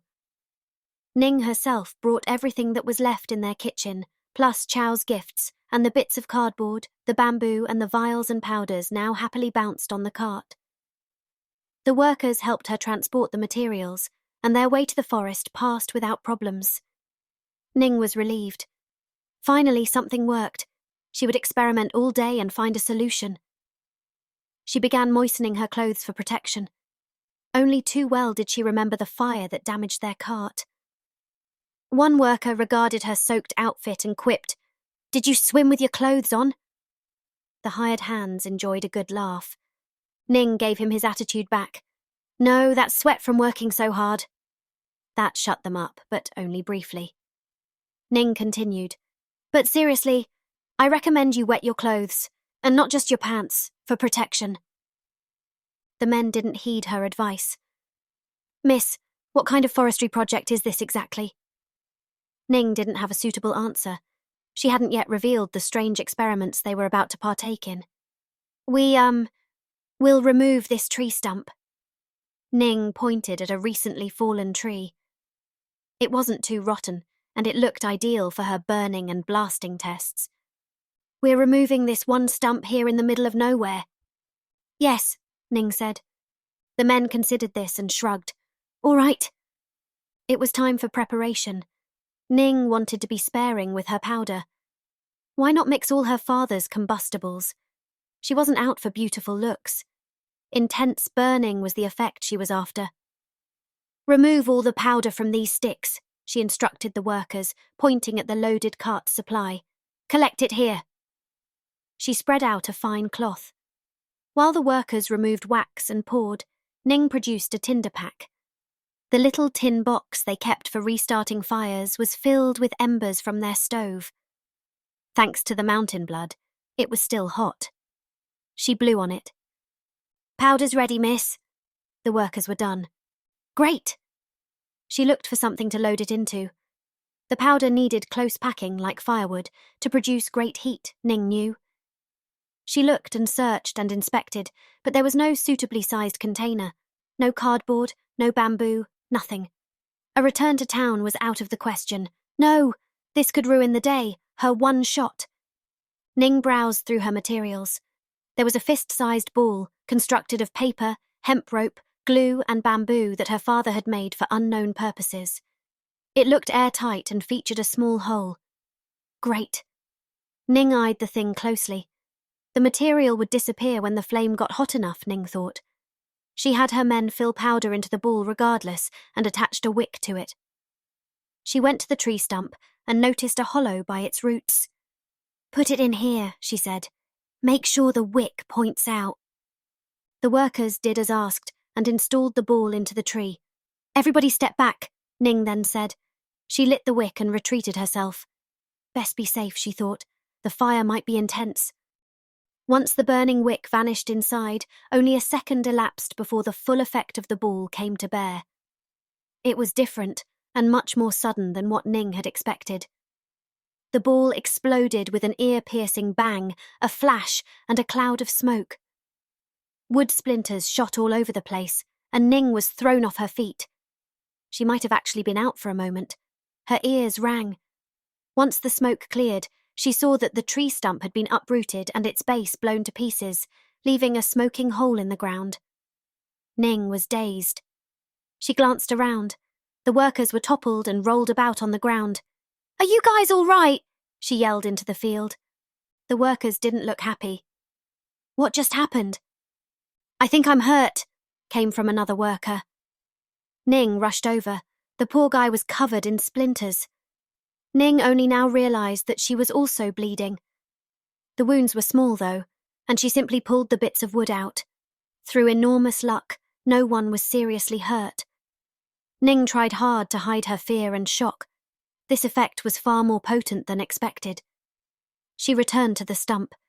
It was just inundated with exposed white wood everywhere. The blast broke even thicker roots into splinters. When she turned, she found the workers gone. She lifted her hand and found it trembling. Do I know what I'm doing? To Ning's great surprise, the workers returned shortly after. With them came an officer of the SHU, the local police force. That's the fire witch, yelled a worker, pointing at Ning. The officer first inspected the grounds, then came to Ning. Are you doing fire magic? Ning laughed. Of course not. The officer scrutinised the exploded wood bits. Why is this wood all shredded? He looked her over closely. I hacked it apart. It was in my way, said Ning, fear sweat forming on her forehead. Did the guy know about her father's arrest? The officer again inspected the splintered stump. Well, she's sweaty and full of splinters. The amateur hacking also looks like the work of a girl. Ning squinted, but kept her mouth shut. The officer now turned to the labourers. And how do you claim she did this? With her magic ball, said one hysterically, pointing at a bomb fragment. With a ball, like crystal, the officer asked, snorting. No, the worker said angrily. It was of wood and bamboo. The officer nodded mockingly. Wood exploded into the other wood. How does that work? It spat out fire. Fire came from the wood, like it was burning. No, quickly, very quickly, said the aggravated worker, gesturing quickly by moving his arms fast. The officer sighed. All right, guys, I see nothing wrong here. He herded the workers, saying, Come with me to sleep off your hangover. The labourers loudly protested, but the SHU officer would have none of it. He turned to Ning. These day labourers are all the same. Drunk in the morning.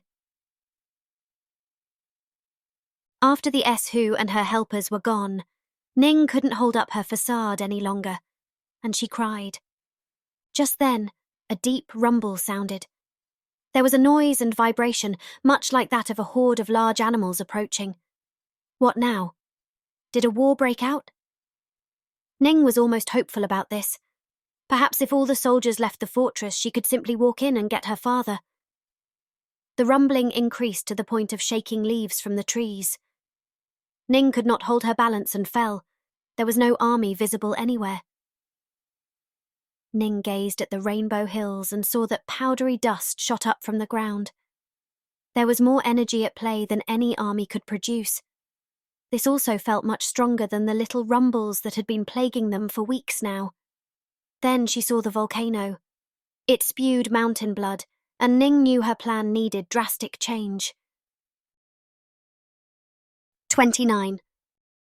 The priest had just ruined his third chow mein. How he despised cooking. It was a peasant's work, but he had seen servants prepare meals before, experiences he now hoped to draw from. The priest had butchered the meat, but he had also butchered the dumplings, the fried rice, and somehow even the soup. This morning he worked in a kitchen very different from where he stole the fireworks. In this royal cookery, space was no luxury, and neither were the 10 large stone hearths, each with an adjacent workspace. 8 cooks lined the walls, while 2 more waited in the room's centre, their gear neatly arranged behind each station. Large chimneys removed smoke and heat for excellent visibility and passable temperatures, and pressurized water was received from a source on the roof.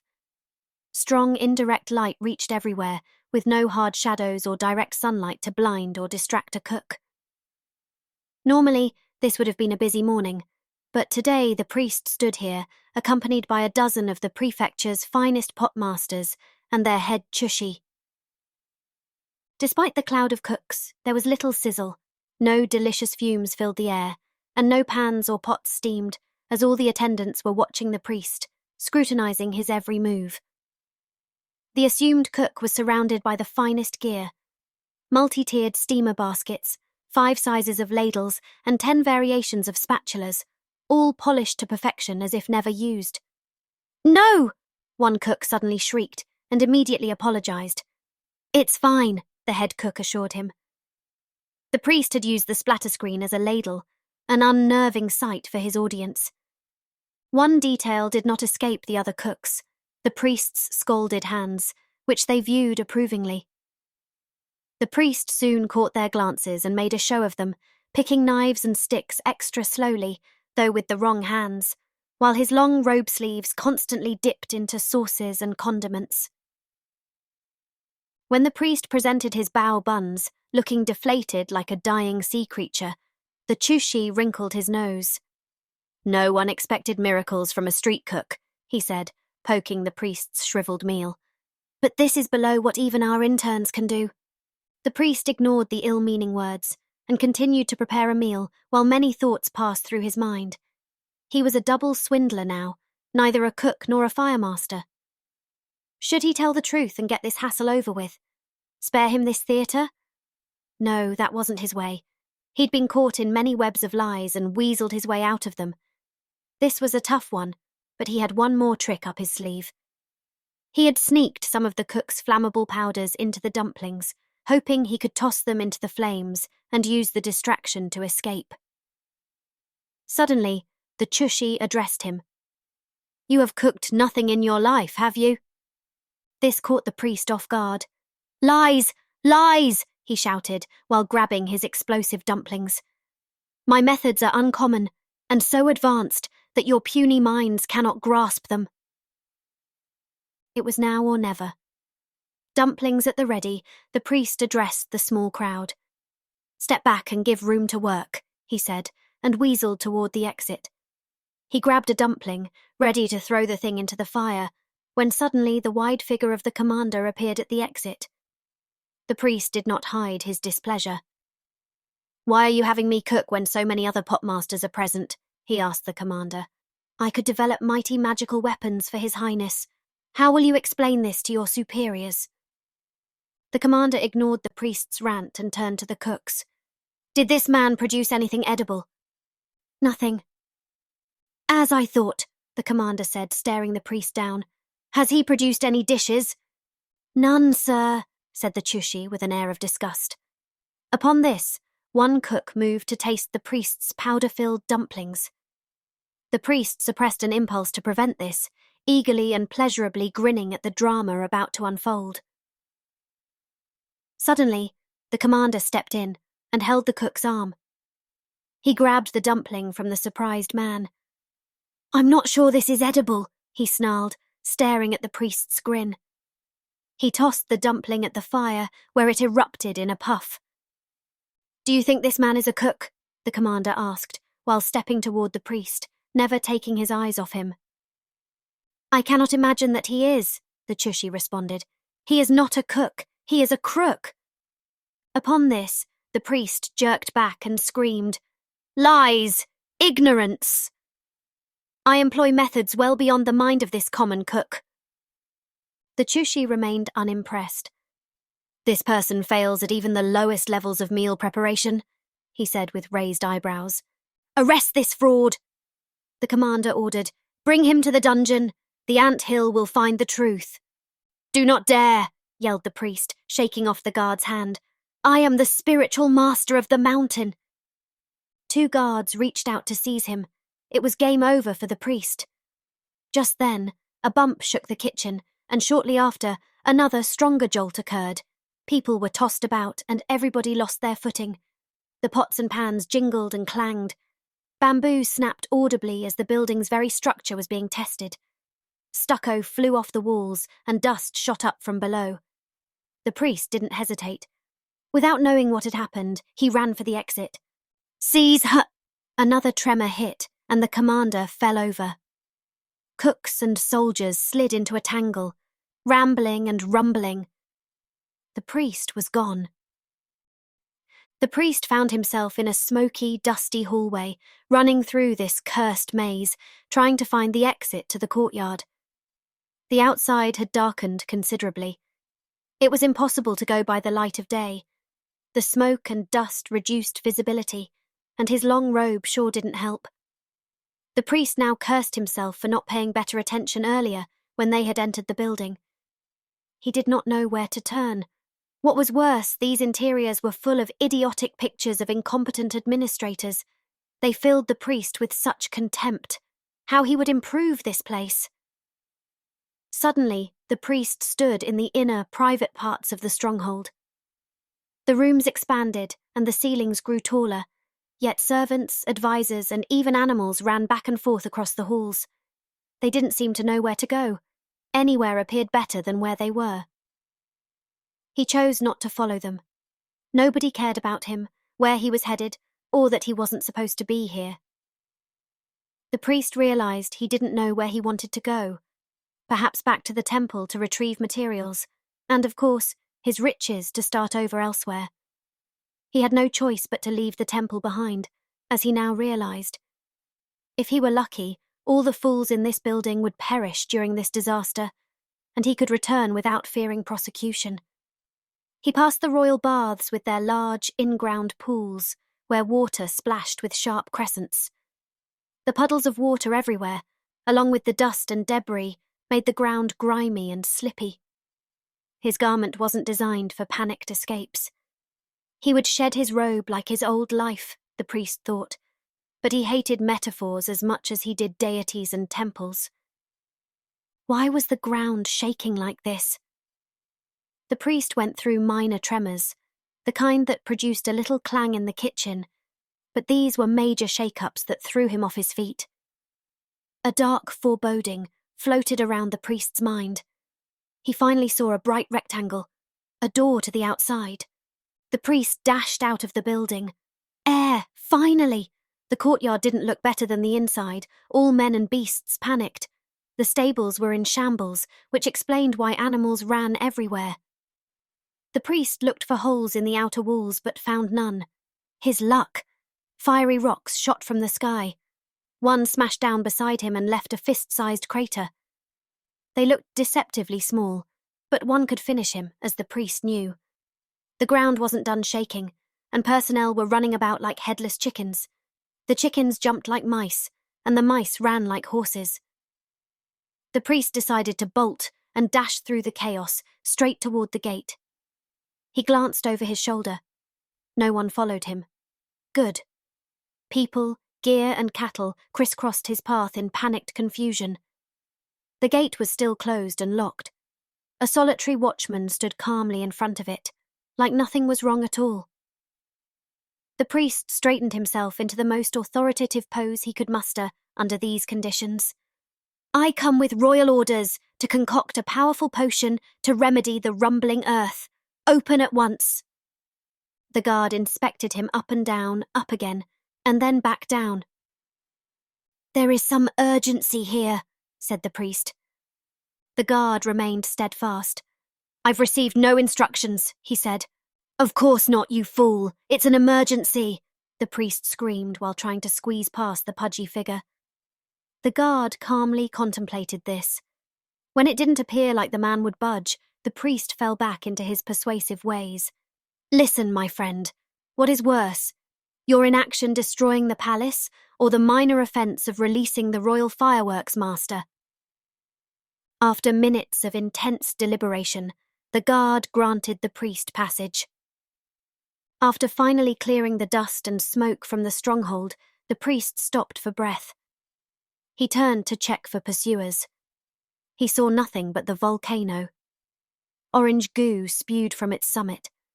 A towering cloud the size of a city hung over it, turning this afternoon into night. Lightning strobed and slithered around the cloud. Even the priest, normally impressed by nothing, stared at it in awe. Multiple red snakes emerged from the mountain's top. Rivers of fire. The mountain gods showed their dismay. With him, perhaps. The priest reached the Rainbow Hills. They reeked. The earth shook so violently that the priest had to sit down. He observed the land before him. Dust spewed from the dry grounds. The once lazy stream now splashed about. At its banks, large boulders came loose and plunged with fuming voracity. Cracks formed on the creek's sides. Entire ledges of material separated, then slid and crashed into the valleys below. Fractures formed closer to the mountain, fissures with steam venting from within. A sluggish worm of dark red material overran a solitary hillside house. Was this stuff alive? It appeared like water or mud, but veins ran through it like demon skin. Zhurong's fingers. The mountain god sure yielded many of them. Anything the fingers touched flared and burned. It began to rain ashes and embers. The priest rose. If he needed extra motivation to move on, this was it. 30. Seize him! The commander shouted. The words felt familiar, but the priest had vanished, made a break, and bolted.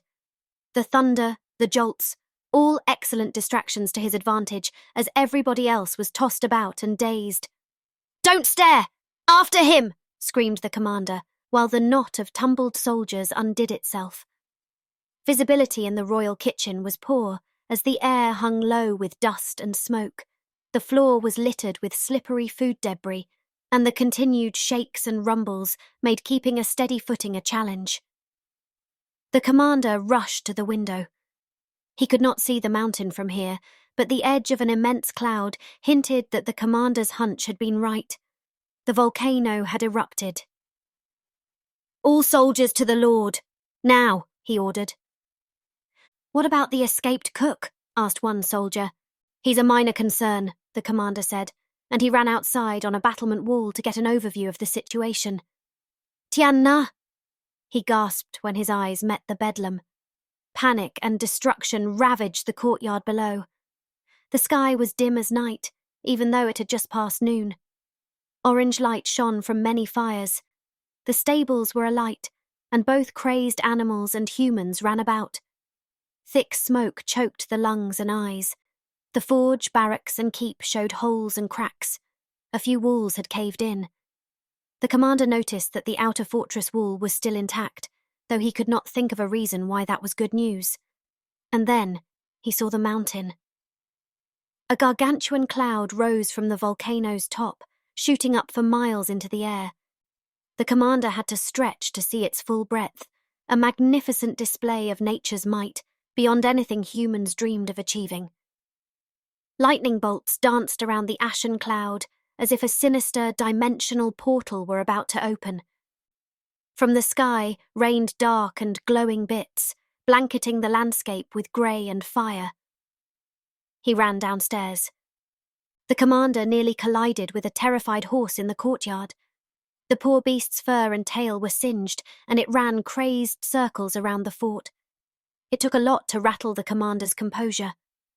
He was a man with a history of battle, but this bedlam was beyond any combat he had witnessed. 100 armies could not have inflicted damage so quickly. Soldiers, workers, clergy, and royalty stumbled about, unsure whether to flee or assist, seek cover or extinguish. A deafening boom sounded. Another round of explosive eruptions had broken the cauldron's shape. The blasts forever altered the mountain's top, with a broad section now missing. Thick streams of red streaked down it like a melting candle. The commander shook his head. He was not terrified, but awed by the magnitude of the event. What a bold display of unearthly power! How can we hope to save our feeble selves from this? There was no quick answer, but a not-so-small part of him enjoyed the challenge. Shouts from his arriving men pushed the commander out of his contemplation. Sir, we retrieved the Emperor's carriage! Simultaneously, a single soldier came stumbling from the inside, carrying the quietly whining ruler on his back like a baby. The others rushed to assist and place the leader in a carriage. His Highness scraped a knee. The commander's glance jumped from his soldier to the lord, then from his men to the scrape. "We'll have that looked at when he's out of the fortress," he said. The lord stirred. "I don't wish to leave." "My lord, may I suggest you retreat to safety?" The commander looked up at the mountain and its growing trails. "Mountain blood is threatening the town and palace." "Stop it then," demanded the ruler. We act as reasonably as possible, the commander replied, trying to sound reasonable. When the lord didn't acknowledge the imminent danger he was in, the commander added, It's that, or you die. Oh, the feeble man bit his fist. His men smirked. The commander gestured, and they dragged the royalty away. Take him to the winter residence. That ought to be safe from the mountain's wrath, the commander ordered. Use 20 men, lead the horses behind you. The animals are distraught and will remain unusable until you make way. Wait at the residence for orders. The commander glanced woefully at the fuming mountain and around the fort. Fast action was needed. How do we even hope to mend this chaos? He needed a higher vantage point to develop a strategy. The only places tall enough were the guard towers, but the smoking structures were a dangerous proposition. Not only was fire smouldering somewhere within them, but rocks and debris had hit them in many places, weakening their integrity. All the while, shakes and jolts threatened to crumble them entirely. Without better options, the commander didn't hesitate to ascend. He chose to climb, as the many holes and exposed bamboo offered convenient hand and footholds. As he worked his way up, he scraped his knee. He thought of his lord and grinned. At the top, the low-hanging fog and obsequious ash made visibility poor. Yet the commander could glance at a few details up the mountain. Ash-covered animals dashed down the slope. Some rolled lifelessly down the incline. The poor beasts were distressed, singed and dying. Many farms had become scalded and charred, a landscape much like hell's floor, the commander thought.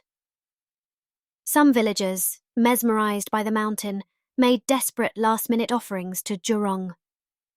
He sighed. As a pragmatic man who acted on evidence, he did not think that offerings would make a difference here. His eyes landed on the lava. Surprisingly, the mountain blood was often black, with only a few glowing veins running across it. He remembered his gongong's tales, claiming that their grandparents had once witnessed the mountain spewing liquid fire. He had not believed it. All the ominous snakes had but one goal, to advance toward the palace and town. The commander sighed. Suddenly, a voice sounded from below. A group of blackened soldiers called for him. "How does it look, sir?" one of his soldiers shouted. "Mountain blood is coming for the fortress," the commander said. The man nodded. "The spotters have returned, sir. Anything the mountain's fingers touch bursts into flame. We don't understand what the stuff is made of. It's not fire, more like liquefied metal in a cauldron," the man said, coughing. "It is searing hot, though, and impossible to go near it for even a brief time." A noise drew the commander's attention. He witnessed how fingers of mountain blood touched a structure in the distance. It didn't destroy the building by crushing it. Rather, its touch set it alight. Whatever the lava touched, it lit. Trees, carts, and farming structures all burst into flame. After observing the effects for a minute, it appeared to the commander as if the sluggish flow wanted to slow down, as if it wanted to rest. Yet its hot, restless inner core pushed outward and forward, penetrating the black skin again and again. The commander remembered the cook's warnings. How did that peasant foresee these events? It mattered little now. The red tentacles came for them. "We cannot stop them, but can we divert them?" the commander mused. One of his men came climbing up. "We must reroute the mountain blood into the river," the commander said, pointing at a junction. "We dig a trench and divert the flow around the village." "Certainly, sir, but that'll take weeks." "I wish we had trained less for war and more for emergencies," the commander reflected. He nodded wearily. "We have but a few hours." "I fear that even 100 men wouldn't work fast enough under these conditions." "Perhaps if we move a few of the right boulders, they will make an impact, and the rest will fall into place." "Impact," the commander pondered. "Get that fire magic cook," he then said. "But sir, he fled." "Not that one, the guy in the dungeon." He rose. "I'll go myself." 31. Ning realized she had never been truly afraid before. Sure, there had been the fear of getting caught when she snatched Kong Yu Bing from her father as a child, or when she was little and slept alone when her father was out cleaning the dishes. but never like today. A deep-seated fear that permeated your bones, triggering a guttural instinct that an immediate and existential threat was present. Now the volcano spewed destructive mountain blood. Ash and smoke had blackened the sky. Even from afar, Ning saw the townspeople's panic. A snake passed on the ground right in front of Ning. She skipped, but the panicked animal paid her no heed. Other, much bigger snakes slithered down the mountain. The red lines progressed toward the fortress, and fear gripped Ning's heart as never before. "Father!" she screamed subconsciously. He was likely trapped in the stronghold. No one would care for him or help him. Ning grabbed any materials she could hold. Powder? Sure. Wicks? Yes. Tubes? Of course. A ball of bamboo? Why not? She made off, sprinting as fast as she could. She would think of a plan underway. A herd of deer ran by, away from the mountain. Birds fluttered past, panicking. A squirrel dashed by her, and away from where she went. Ning sped past crowds of panicked peasants, shopkeepers, and craftsmen. She had only one goal, a single-minded focus: to get to the fortress. Ning's earlier fears that people would question her or that the guards might stop her had all but vanished. The chaos and confusion in town were complete and utter. No one even looked at her. A fleeing man rudely bumped her shoulder, and Ning dropped all her stuff, luckily not into a puddle. "Thanks, I'm all right," she said, more to herself. The man didn't even look back. Many townsfolk saw the volcano as a life-giving friend and guardian. Even now, Ning saw residents run toward the mountain, perhaps to plead for forgiveness. Others were taught to fear the mountain. It sure looked like the fearmongers had won. Ning hated the thought of someone like the priest winning. But what had enraged the mountain spirit? Were the events linked to the priest's foul deeds or, and here she swallowed, her father's? Who knew what he'd been up to in secret? No, such doubts were to be discarded. He was an honest man, a mountain-fearing man. She looked up at the volcano. So much mountain blood flooded down the slope. It was much closer now, and its warm glow was much more visible. It looks kind of pretty, Ning thought. If the small portion in their stove produced incredible heat, what must have been the river's intensity? She observed that some of the lava streams were smooth, while others featured crumbly surfaces with streaks of red fire breaking through only at the leading edge. These features mesmerized Ning, and she slowed down to stare at the deadly flows. The huge ashen cloud above the mountain began to drop at the edges. It was a humbling sight. It appeared as if another upside-down mountain grew out of the earthbound one. Ning lowered her gaze and rushed on. Even more people fled in the opposite direction of her travels. Some peasants shot quick glances at the crazy girl rushing toward danger, but Ning had no eye or thought for them. She strode awkwardly, hiding some materials under her clothes. "Are you hurt?" a lady asked. The attention startled Ning. She shook her head and hurried on. About 20 minutes later, and without breath, Ning arrived at the fortress. Had it been getting hotter? She sweated so much. Smoke and embers rose from inside its walls. The fortress appeared to have caught fire in many places. Tumultuous noises, shouts, and actions were audible from the inside, yet hidden from view. All the outer walls were still intact. Just her luck. Ning considered walking through the front gate. If a guard saw her, she would escape into the smoke, and then, if she were lucky enough to find the dungeon while guards were chasing her, she'd have to get back out too. An arduous task, even without being tailed. No, she had to enter through the rear and exit there too, unnoticed. Upon reaching the back wall, Ning discovered the mountain blood was only a few 100 meters away. She gasped, not just from the sense of urgency, but from the stifling heat. Even at this distance, the oven-like temperatures made her break into a sweat. No soldiers were in sight. The fortress guards weren't known for their passion for discomfort. Ning inspected the wall. One section showed a sizable crack, ideal to shove her fire device into. She pulled the materials from her bag. There was a good amount of powder, a few wicks, and a bamboo shell. Ning didn't know how much powder was needed and decided to use it all. She carefully placed the bamboo ball into the crack and secured it with rocks. Ning verified no one was nearby, lit the fuse and ran for cover. A minute passed while nothing happened. The air became intolerable. Ning couldn't hold out much longer. Still, the charge wouldn't go off. She eyed the wall tensely while endless seconds passed. Then suddenly, with a hiss, lava seeped through the building behind her. Ning was out of luck, out of ideas, and out of time. She cried. After composing herself, Ning made her way toward the bomb, knowing well it could go off at any time. And then it did. She wasn't quite at the charge when an intense blast threw Ning off her feet. After regaining her senses, Ning found herself covered in dust and debris. Her ears rang. As the air cleared, Ning saw the massive hole that the blast had produced. A little shaky but overjoyed, she coughed up a few desperate noises, something between laughter and crying. But she didn't have the luxury of contemplation.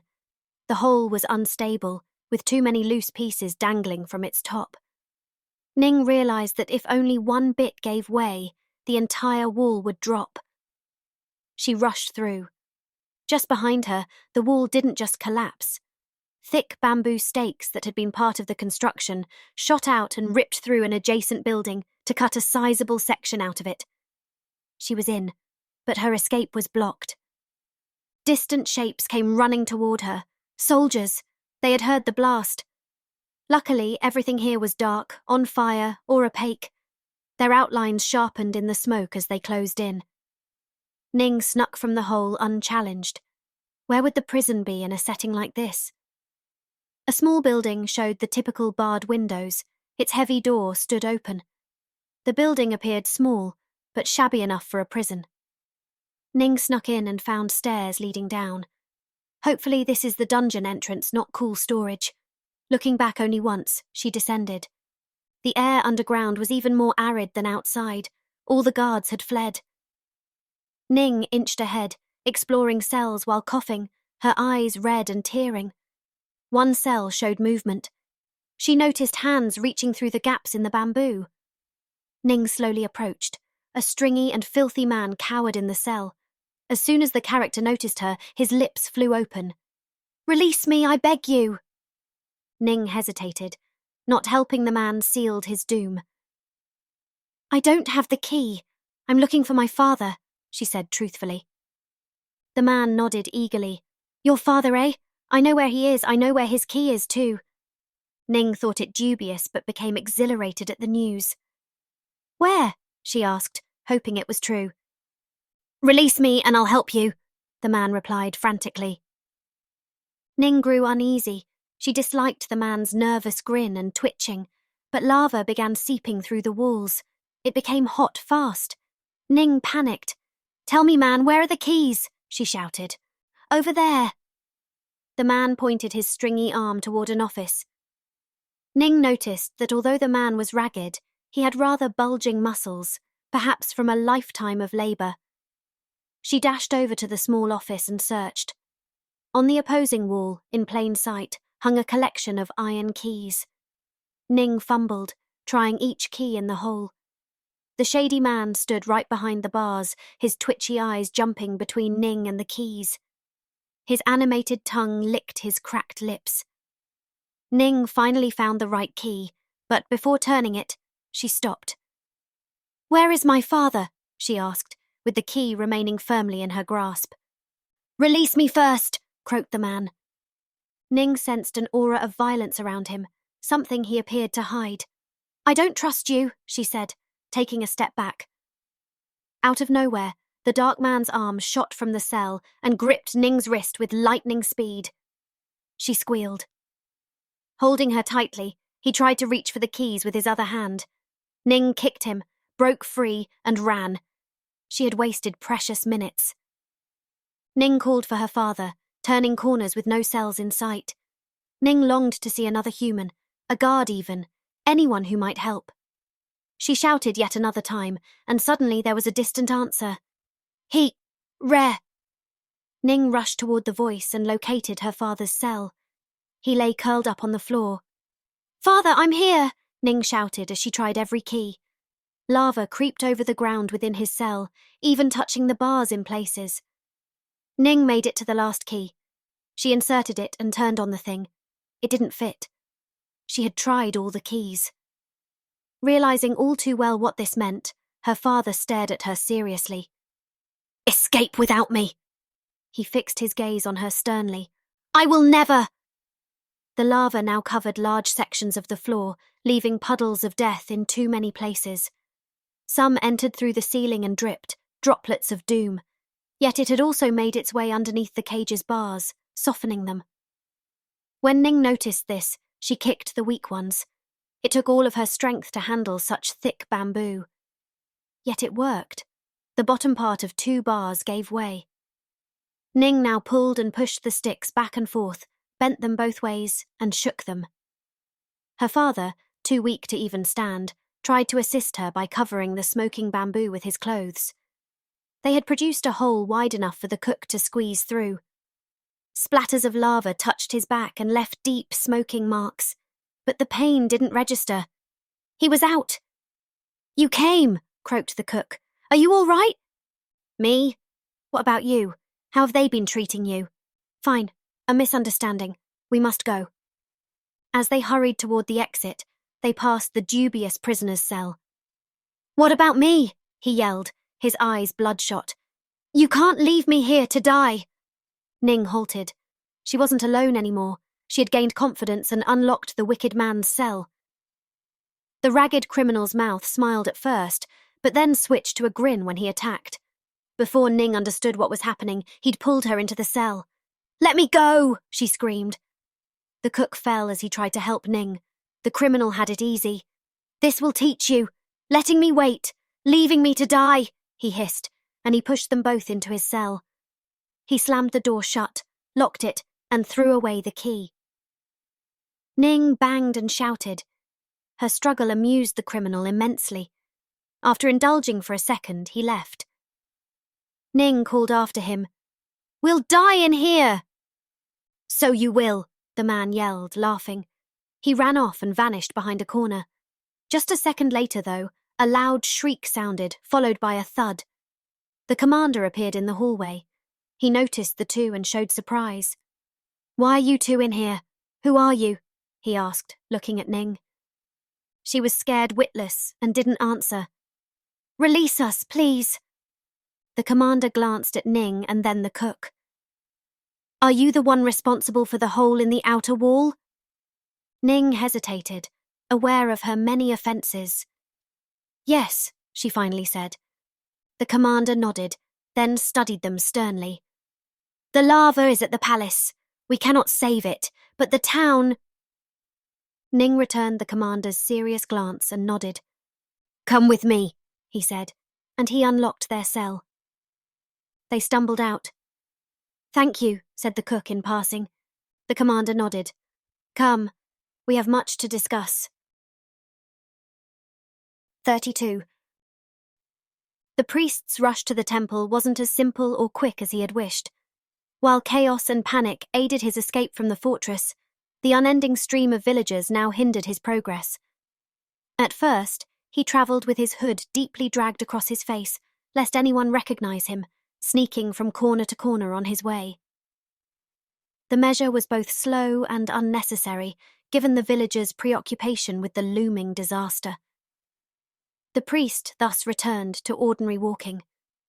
In his way remained strewn objects of debris that had fallen off roofs or carts, things abandoned and scattered.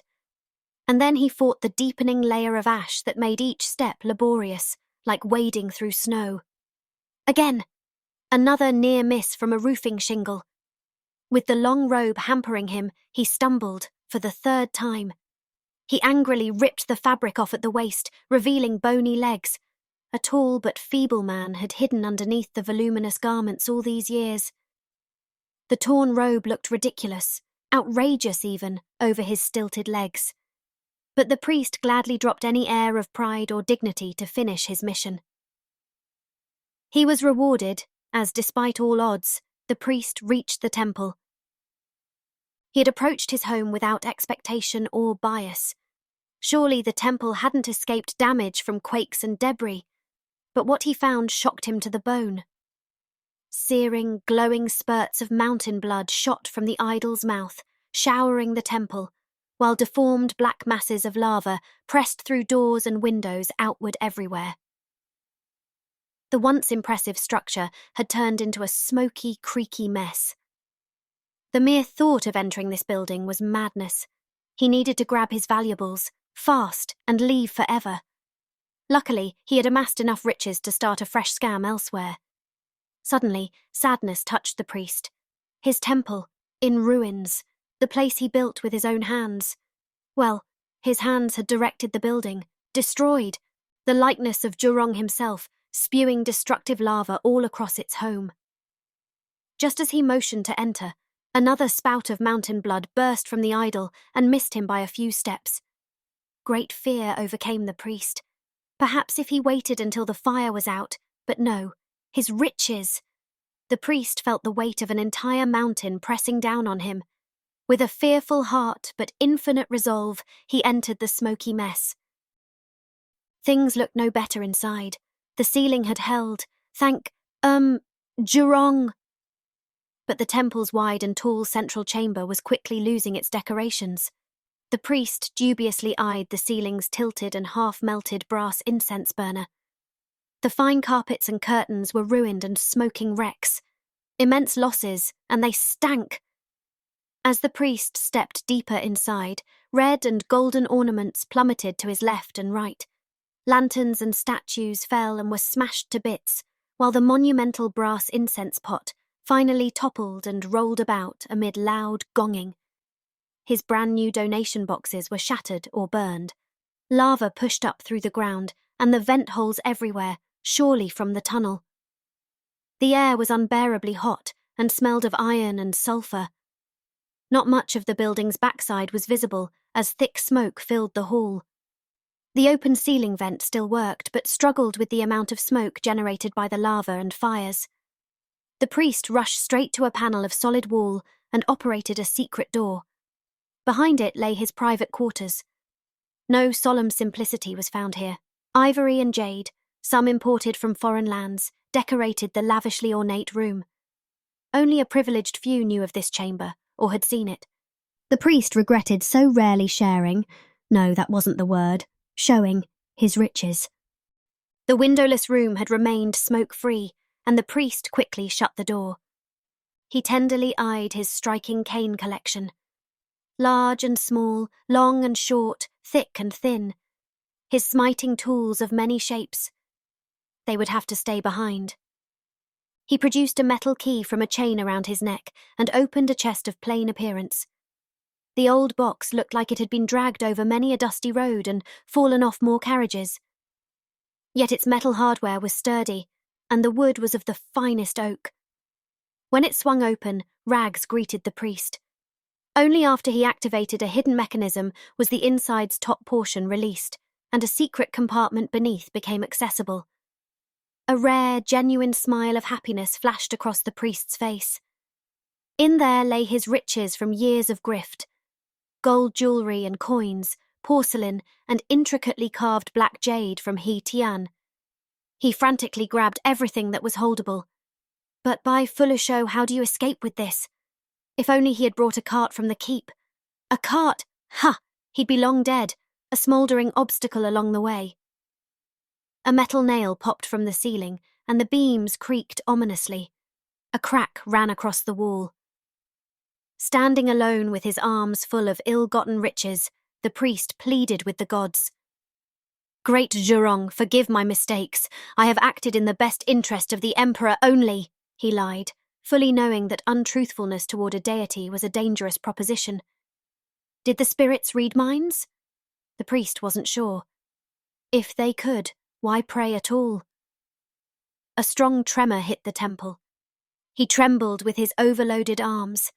A sizable ceiling beam crashed down right where he stood a moment ago. The holy man got the message. Instead of relying on Jurong alone, The priest had amassed an extensive collection of medallions, charms, and rings for the worship of many deities. He would not lay all his eggs in one basket. Leigong, the god of thunder, was higher in the celestial ministry than Zhurong. Just because he sold Zhurong to the masses didn't mean he couldn't make deals with higher-ups. He quickly hung multiple amulets around his neck. Lei Ting, Hanzi, they were all there. Hopefully, at least one of them worked.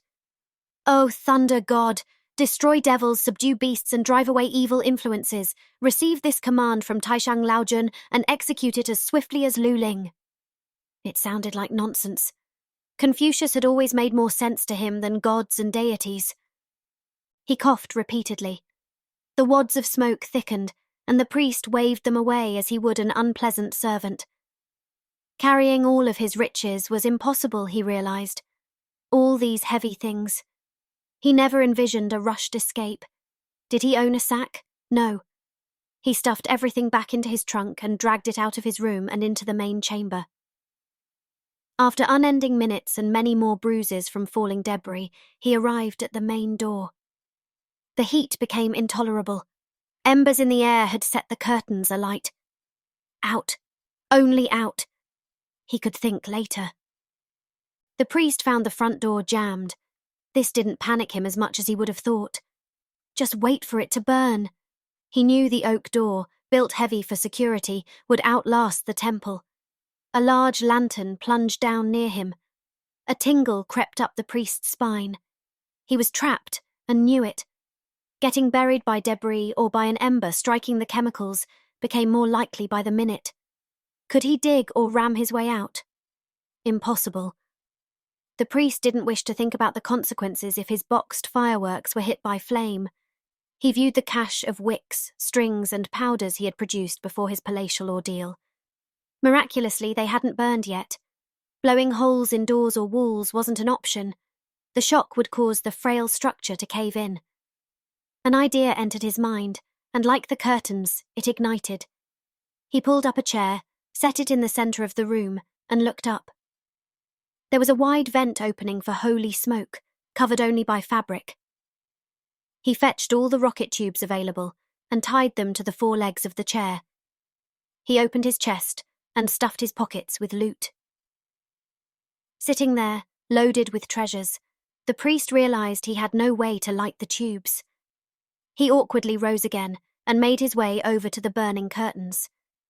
He ripped off a smouldering piece, then limped back to the chair. Lighting the fire tube wicks and clutching his riches, he sat and held on tight. There was no turning back and no other way out. This had better work. And as the priest sat praying for the first time, the wicks burned in and the rocket tubes fired. 33. "You must see this," the commander said, after Ning and her father climbed the fortress wall. The plume suspended atop the mountain was hard to overlook. "That cloud must be the size of the mountain itself," the cook said. Ominously glowing veins broke through the billowing shape, as if energized by the emergence of some great evil power. The bulging forms taking shape mesmerized the cook. There, didn't the swirls form a nose? And that formation looked like a mouth. He thought he saw eyes in it. Angry eyes. But the shapes dispersed, and no demon emerged. The commander's voice pushed the cook from his musings. "If not bigger," he said. "But that's not what I meant.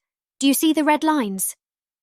He gestured toward the front of the volcano, where multiple lava streams originated from its top. "The thickest one in the front will hit the city." The cook and Ning swallowed simultaneously. "But how?" asked Ning. "It's so far." "It will reach the river," the commander noted, "and then follow its bed into town." "Mountain blood in the city!" exclaimed the cook. "That'll be the end." "Perhaps," replied the commander grimly. "But why are you showing us this?" "Our engineers came up with an idea," explained the commander, and he opened up a map detailing the river's flow around town. "If we move those boulders by the bend," he pointed at an area uphill of the town where the river forked, "blocking the way, we could reroute the mountain blood past the city." He paused and glanced at the cook and Ning. The cook shook his head and nodded all at once. Do it then. We estimate that moving those boulders with men and tools would take 3 weeks. That's way longer than the mountain blood needs to reach town. Yes, we must move much faster. Ning and her father still didn't understand. The commander continued, We must fight fire with fire. After no one spoke, the commander sighed. I know you blew a hole in our wall, he said, looking at Ning. We saw no men and no tools. Only you were observed. Can you do the same to shift the boulders? Ning remained silent. She glanced at her father for guidance. Before Ning could speak, her father said, We'll need materials. Use whatever you need from the fortress, said the commander. I will show you where our previous firemaster stored his supplies. The stuff he stole from me. Perhaps. How many soldiers will you send with us? Upon hearing this, the commander halted and, atypically, lowered his gaze. None, he then said with displeasure. We need all labourers and soldiers to carry the Lord's possessions. Ning and the cook didn't immediately comprehend. They are more important than the city, the cook finally asked. It is so, the commander said, and sighed. Those are my orders. I must go. Let me show you the fire room. The commander pointed them toward the priest's repository and promptly left with a nod. Ning and the cook were alone. The city's fate is in our hands. How can this be? Asked Ning. It's outrageous, but let's not be confused. We must act, said the cook, heading down. Ning followed him. What if we fail? We must do our best, the cook's voice said from the hallway, already rushing down the stairs. That's all we can do. Ning hesitated. Instead of following her father, she ran back up the wall to spend a minute longer at this high vantage point and memorize landmarks for navigation. Ning, are you coming? Her father called from below. Yes, she rushed down. Her father waited downstairs. The commander said left and then right. The cook said, scanning the area. They came to a shed with its door ajar. Behind it was a small room. There! The door's open! Ning shouted. She just about ran in when her father held her back. Wait, do you see the smoke? Of course, Ning said. It's everywhere. Not out here. In there. Her father was right. Now that Ning had observed the shed closely, she understood what he was getting at. It's smouldering, she said, nodding. Let's get things out quickly, she said, setting off to move. Wait. Her father stopped her again. It could ignite at any time.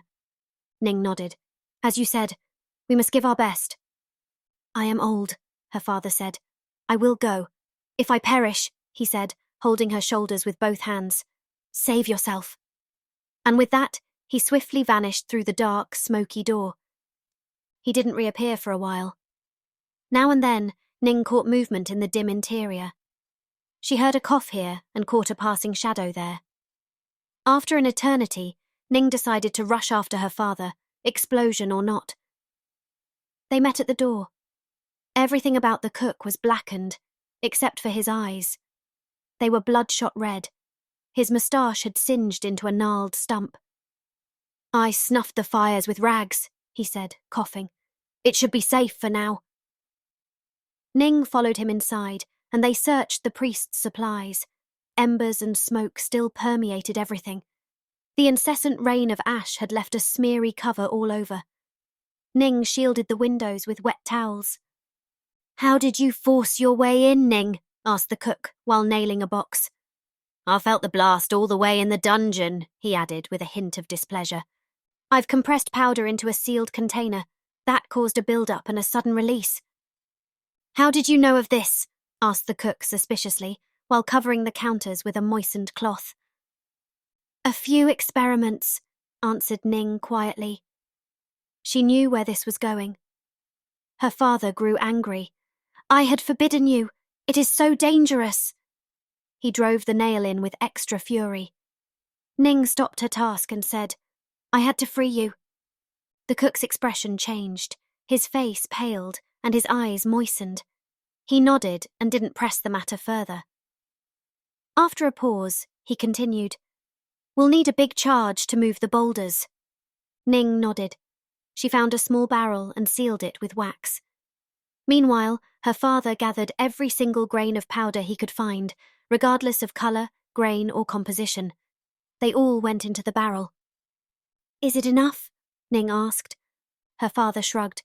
"We'll go with this and hope for the best." He looked around the room. Red flakes drifted by. Not all embers were caught by Ning's rags. "Seal it before an ember strikes." Ning drilled a hole into the barrel's top, while her father waved wet towels to protect it. "Wick, please!" Ning spoke, her eyes steadfast on the task in front of her. The cook searched, first calmly, then frantically. "There are no wicks," he finally said, swallowing dryly. Suddenly, a dark human shape appeared at the door. Ning panicked. "What terrible thing befalls us now?" The figure stumbled in. Smoke and gloom rose from it. It was Chow. His hair was charred, and his clothes were dotted with burn holes. Ning was dumbfounded. "What?" She shook her head in disbelief. "Are you doing here?" "I thought I might help." He attempted to brush ash flakes off his shoulder, but instead smeared them into the fabric. He forced a smile. The two cooks exchanged glances. "That's Chow Cheng," Ning said. "He's a baker." "A what?" the cook asked, cocking his head. Chow rushed to assist. "I was worried," he said.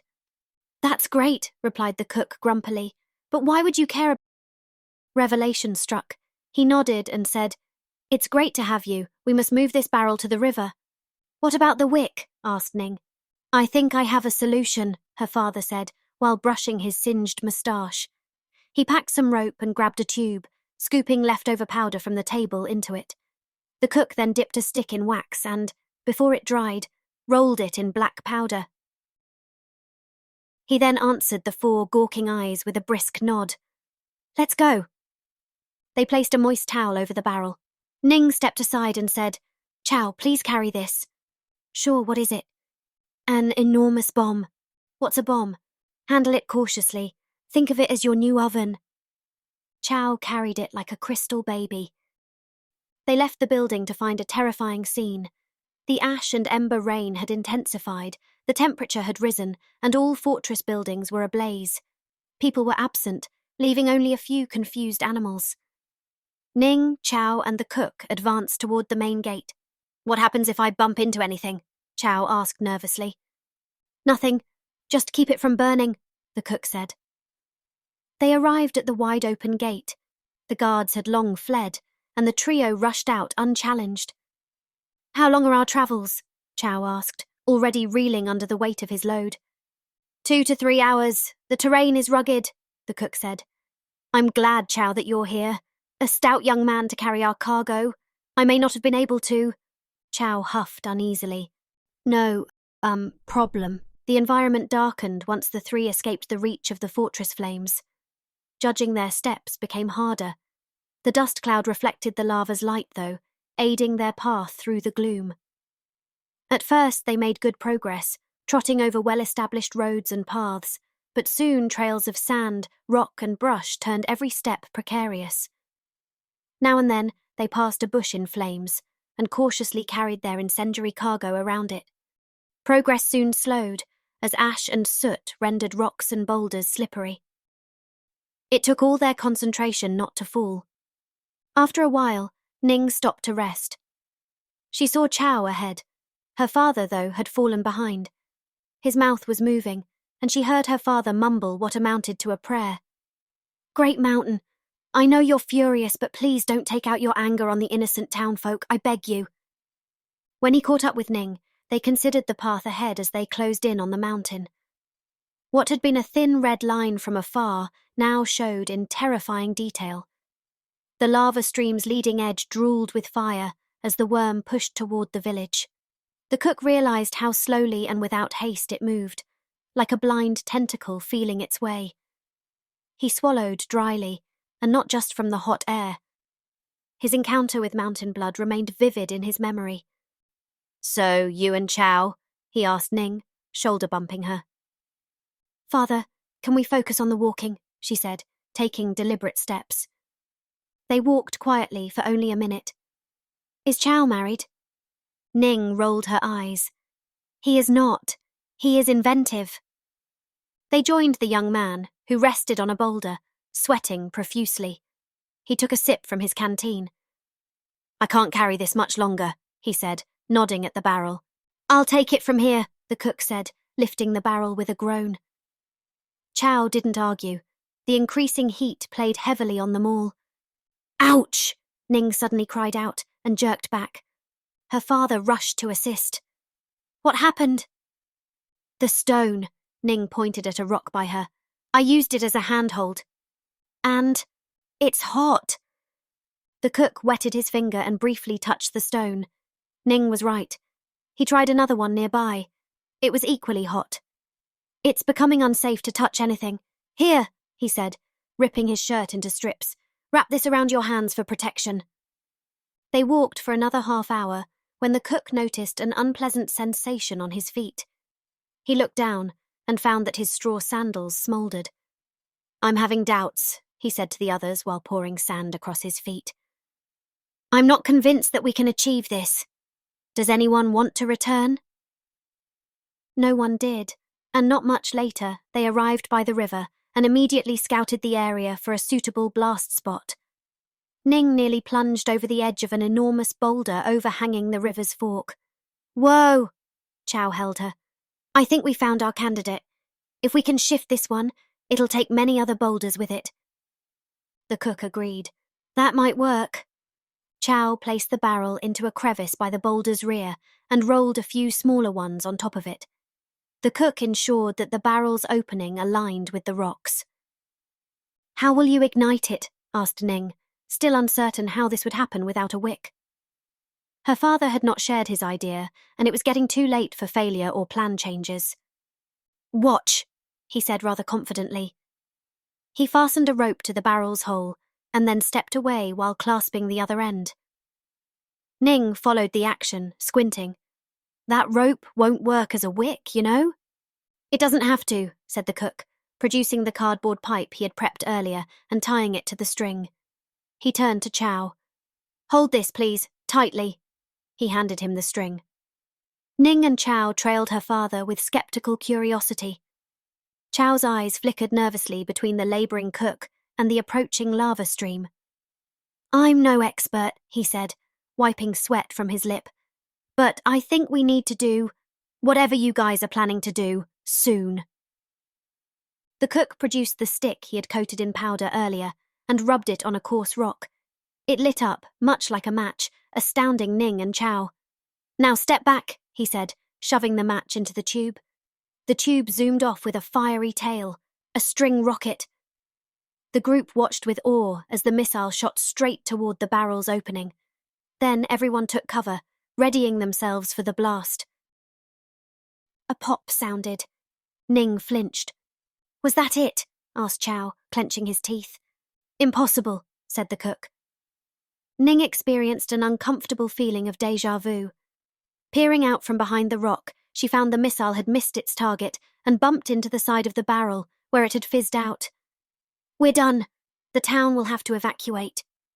Her father nodded grimly, and they readied themselves to leave. Just then, the first bits of lava crawled across the boulder and barrel. A loud hiss sounded. When the cook saw mountain blood around the barrel, he screamed from the top of his lungs. Take cover! While jumping behind the nearest boulder himself. Suddenly the ground shook, and everyone went deaf for a second. A wall of dust and debris blew past. Ning felt the energy of tumbling boulders in her stomach and a pop of pressure in her ear. Now, water and fish dropped from the sky. When the debris rain died down, the three dared reopen their eyes. The cook rubbed his ash-covered face and then bowed to the mountain. The lava ignited it. Praise Jurong! The air was now denser with smoke and dust, something Ning thought impossible. Once the dust had cleared a bit, the cook dared take a peek. And? The other two asked simultaneously. The cook squinted but remained quiet. And it worked, he shouted. We've moved a huge number of boulders. Ning climbed up for a better view. Yes, it had turned out as planned. The boulder gave way, taking many others with it. The lava flow was blocked at this river fork and diverted into the adjacent canyon. I didn't think it was possible, Chow admitted. How can a bit of powder shift these enormous rocks? I wasn't confident myself, admitted the cook. But what choice did we have? They watched for a while as the great lava stream descended the mountain slope to hit the boulders and then traversed the river fork opposite the town. Huge amounts of steam rose where the mountain blood met the water. It will flow past our town all right, but where will it go? Their eyes followed the gully downhill. It's headed for the fortress. Oh no. I'm sure they've entirely evacuated by now.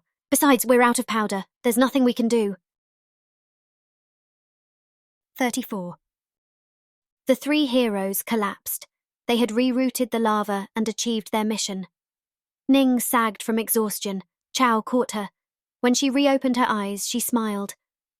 I like how dependable you are. Chow wanted to talk, but only coughed. He was about to faint himself. With the sudden release of pressure, the three realized they had burned every bit of energy.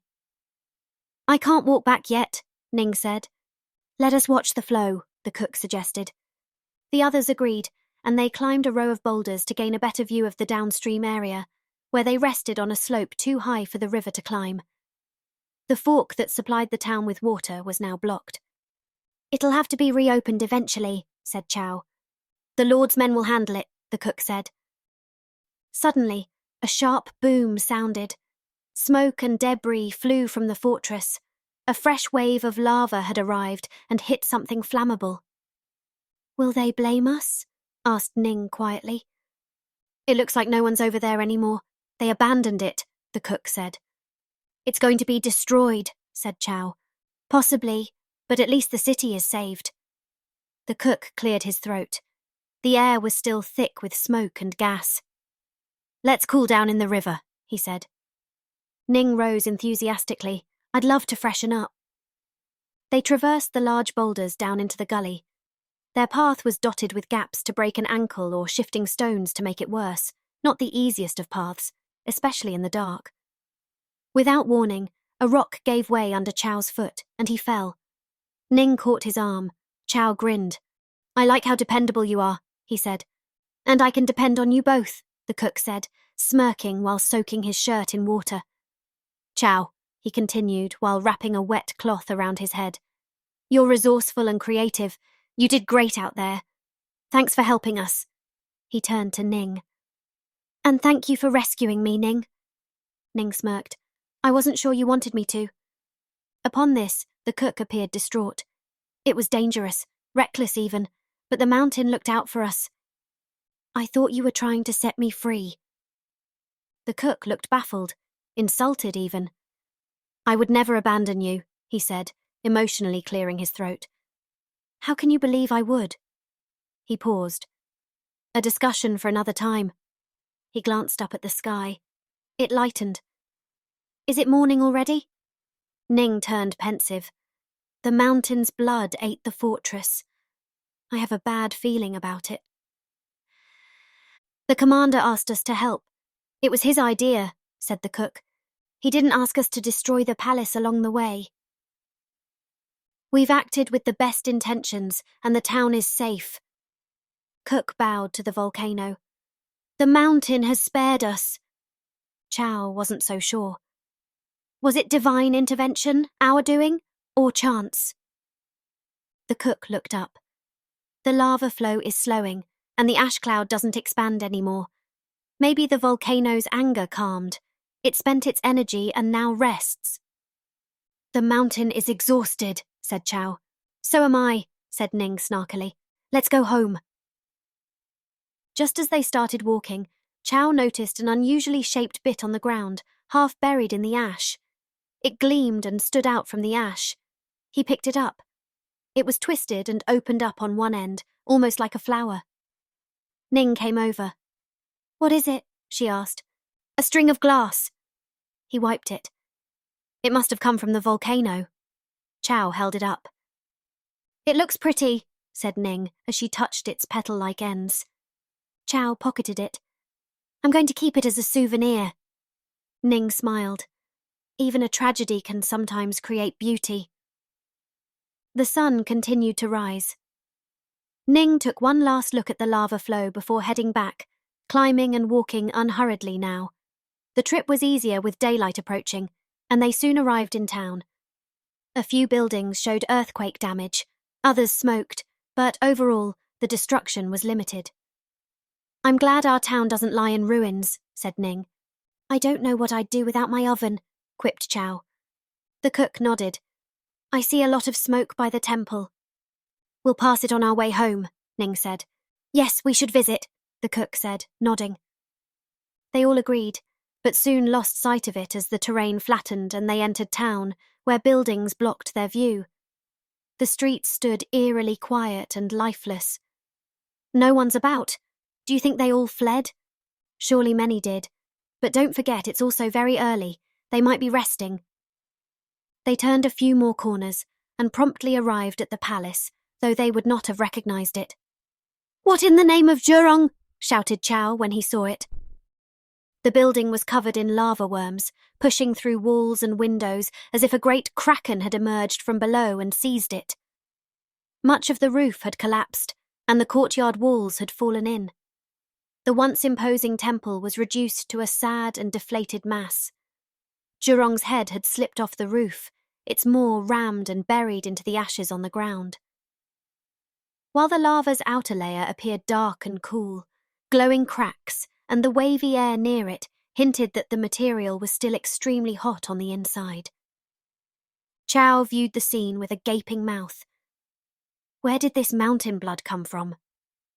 Ning shook her head. I don't see any of it running toward the building. There's none of it out here. It came from inside, said the cook, pointing at the rear where it emerged from the tunnel. There must be a passage. Ning nodded. We've discovered the idol's smoky secret. Chow scratched his chin. A tunnel, all the way to the volcano. I've been in such a duck myself, the cook said. And you've taken mountain blood from one, said Ning with her brows raised. Yes, said the cook, clearing his throat, but that's another story. They approached Zhurong's fallen, tilted head by the temple's front. The volcano taught the priest a lesson, said the cook, thoughtfully playing with his singed stump of a moustache. You mean the volcano punished him, Ning said. They stood quietly for a moment before Chow asked, Do you think he's inside? We need to verify, said the cook. Their search was brief. At the building's centre, exposed as if on display, sat a person-shaped mound of lava, its arms still stretched out, holding riches. At the bottom, 4 chair legs stood out, along with the tubes the priest had attached to them. Ning viewed the man-mound with disgust and pity. It must have caught him by surprise. But why was he simply sitting there with his treasures? What did he hope to achieve? Asked Chow, baffled by the setup. The cook shrugged while studying the tubes. He will stand as a grim reminder not to challenge the gods, he said, now preaching a bit himself. Did you know he was an orphan? Asked Chow. The cook shrugged uncomfortably. I didn't. That's sad. He was a sad man with a sadder life. We never knew his name. Suddenly, a terrible thought dawned on Ning. We must check on the kids. Just then, Zhurong's fallen head coughed. The 3 froze and stared at the monstrosity's maw. Chow shielded Ning. The head croaked again. Oh no, the monster is still alive, said Ning. Nonsense, said her father firmly, even though he felt little conviction. He cautiously stepped forward. The head coughed once more. This time, an extra big blast of ash shot from its nostrils. It sounds hollow, not very demonic, the cook said, reaching into the demon's maw. No, Ning shrieked, but out came a street kid covered in ash. Oh! More grey figures emerged. How did you all fit into Zhurong's head? Did you take shelter in there? Ning asked, wiping the first kid with her hands, revealing a little girl. Yes, after it fell, the little girl said. But now it's too hot. Well, I'm glad you're all right, said Ning. Come home with us. Her father didn't seem entirely satisfied with the idea, but he bit his tongue. And so the odd flock went on. 3 dirty adults at the head and countless dirty little ones tailing them. While the group walked home, they surveyed the town's damage. There was the bridge they crossed daily, still looking fine, and there stood the mountain shrine, a bit crooked perhaps, but nothing that couldn't be straightened. The destruction may be limited, said the cook. Chow agreed. Everything's mostly covered in ash. The buildings are dirty, not damaged. The mountain only punished the guilty, said the cook. Only one last corner to go, said Ning excitedly, and they eagerly picked up the pace. I will devour all those dried noodles, said the cook, holding his belly. Ning cleared her throat. Gave them to the kids. Her father grunted, but then smirked. You promised not to explode anymore, Ning said with a smirk. They turned another corner and suddenly faced a throng of villagers blocking their way. Town elder Loy stood at the head. Unease played on our heroes' faces. Ning said aloud what everyone thought. Are they going to blame us? Stay calm, the cook said. We don't know. The kids ran off. The trio of heroes, though, stepped forward and approached the gathering. Ning tried to read their faces, but their expressions revealed little. The town elder spoke. We have been waiting for you, Potmaster G and Ning. The 3 friends tensed. We wanted to talk to you, he said, stepping forward, and say how grateful we are for saving the village. He smiled. An enormous 3-fold sigh emerged. The mountain helped us, the cook said. The elder looked at the smoking peak with uncertainty. Has it, though? The volcano has disciplined us. But why? It has punished anyone who tampered with its gift. The elder nodded. We shall celebrate and worship once the town is cleaned up. Will you delight us with a fire spectacle? Unease brushed over Ning at this suggestion.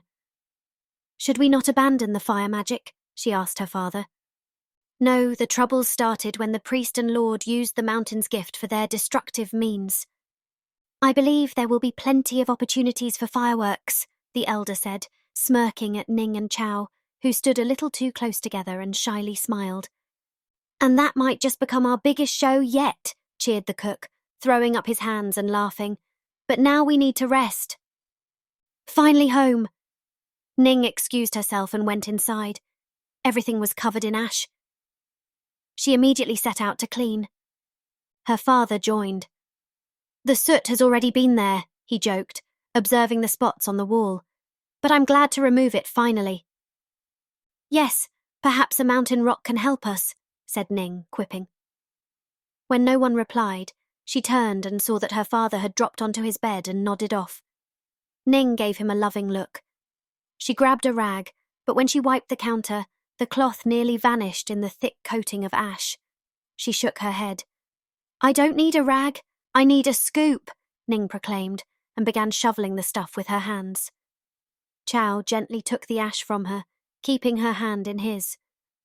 Perhaps this can wait until we've rested, he said, dumping the stuff outside. I'll check on the bakery. Will you and your father be okay? Yes, said Ning. She smiled. I hope to see you later. Soon, I promise, Chow smiled. You're still holding my hand, Ning said. I could let go, Chow observed. The dirt has been dealt with. Yes, but you're still holding it, Ning said. Chow nodded, and they laughed. We've escaped this drama with only a scratch, remarked the baker. I'm thankful for that, said Ning. But was it coincidence or the mountain's compassion? A bit of both, perhaps, said Chow. 35. A few weeks later, on a warm afternoon, Chow stood outside his bakery in waiting. He was surrounded by a throng of festively robed and frocked relatives, all lingering in silent anticipation. He too had dressed formally in a black silk coat and a red robe embroidered with a swirling dragon. Atop his head sat a thin black cap with red tassels. The young man was clearly uncomfortable in the formal wear. His collar felt tight and itchy against his skin. Countless flickering red lanterns dangled cheerily from the surrounding roofs, while idols hung from artificial paper and bamboo trees, replacing those wiped out by the eruption. Everyone had worked together to create an ash-free path running down the road and drape it in red for Ning and Chao's wedding. As Chao shifted nervously from foot to foot, huge drums began to pound and fill the air with their booming, making the lanterns swing wildly. The ensemble covered any conversation that might have risen above it like a tempestuous sea. Periodic cheers rose when someone caught sight of activity around the road's bend. Then, finally, a dust cloud appeared at the end of the street, heralding an approaching procession. Cook lit firecrackers to ward off wicked spirits. "These will scare off any evil," he said, grinning. "And the guests," smirked Chao. Chao's mother had observed the cook and added, "Chao, are you sure you would not rather marry the Princess of Chong?" "Quite sure, mother." A red and gold aberration appeared inside the dust. The crowd erupted with cheers. The drums pounded as Ning's colourful bride's sedan came down the street, draped with red and gold silk and carried by 4 stout men in matching robes, to make its way toward the bakery, where Chao had insisted on hosting the ceremony. Ning emerged from the carriage wearing a luscious gown embroidered with intricate patterns of gold and red. Her hair was tied up in a knot with a phoenix coronet to match her dress. Ning wore subtle red makeup and beamed, though her face was barely visible behind her veil. The bride and groom lowered their heads 3 times before walking through the bakery's doors. As she stepped inside, Ning stumbled on an uneven floorboard and would have fallen if not for Chao catching her in his arms. He used the situation to whisper in Ning's ear, "After you marry me, you'll be your father's dough, Tur." Ning grinned. "You're already making dad jokes." He released her, and they went inside. Chao had tidied the bakery's interior, yet his mother ruffled her nose as they entered the cluttered space. The small area was barely adequate to fit the intimate family members. "I'm upset that you insisted on this location." "It is ridiculous," said his mother. "But the place means so much to me and to our future," Chao said. His mother shrugged. Ning and Chao walked toward the family altar set up near the back wall, right by the huge unfinished oven. Chao's father sighed and tried not to touch anything. Ning had trouble walking in her ridiculous shoes. Chao could tell. His neck was still itchy. Neither looked comfortable nor enjoyed being the center of attention. Chao snuck a finger under Ning's veil and lifted it. "You're not supposed to do that," Ning remarked. "I wanted to make sure it was you, and not some woman my mother replaced you with." They stopped before the altar. "We pay homage to heaven and earth, our family ancestors, and the kitchen god, Cao Chun." They bowed. Helpers entered holding large red teacups with white tea and lotus seeds in each. Tea was offered to the cook and the groom's mother, and finally, the bride and groom bowed to each other, completing the ceremony. "That's it?" asked the surprised cook. He'd never had a formal wedding. That night, the village square became a banquet once again. Rows of tables decorated with colourful paper flowers draped into fans filled the space around the stage. The scent of delicious roasts, soups, pastries and sweets overwhelmed the senses. The faint sizzle of savoury pork buns frying somewhere tickled the ears, while 100 red lanterns bathed the setting in cosy light. Ning, Chao Chung and the attendees kneeled at the central table of honour. Many culinary specialty items from Chao's bakery stood in front of them. Red buns with white lotus seeds inside and bits of green onion poking out all over. "The warm buns, the cold tea and the salty lotus. A delight," shouted one euphoric guest. Instead of sitting with them at the table, the cook directed an army of helpers, while fish, whole pigs and lotus seeds were served aplenty. "Sit with us," Ning said, and her father obliged. You've decided against fireworks tonight? Ning asked. No, not really, her father replied ambiguously. Ning scanned the area. I don't see any setups. Just you wait. When all the guests had sat down and settled, the show began. The evening's first display was a volcano, but not of fire. The cardboard mountain spewed confetti and sweets, which the kids joyfully collected. Then the fireworks show began. Great and colourful blooms erupted in the sky high above the crowd and twinkled. This time, though, nowhere near the audience, but safely beyond the village. Sparkles! Ning shouted. We're doing it from a floating platform on the lake, the cook whispered to Ning. The lake? Ning didn't believe her ears. That's far. How do you shoot them this high into the air? An inspiration from the priest. He had some talent for fireworks after all. More and more powerful rockets shot into the sky, painting sparkling flowers that thrilled the crowd, with Chow's mother at the edge of her seat. You must tell me, she said, holding the cook by the arm, how you create these heavenly blooms. Her mood had brightened considerably. It'll be my pleasure, said the cook. They are beautiful, said Chow. I'm also curious to learn about the details. The best part is, said the cook, it all happens safely away. When the heavenly delights ceased, a group of dancers with a large snake-like dragon appeared and traversed the audience as the groom and bride kissed. The cook smiled at the volcano behind them and bowed. Once the dragon show finished and the music quieted, the cook rose, cleared his throat, and tossed a mischievous firecracker for attention. I wasn't sure about your poor guy baking thing, he said to Chow. But I see the curiosity, intelligence, and modesty, he cleared his throat, that I see in myself. The guests laughed. We didn't approve of the wedding, said Chow's mother, but when we learned that you two were heroes, we agreed. The cook smiled curiously. He cleared his voice and addressed Chow. If you ever get bored blowing up buns, you're always welcome on the field. He reached into his pocket. And now I have a special gift.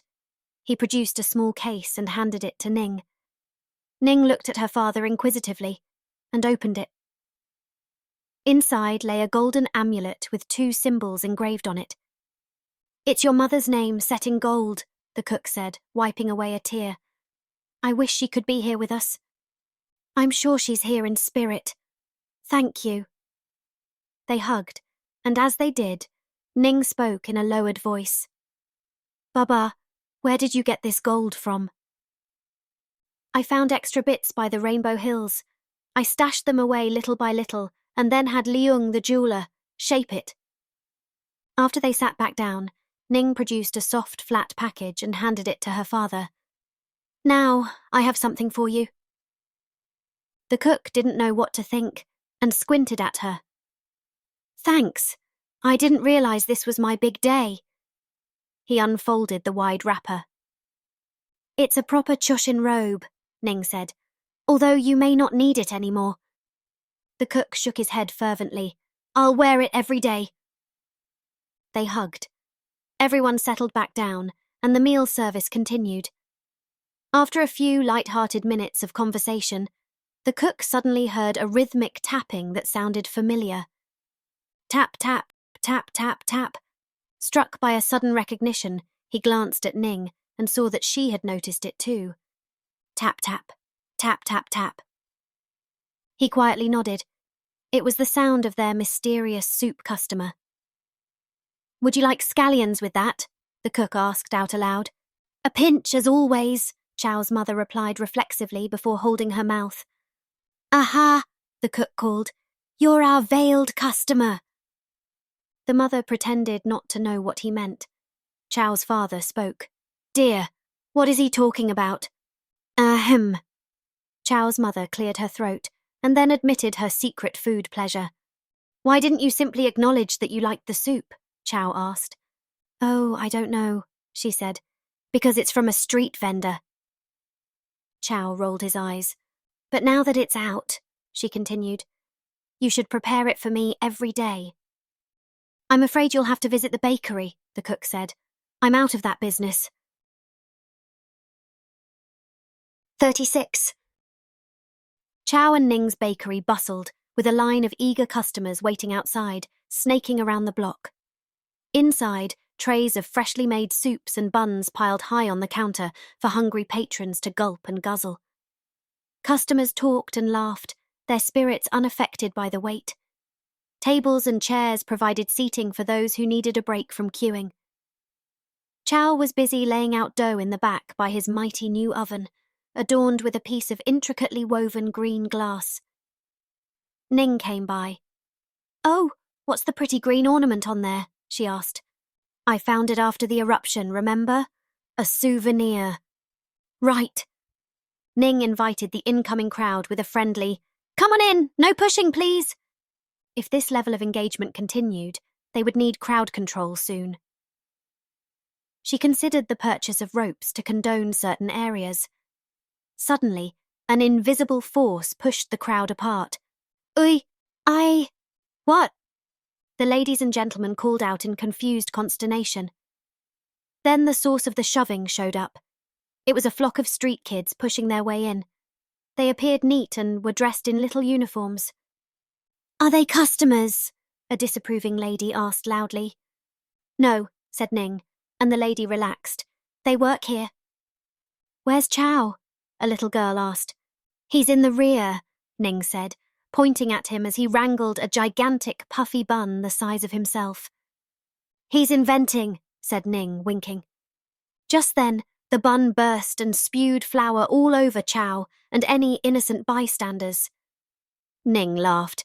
"Exactly like your father-in-law." "We should forward that one to your dad for his next show," suggested a customer.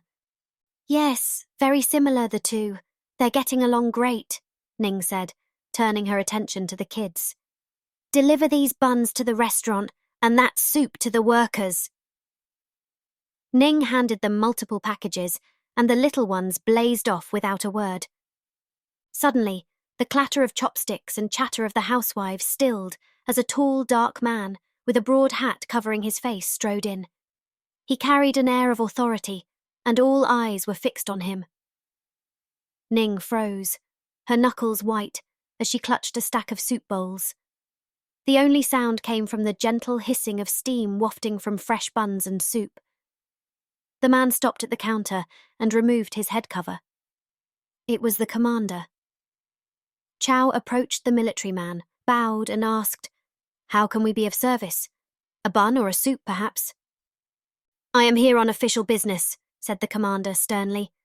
His gaze swept around the room. "Where are Ning Shu and Ji Hua?" Ning stepped forward, head bowed. "Right here, sir. We are relieved that local Lord Wang has returned to our prefecture." The commander's face grew grim, and he shook his head. "Lord Wang won't be returning," he said. "He was recalled and is held for warmongering by the Emperor in Eternal City. A new lord will be assigned, instructed not to rule so heavy-handedly." A subtle sigh of relief went through the crowd. The commander continued. "I also will not return, as I am now under the Emperor's direct orders." Ning nodded. "An astounding achievement." Everyone bowed in awe. "Doubtless a promotion, as a reward for your outstanding work," Ning finally said. "I had some help." The commander smirked. "If you were wondering, I did not take credit for your team's work." "I wasn't suggesting." "I have reported your extraordinary service. The Emperor wishes to see a demonstration of your fire magic. Where is your father?" A quick fear gripped Ning's heart. Her face showed it, and the commander added, "It is for entertainment only. That is my understanding." Ning's face relaxed. "And perhaps to chase off evil spirits, not human armies," he added. Ning was speechless but said, "What an enormous honor. I will forward the Emperor's wish to my father immediately." The commander nodded and continued. "One important note. No explosions." He smirked imperceptibly. "Of course not, sir." "The Emperor expects the grandest spectacle," the soldier said, but then switching to an informal tone. "I also wondered about the fate of Ji Hua, the cook, and Ning, his daughter. as they were unjustly held at the palace and nearly perished. "Thank you, we're doing great," said Ning. "Father has retired from cooking and focuses on his other endeavours." She bowed. "Would you care for a sample of our specialties?" She held out samples with both hands. The soldier grinned broadly. "Very much so." He took a bite of the bun, smiled, and left. 37. The hardened lava crunched under every one of the cook's steps. He tugged up his spotless Chushi robe, ensuring that no ash touched it. Beside him, a lad trudged along, struggling to keep pace with the cook's firm strides. The Chushi briskly pulled his vending cart, which these days is stacked with powders and tubes instead of dumplings and soups. It was a smooth ride, as the road's bumps were now pleasantly filled with ash. To their left and right, residents bustled about, cleaning the last remnants of ash from their homes and repairing any cosmetic damage that might have been left untouched. It had only been weeks since the eruption, but the town looked much reborn. Kids ran past, making ash angels or building castles out of the powdery dirt. Even amid the tragedy, hope was taking root. Patches of green emerged from beneath the grey sea, and the cook smiled as he filled a vial with a sampling of this material before it was all washed away. He muttered a prayer, thanking the mountain for its tumultuous temper that would eventually bring more abundance to the area than ever. He then manoeuvred himself back between the cart handles and continued down his path. "Mr. G, sir," hollered his assistant breathlessly. "Are you sure you don't want me to pull the cart?" The cook shook his head and replied resolutely, "Don't be ridiculous." They came upon other tracks in the ashes. They were thin, double-wheeled, and spaced the same as the cook's own cartwheels. Many vendors had passed here this morning. "It looks like we're late," said the cook. "We sure are, sir. It's almost noon," said the lad. The cook nodded. "Right, I slept in this morning." Then he saw the carts. So many food carts. It was lunchtime, and a crowd had gathered. One overly decorated vendor parked in his favourite spot. "Chiang's delicious dumplings and soup," a sign read. The cook walked by it with little more than a passing glance. These guys were now everywhere. All the carts were manned by unsavoury individuals. No cooks or chefs were found among them. Even Chiang himself stood by one. Cook pondered and said to his aide, "More of them every day, it seems." He shook his head. "Yes, sir, like pesky flies." As they moved on, they overheard a customer loudly complaining to Chiang. "My soup reeks," the woman shouted angrily. Chiang nodded. "That's our famous dragon broth," he said proudly. "Tastes like a dragon's foot," the woman said loudly, spitting out the rancid water. One of Chiang's henchmen appeared. "Boss, why isn't our stuff selling?" Chiang shrugged. "Paint the carts more, and add paint to the soup too." People began noticing the cook. Excitement stirred. "Is that Ji Hua? He's back. The cook is here." One person dumped the soup they had just bought. "Thank heavens." They fell to their knees. "Now I don't have to eat this." The cook greeted everyone while his assistant gently managed the crowd. "Please don't disturb Fire Master Ji," he reminded them. But the crowd wouldn't let up. "Master Ji, what are your offerings today?" Before the cook could speak, the lad replied, "We're sorry, but the Fire Master deals with fire miracles only," he said.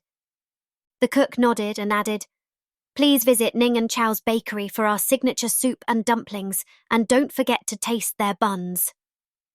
Finally, Chiang pressed himself through the crowd. He pulled the cook aside. "Hey Ji, could you help us with our recipes?" He lowered his voice. "Now, that you're out of the business. Switched industries." The cook disapproved with a headshake. "I cannot help you. Ning and Chow are still in the business." He moved to walk on.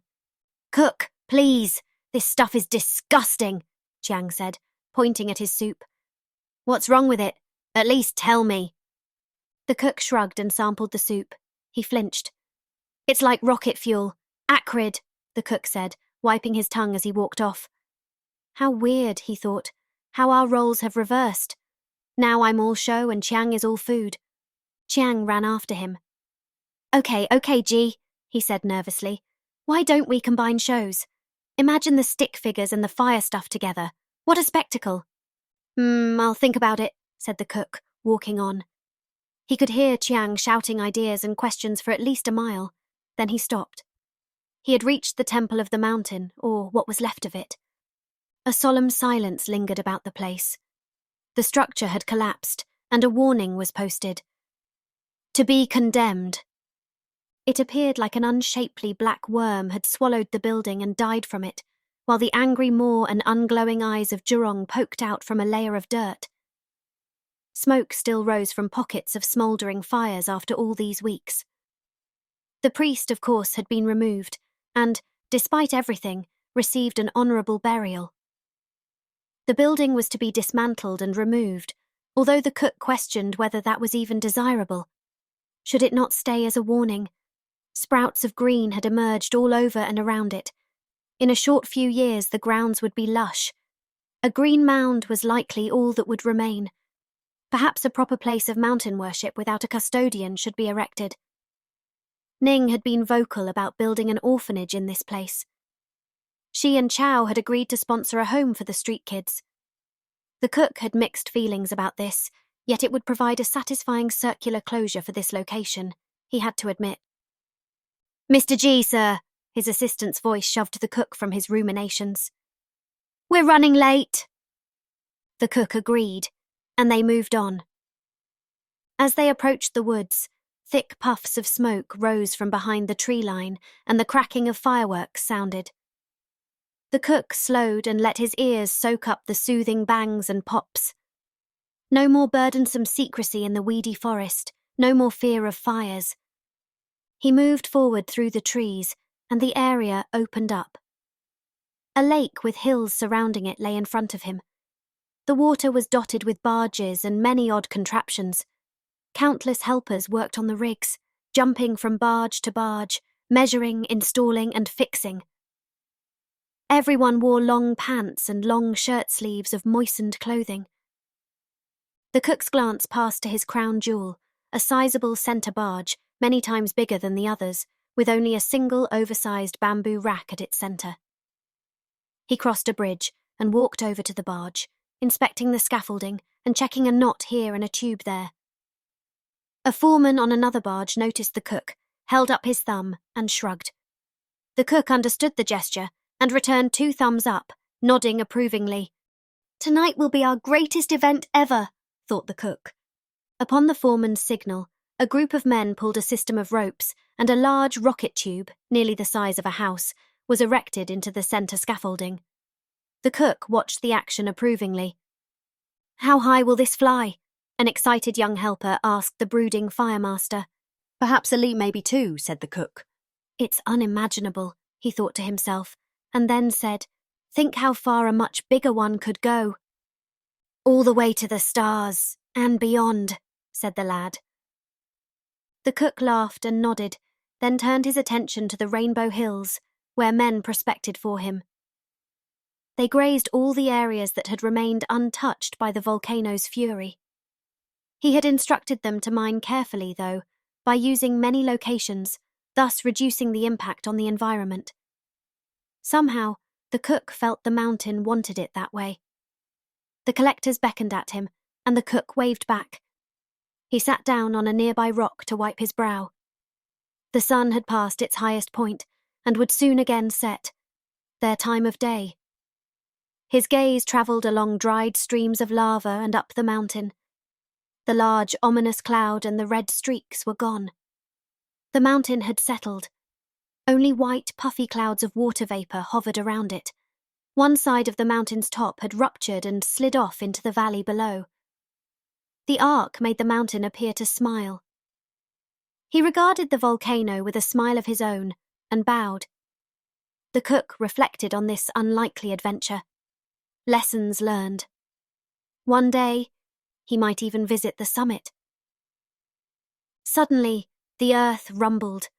An ear-piercing whistle sounded from above, and a piece of rock shot down right in front of the cook, bounced, and then gently rolled onto a mossy mound by his feet. He picked it up and smiled at the volcano.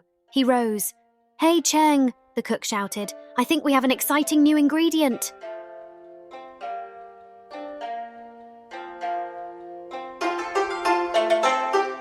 You heard of Woks and Volcanoes, written by Linda Lee, narrated by Ella 11 Labs.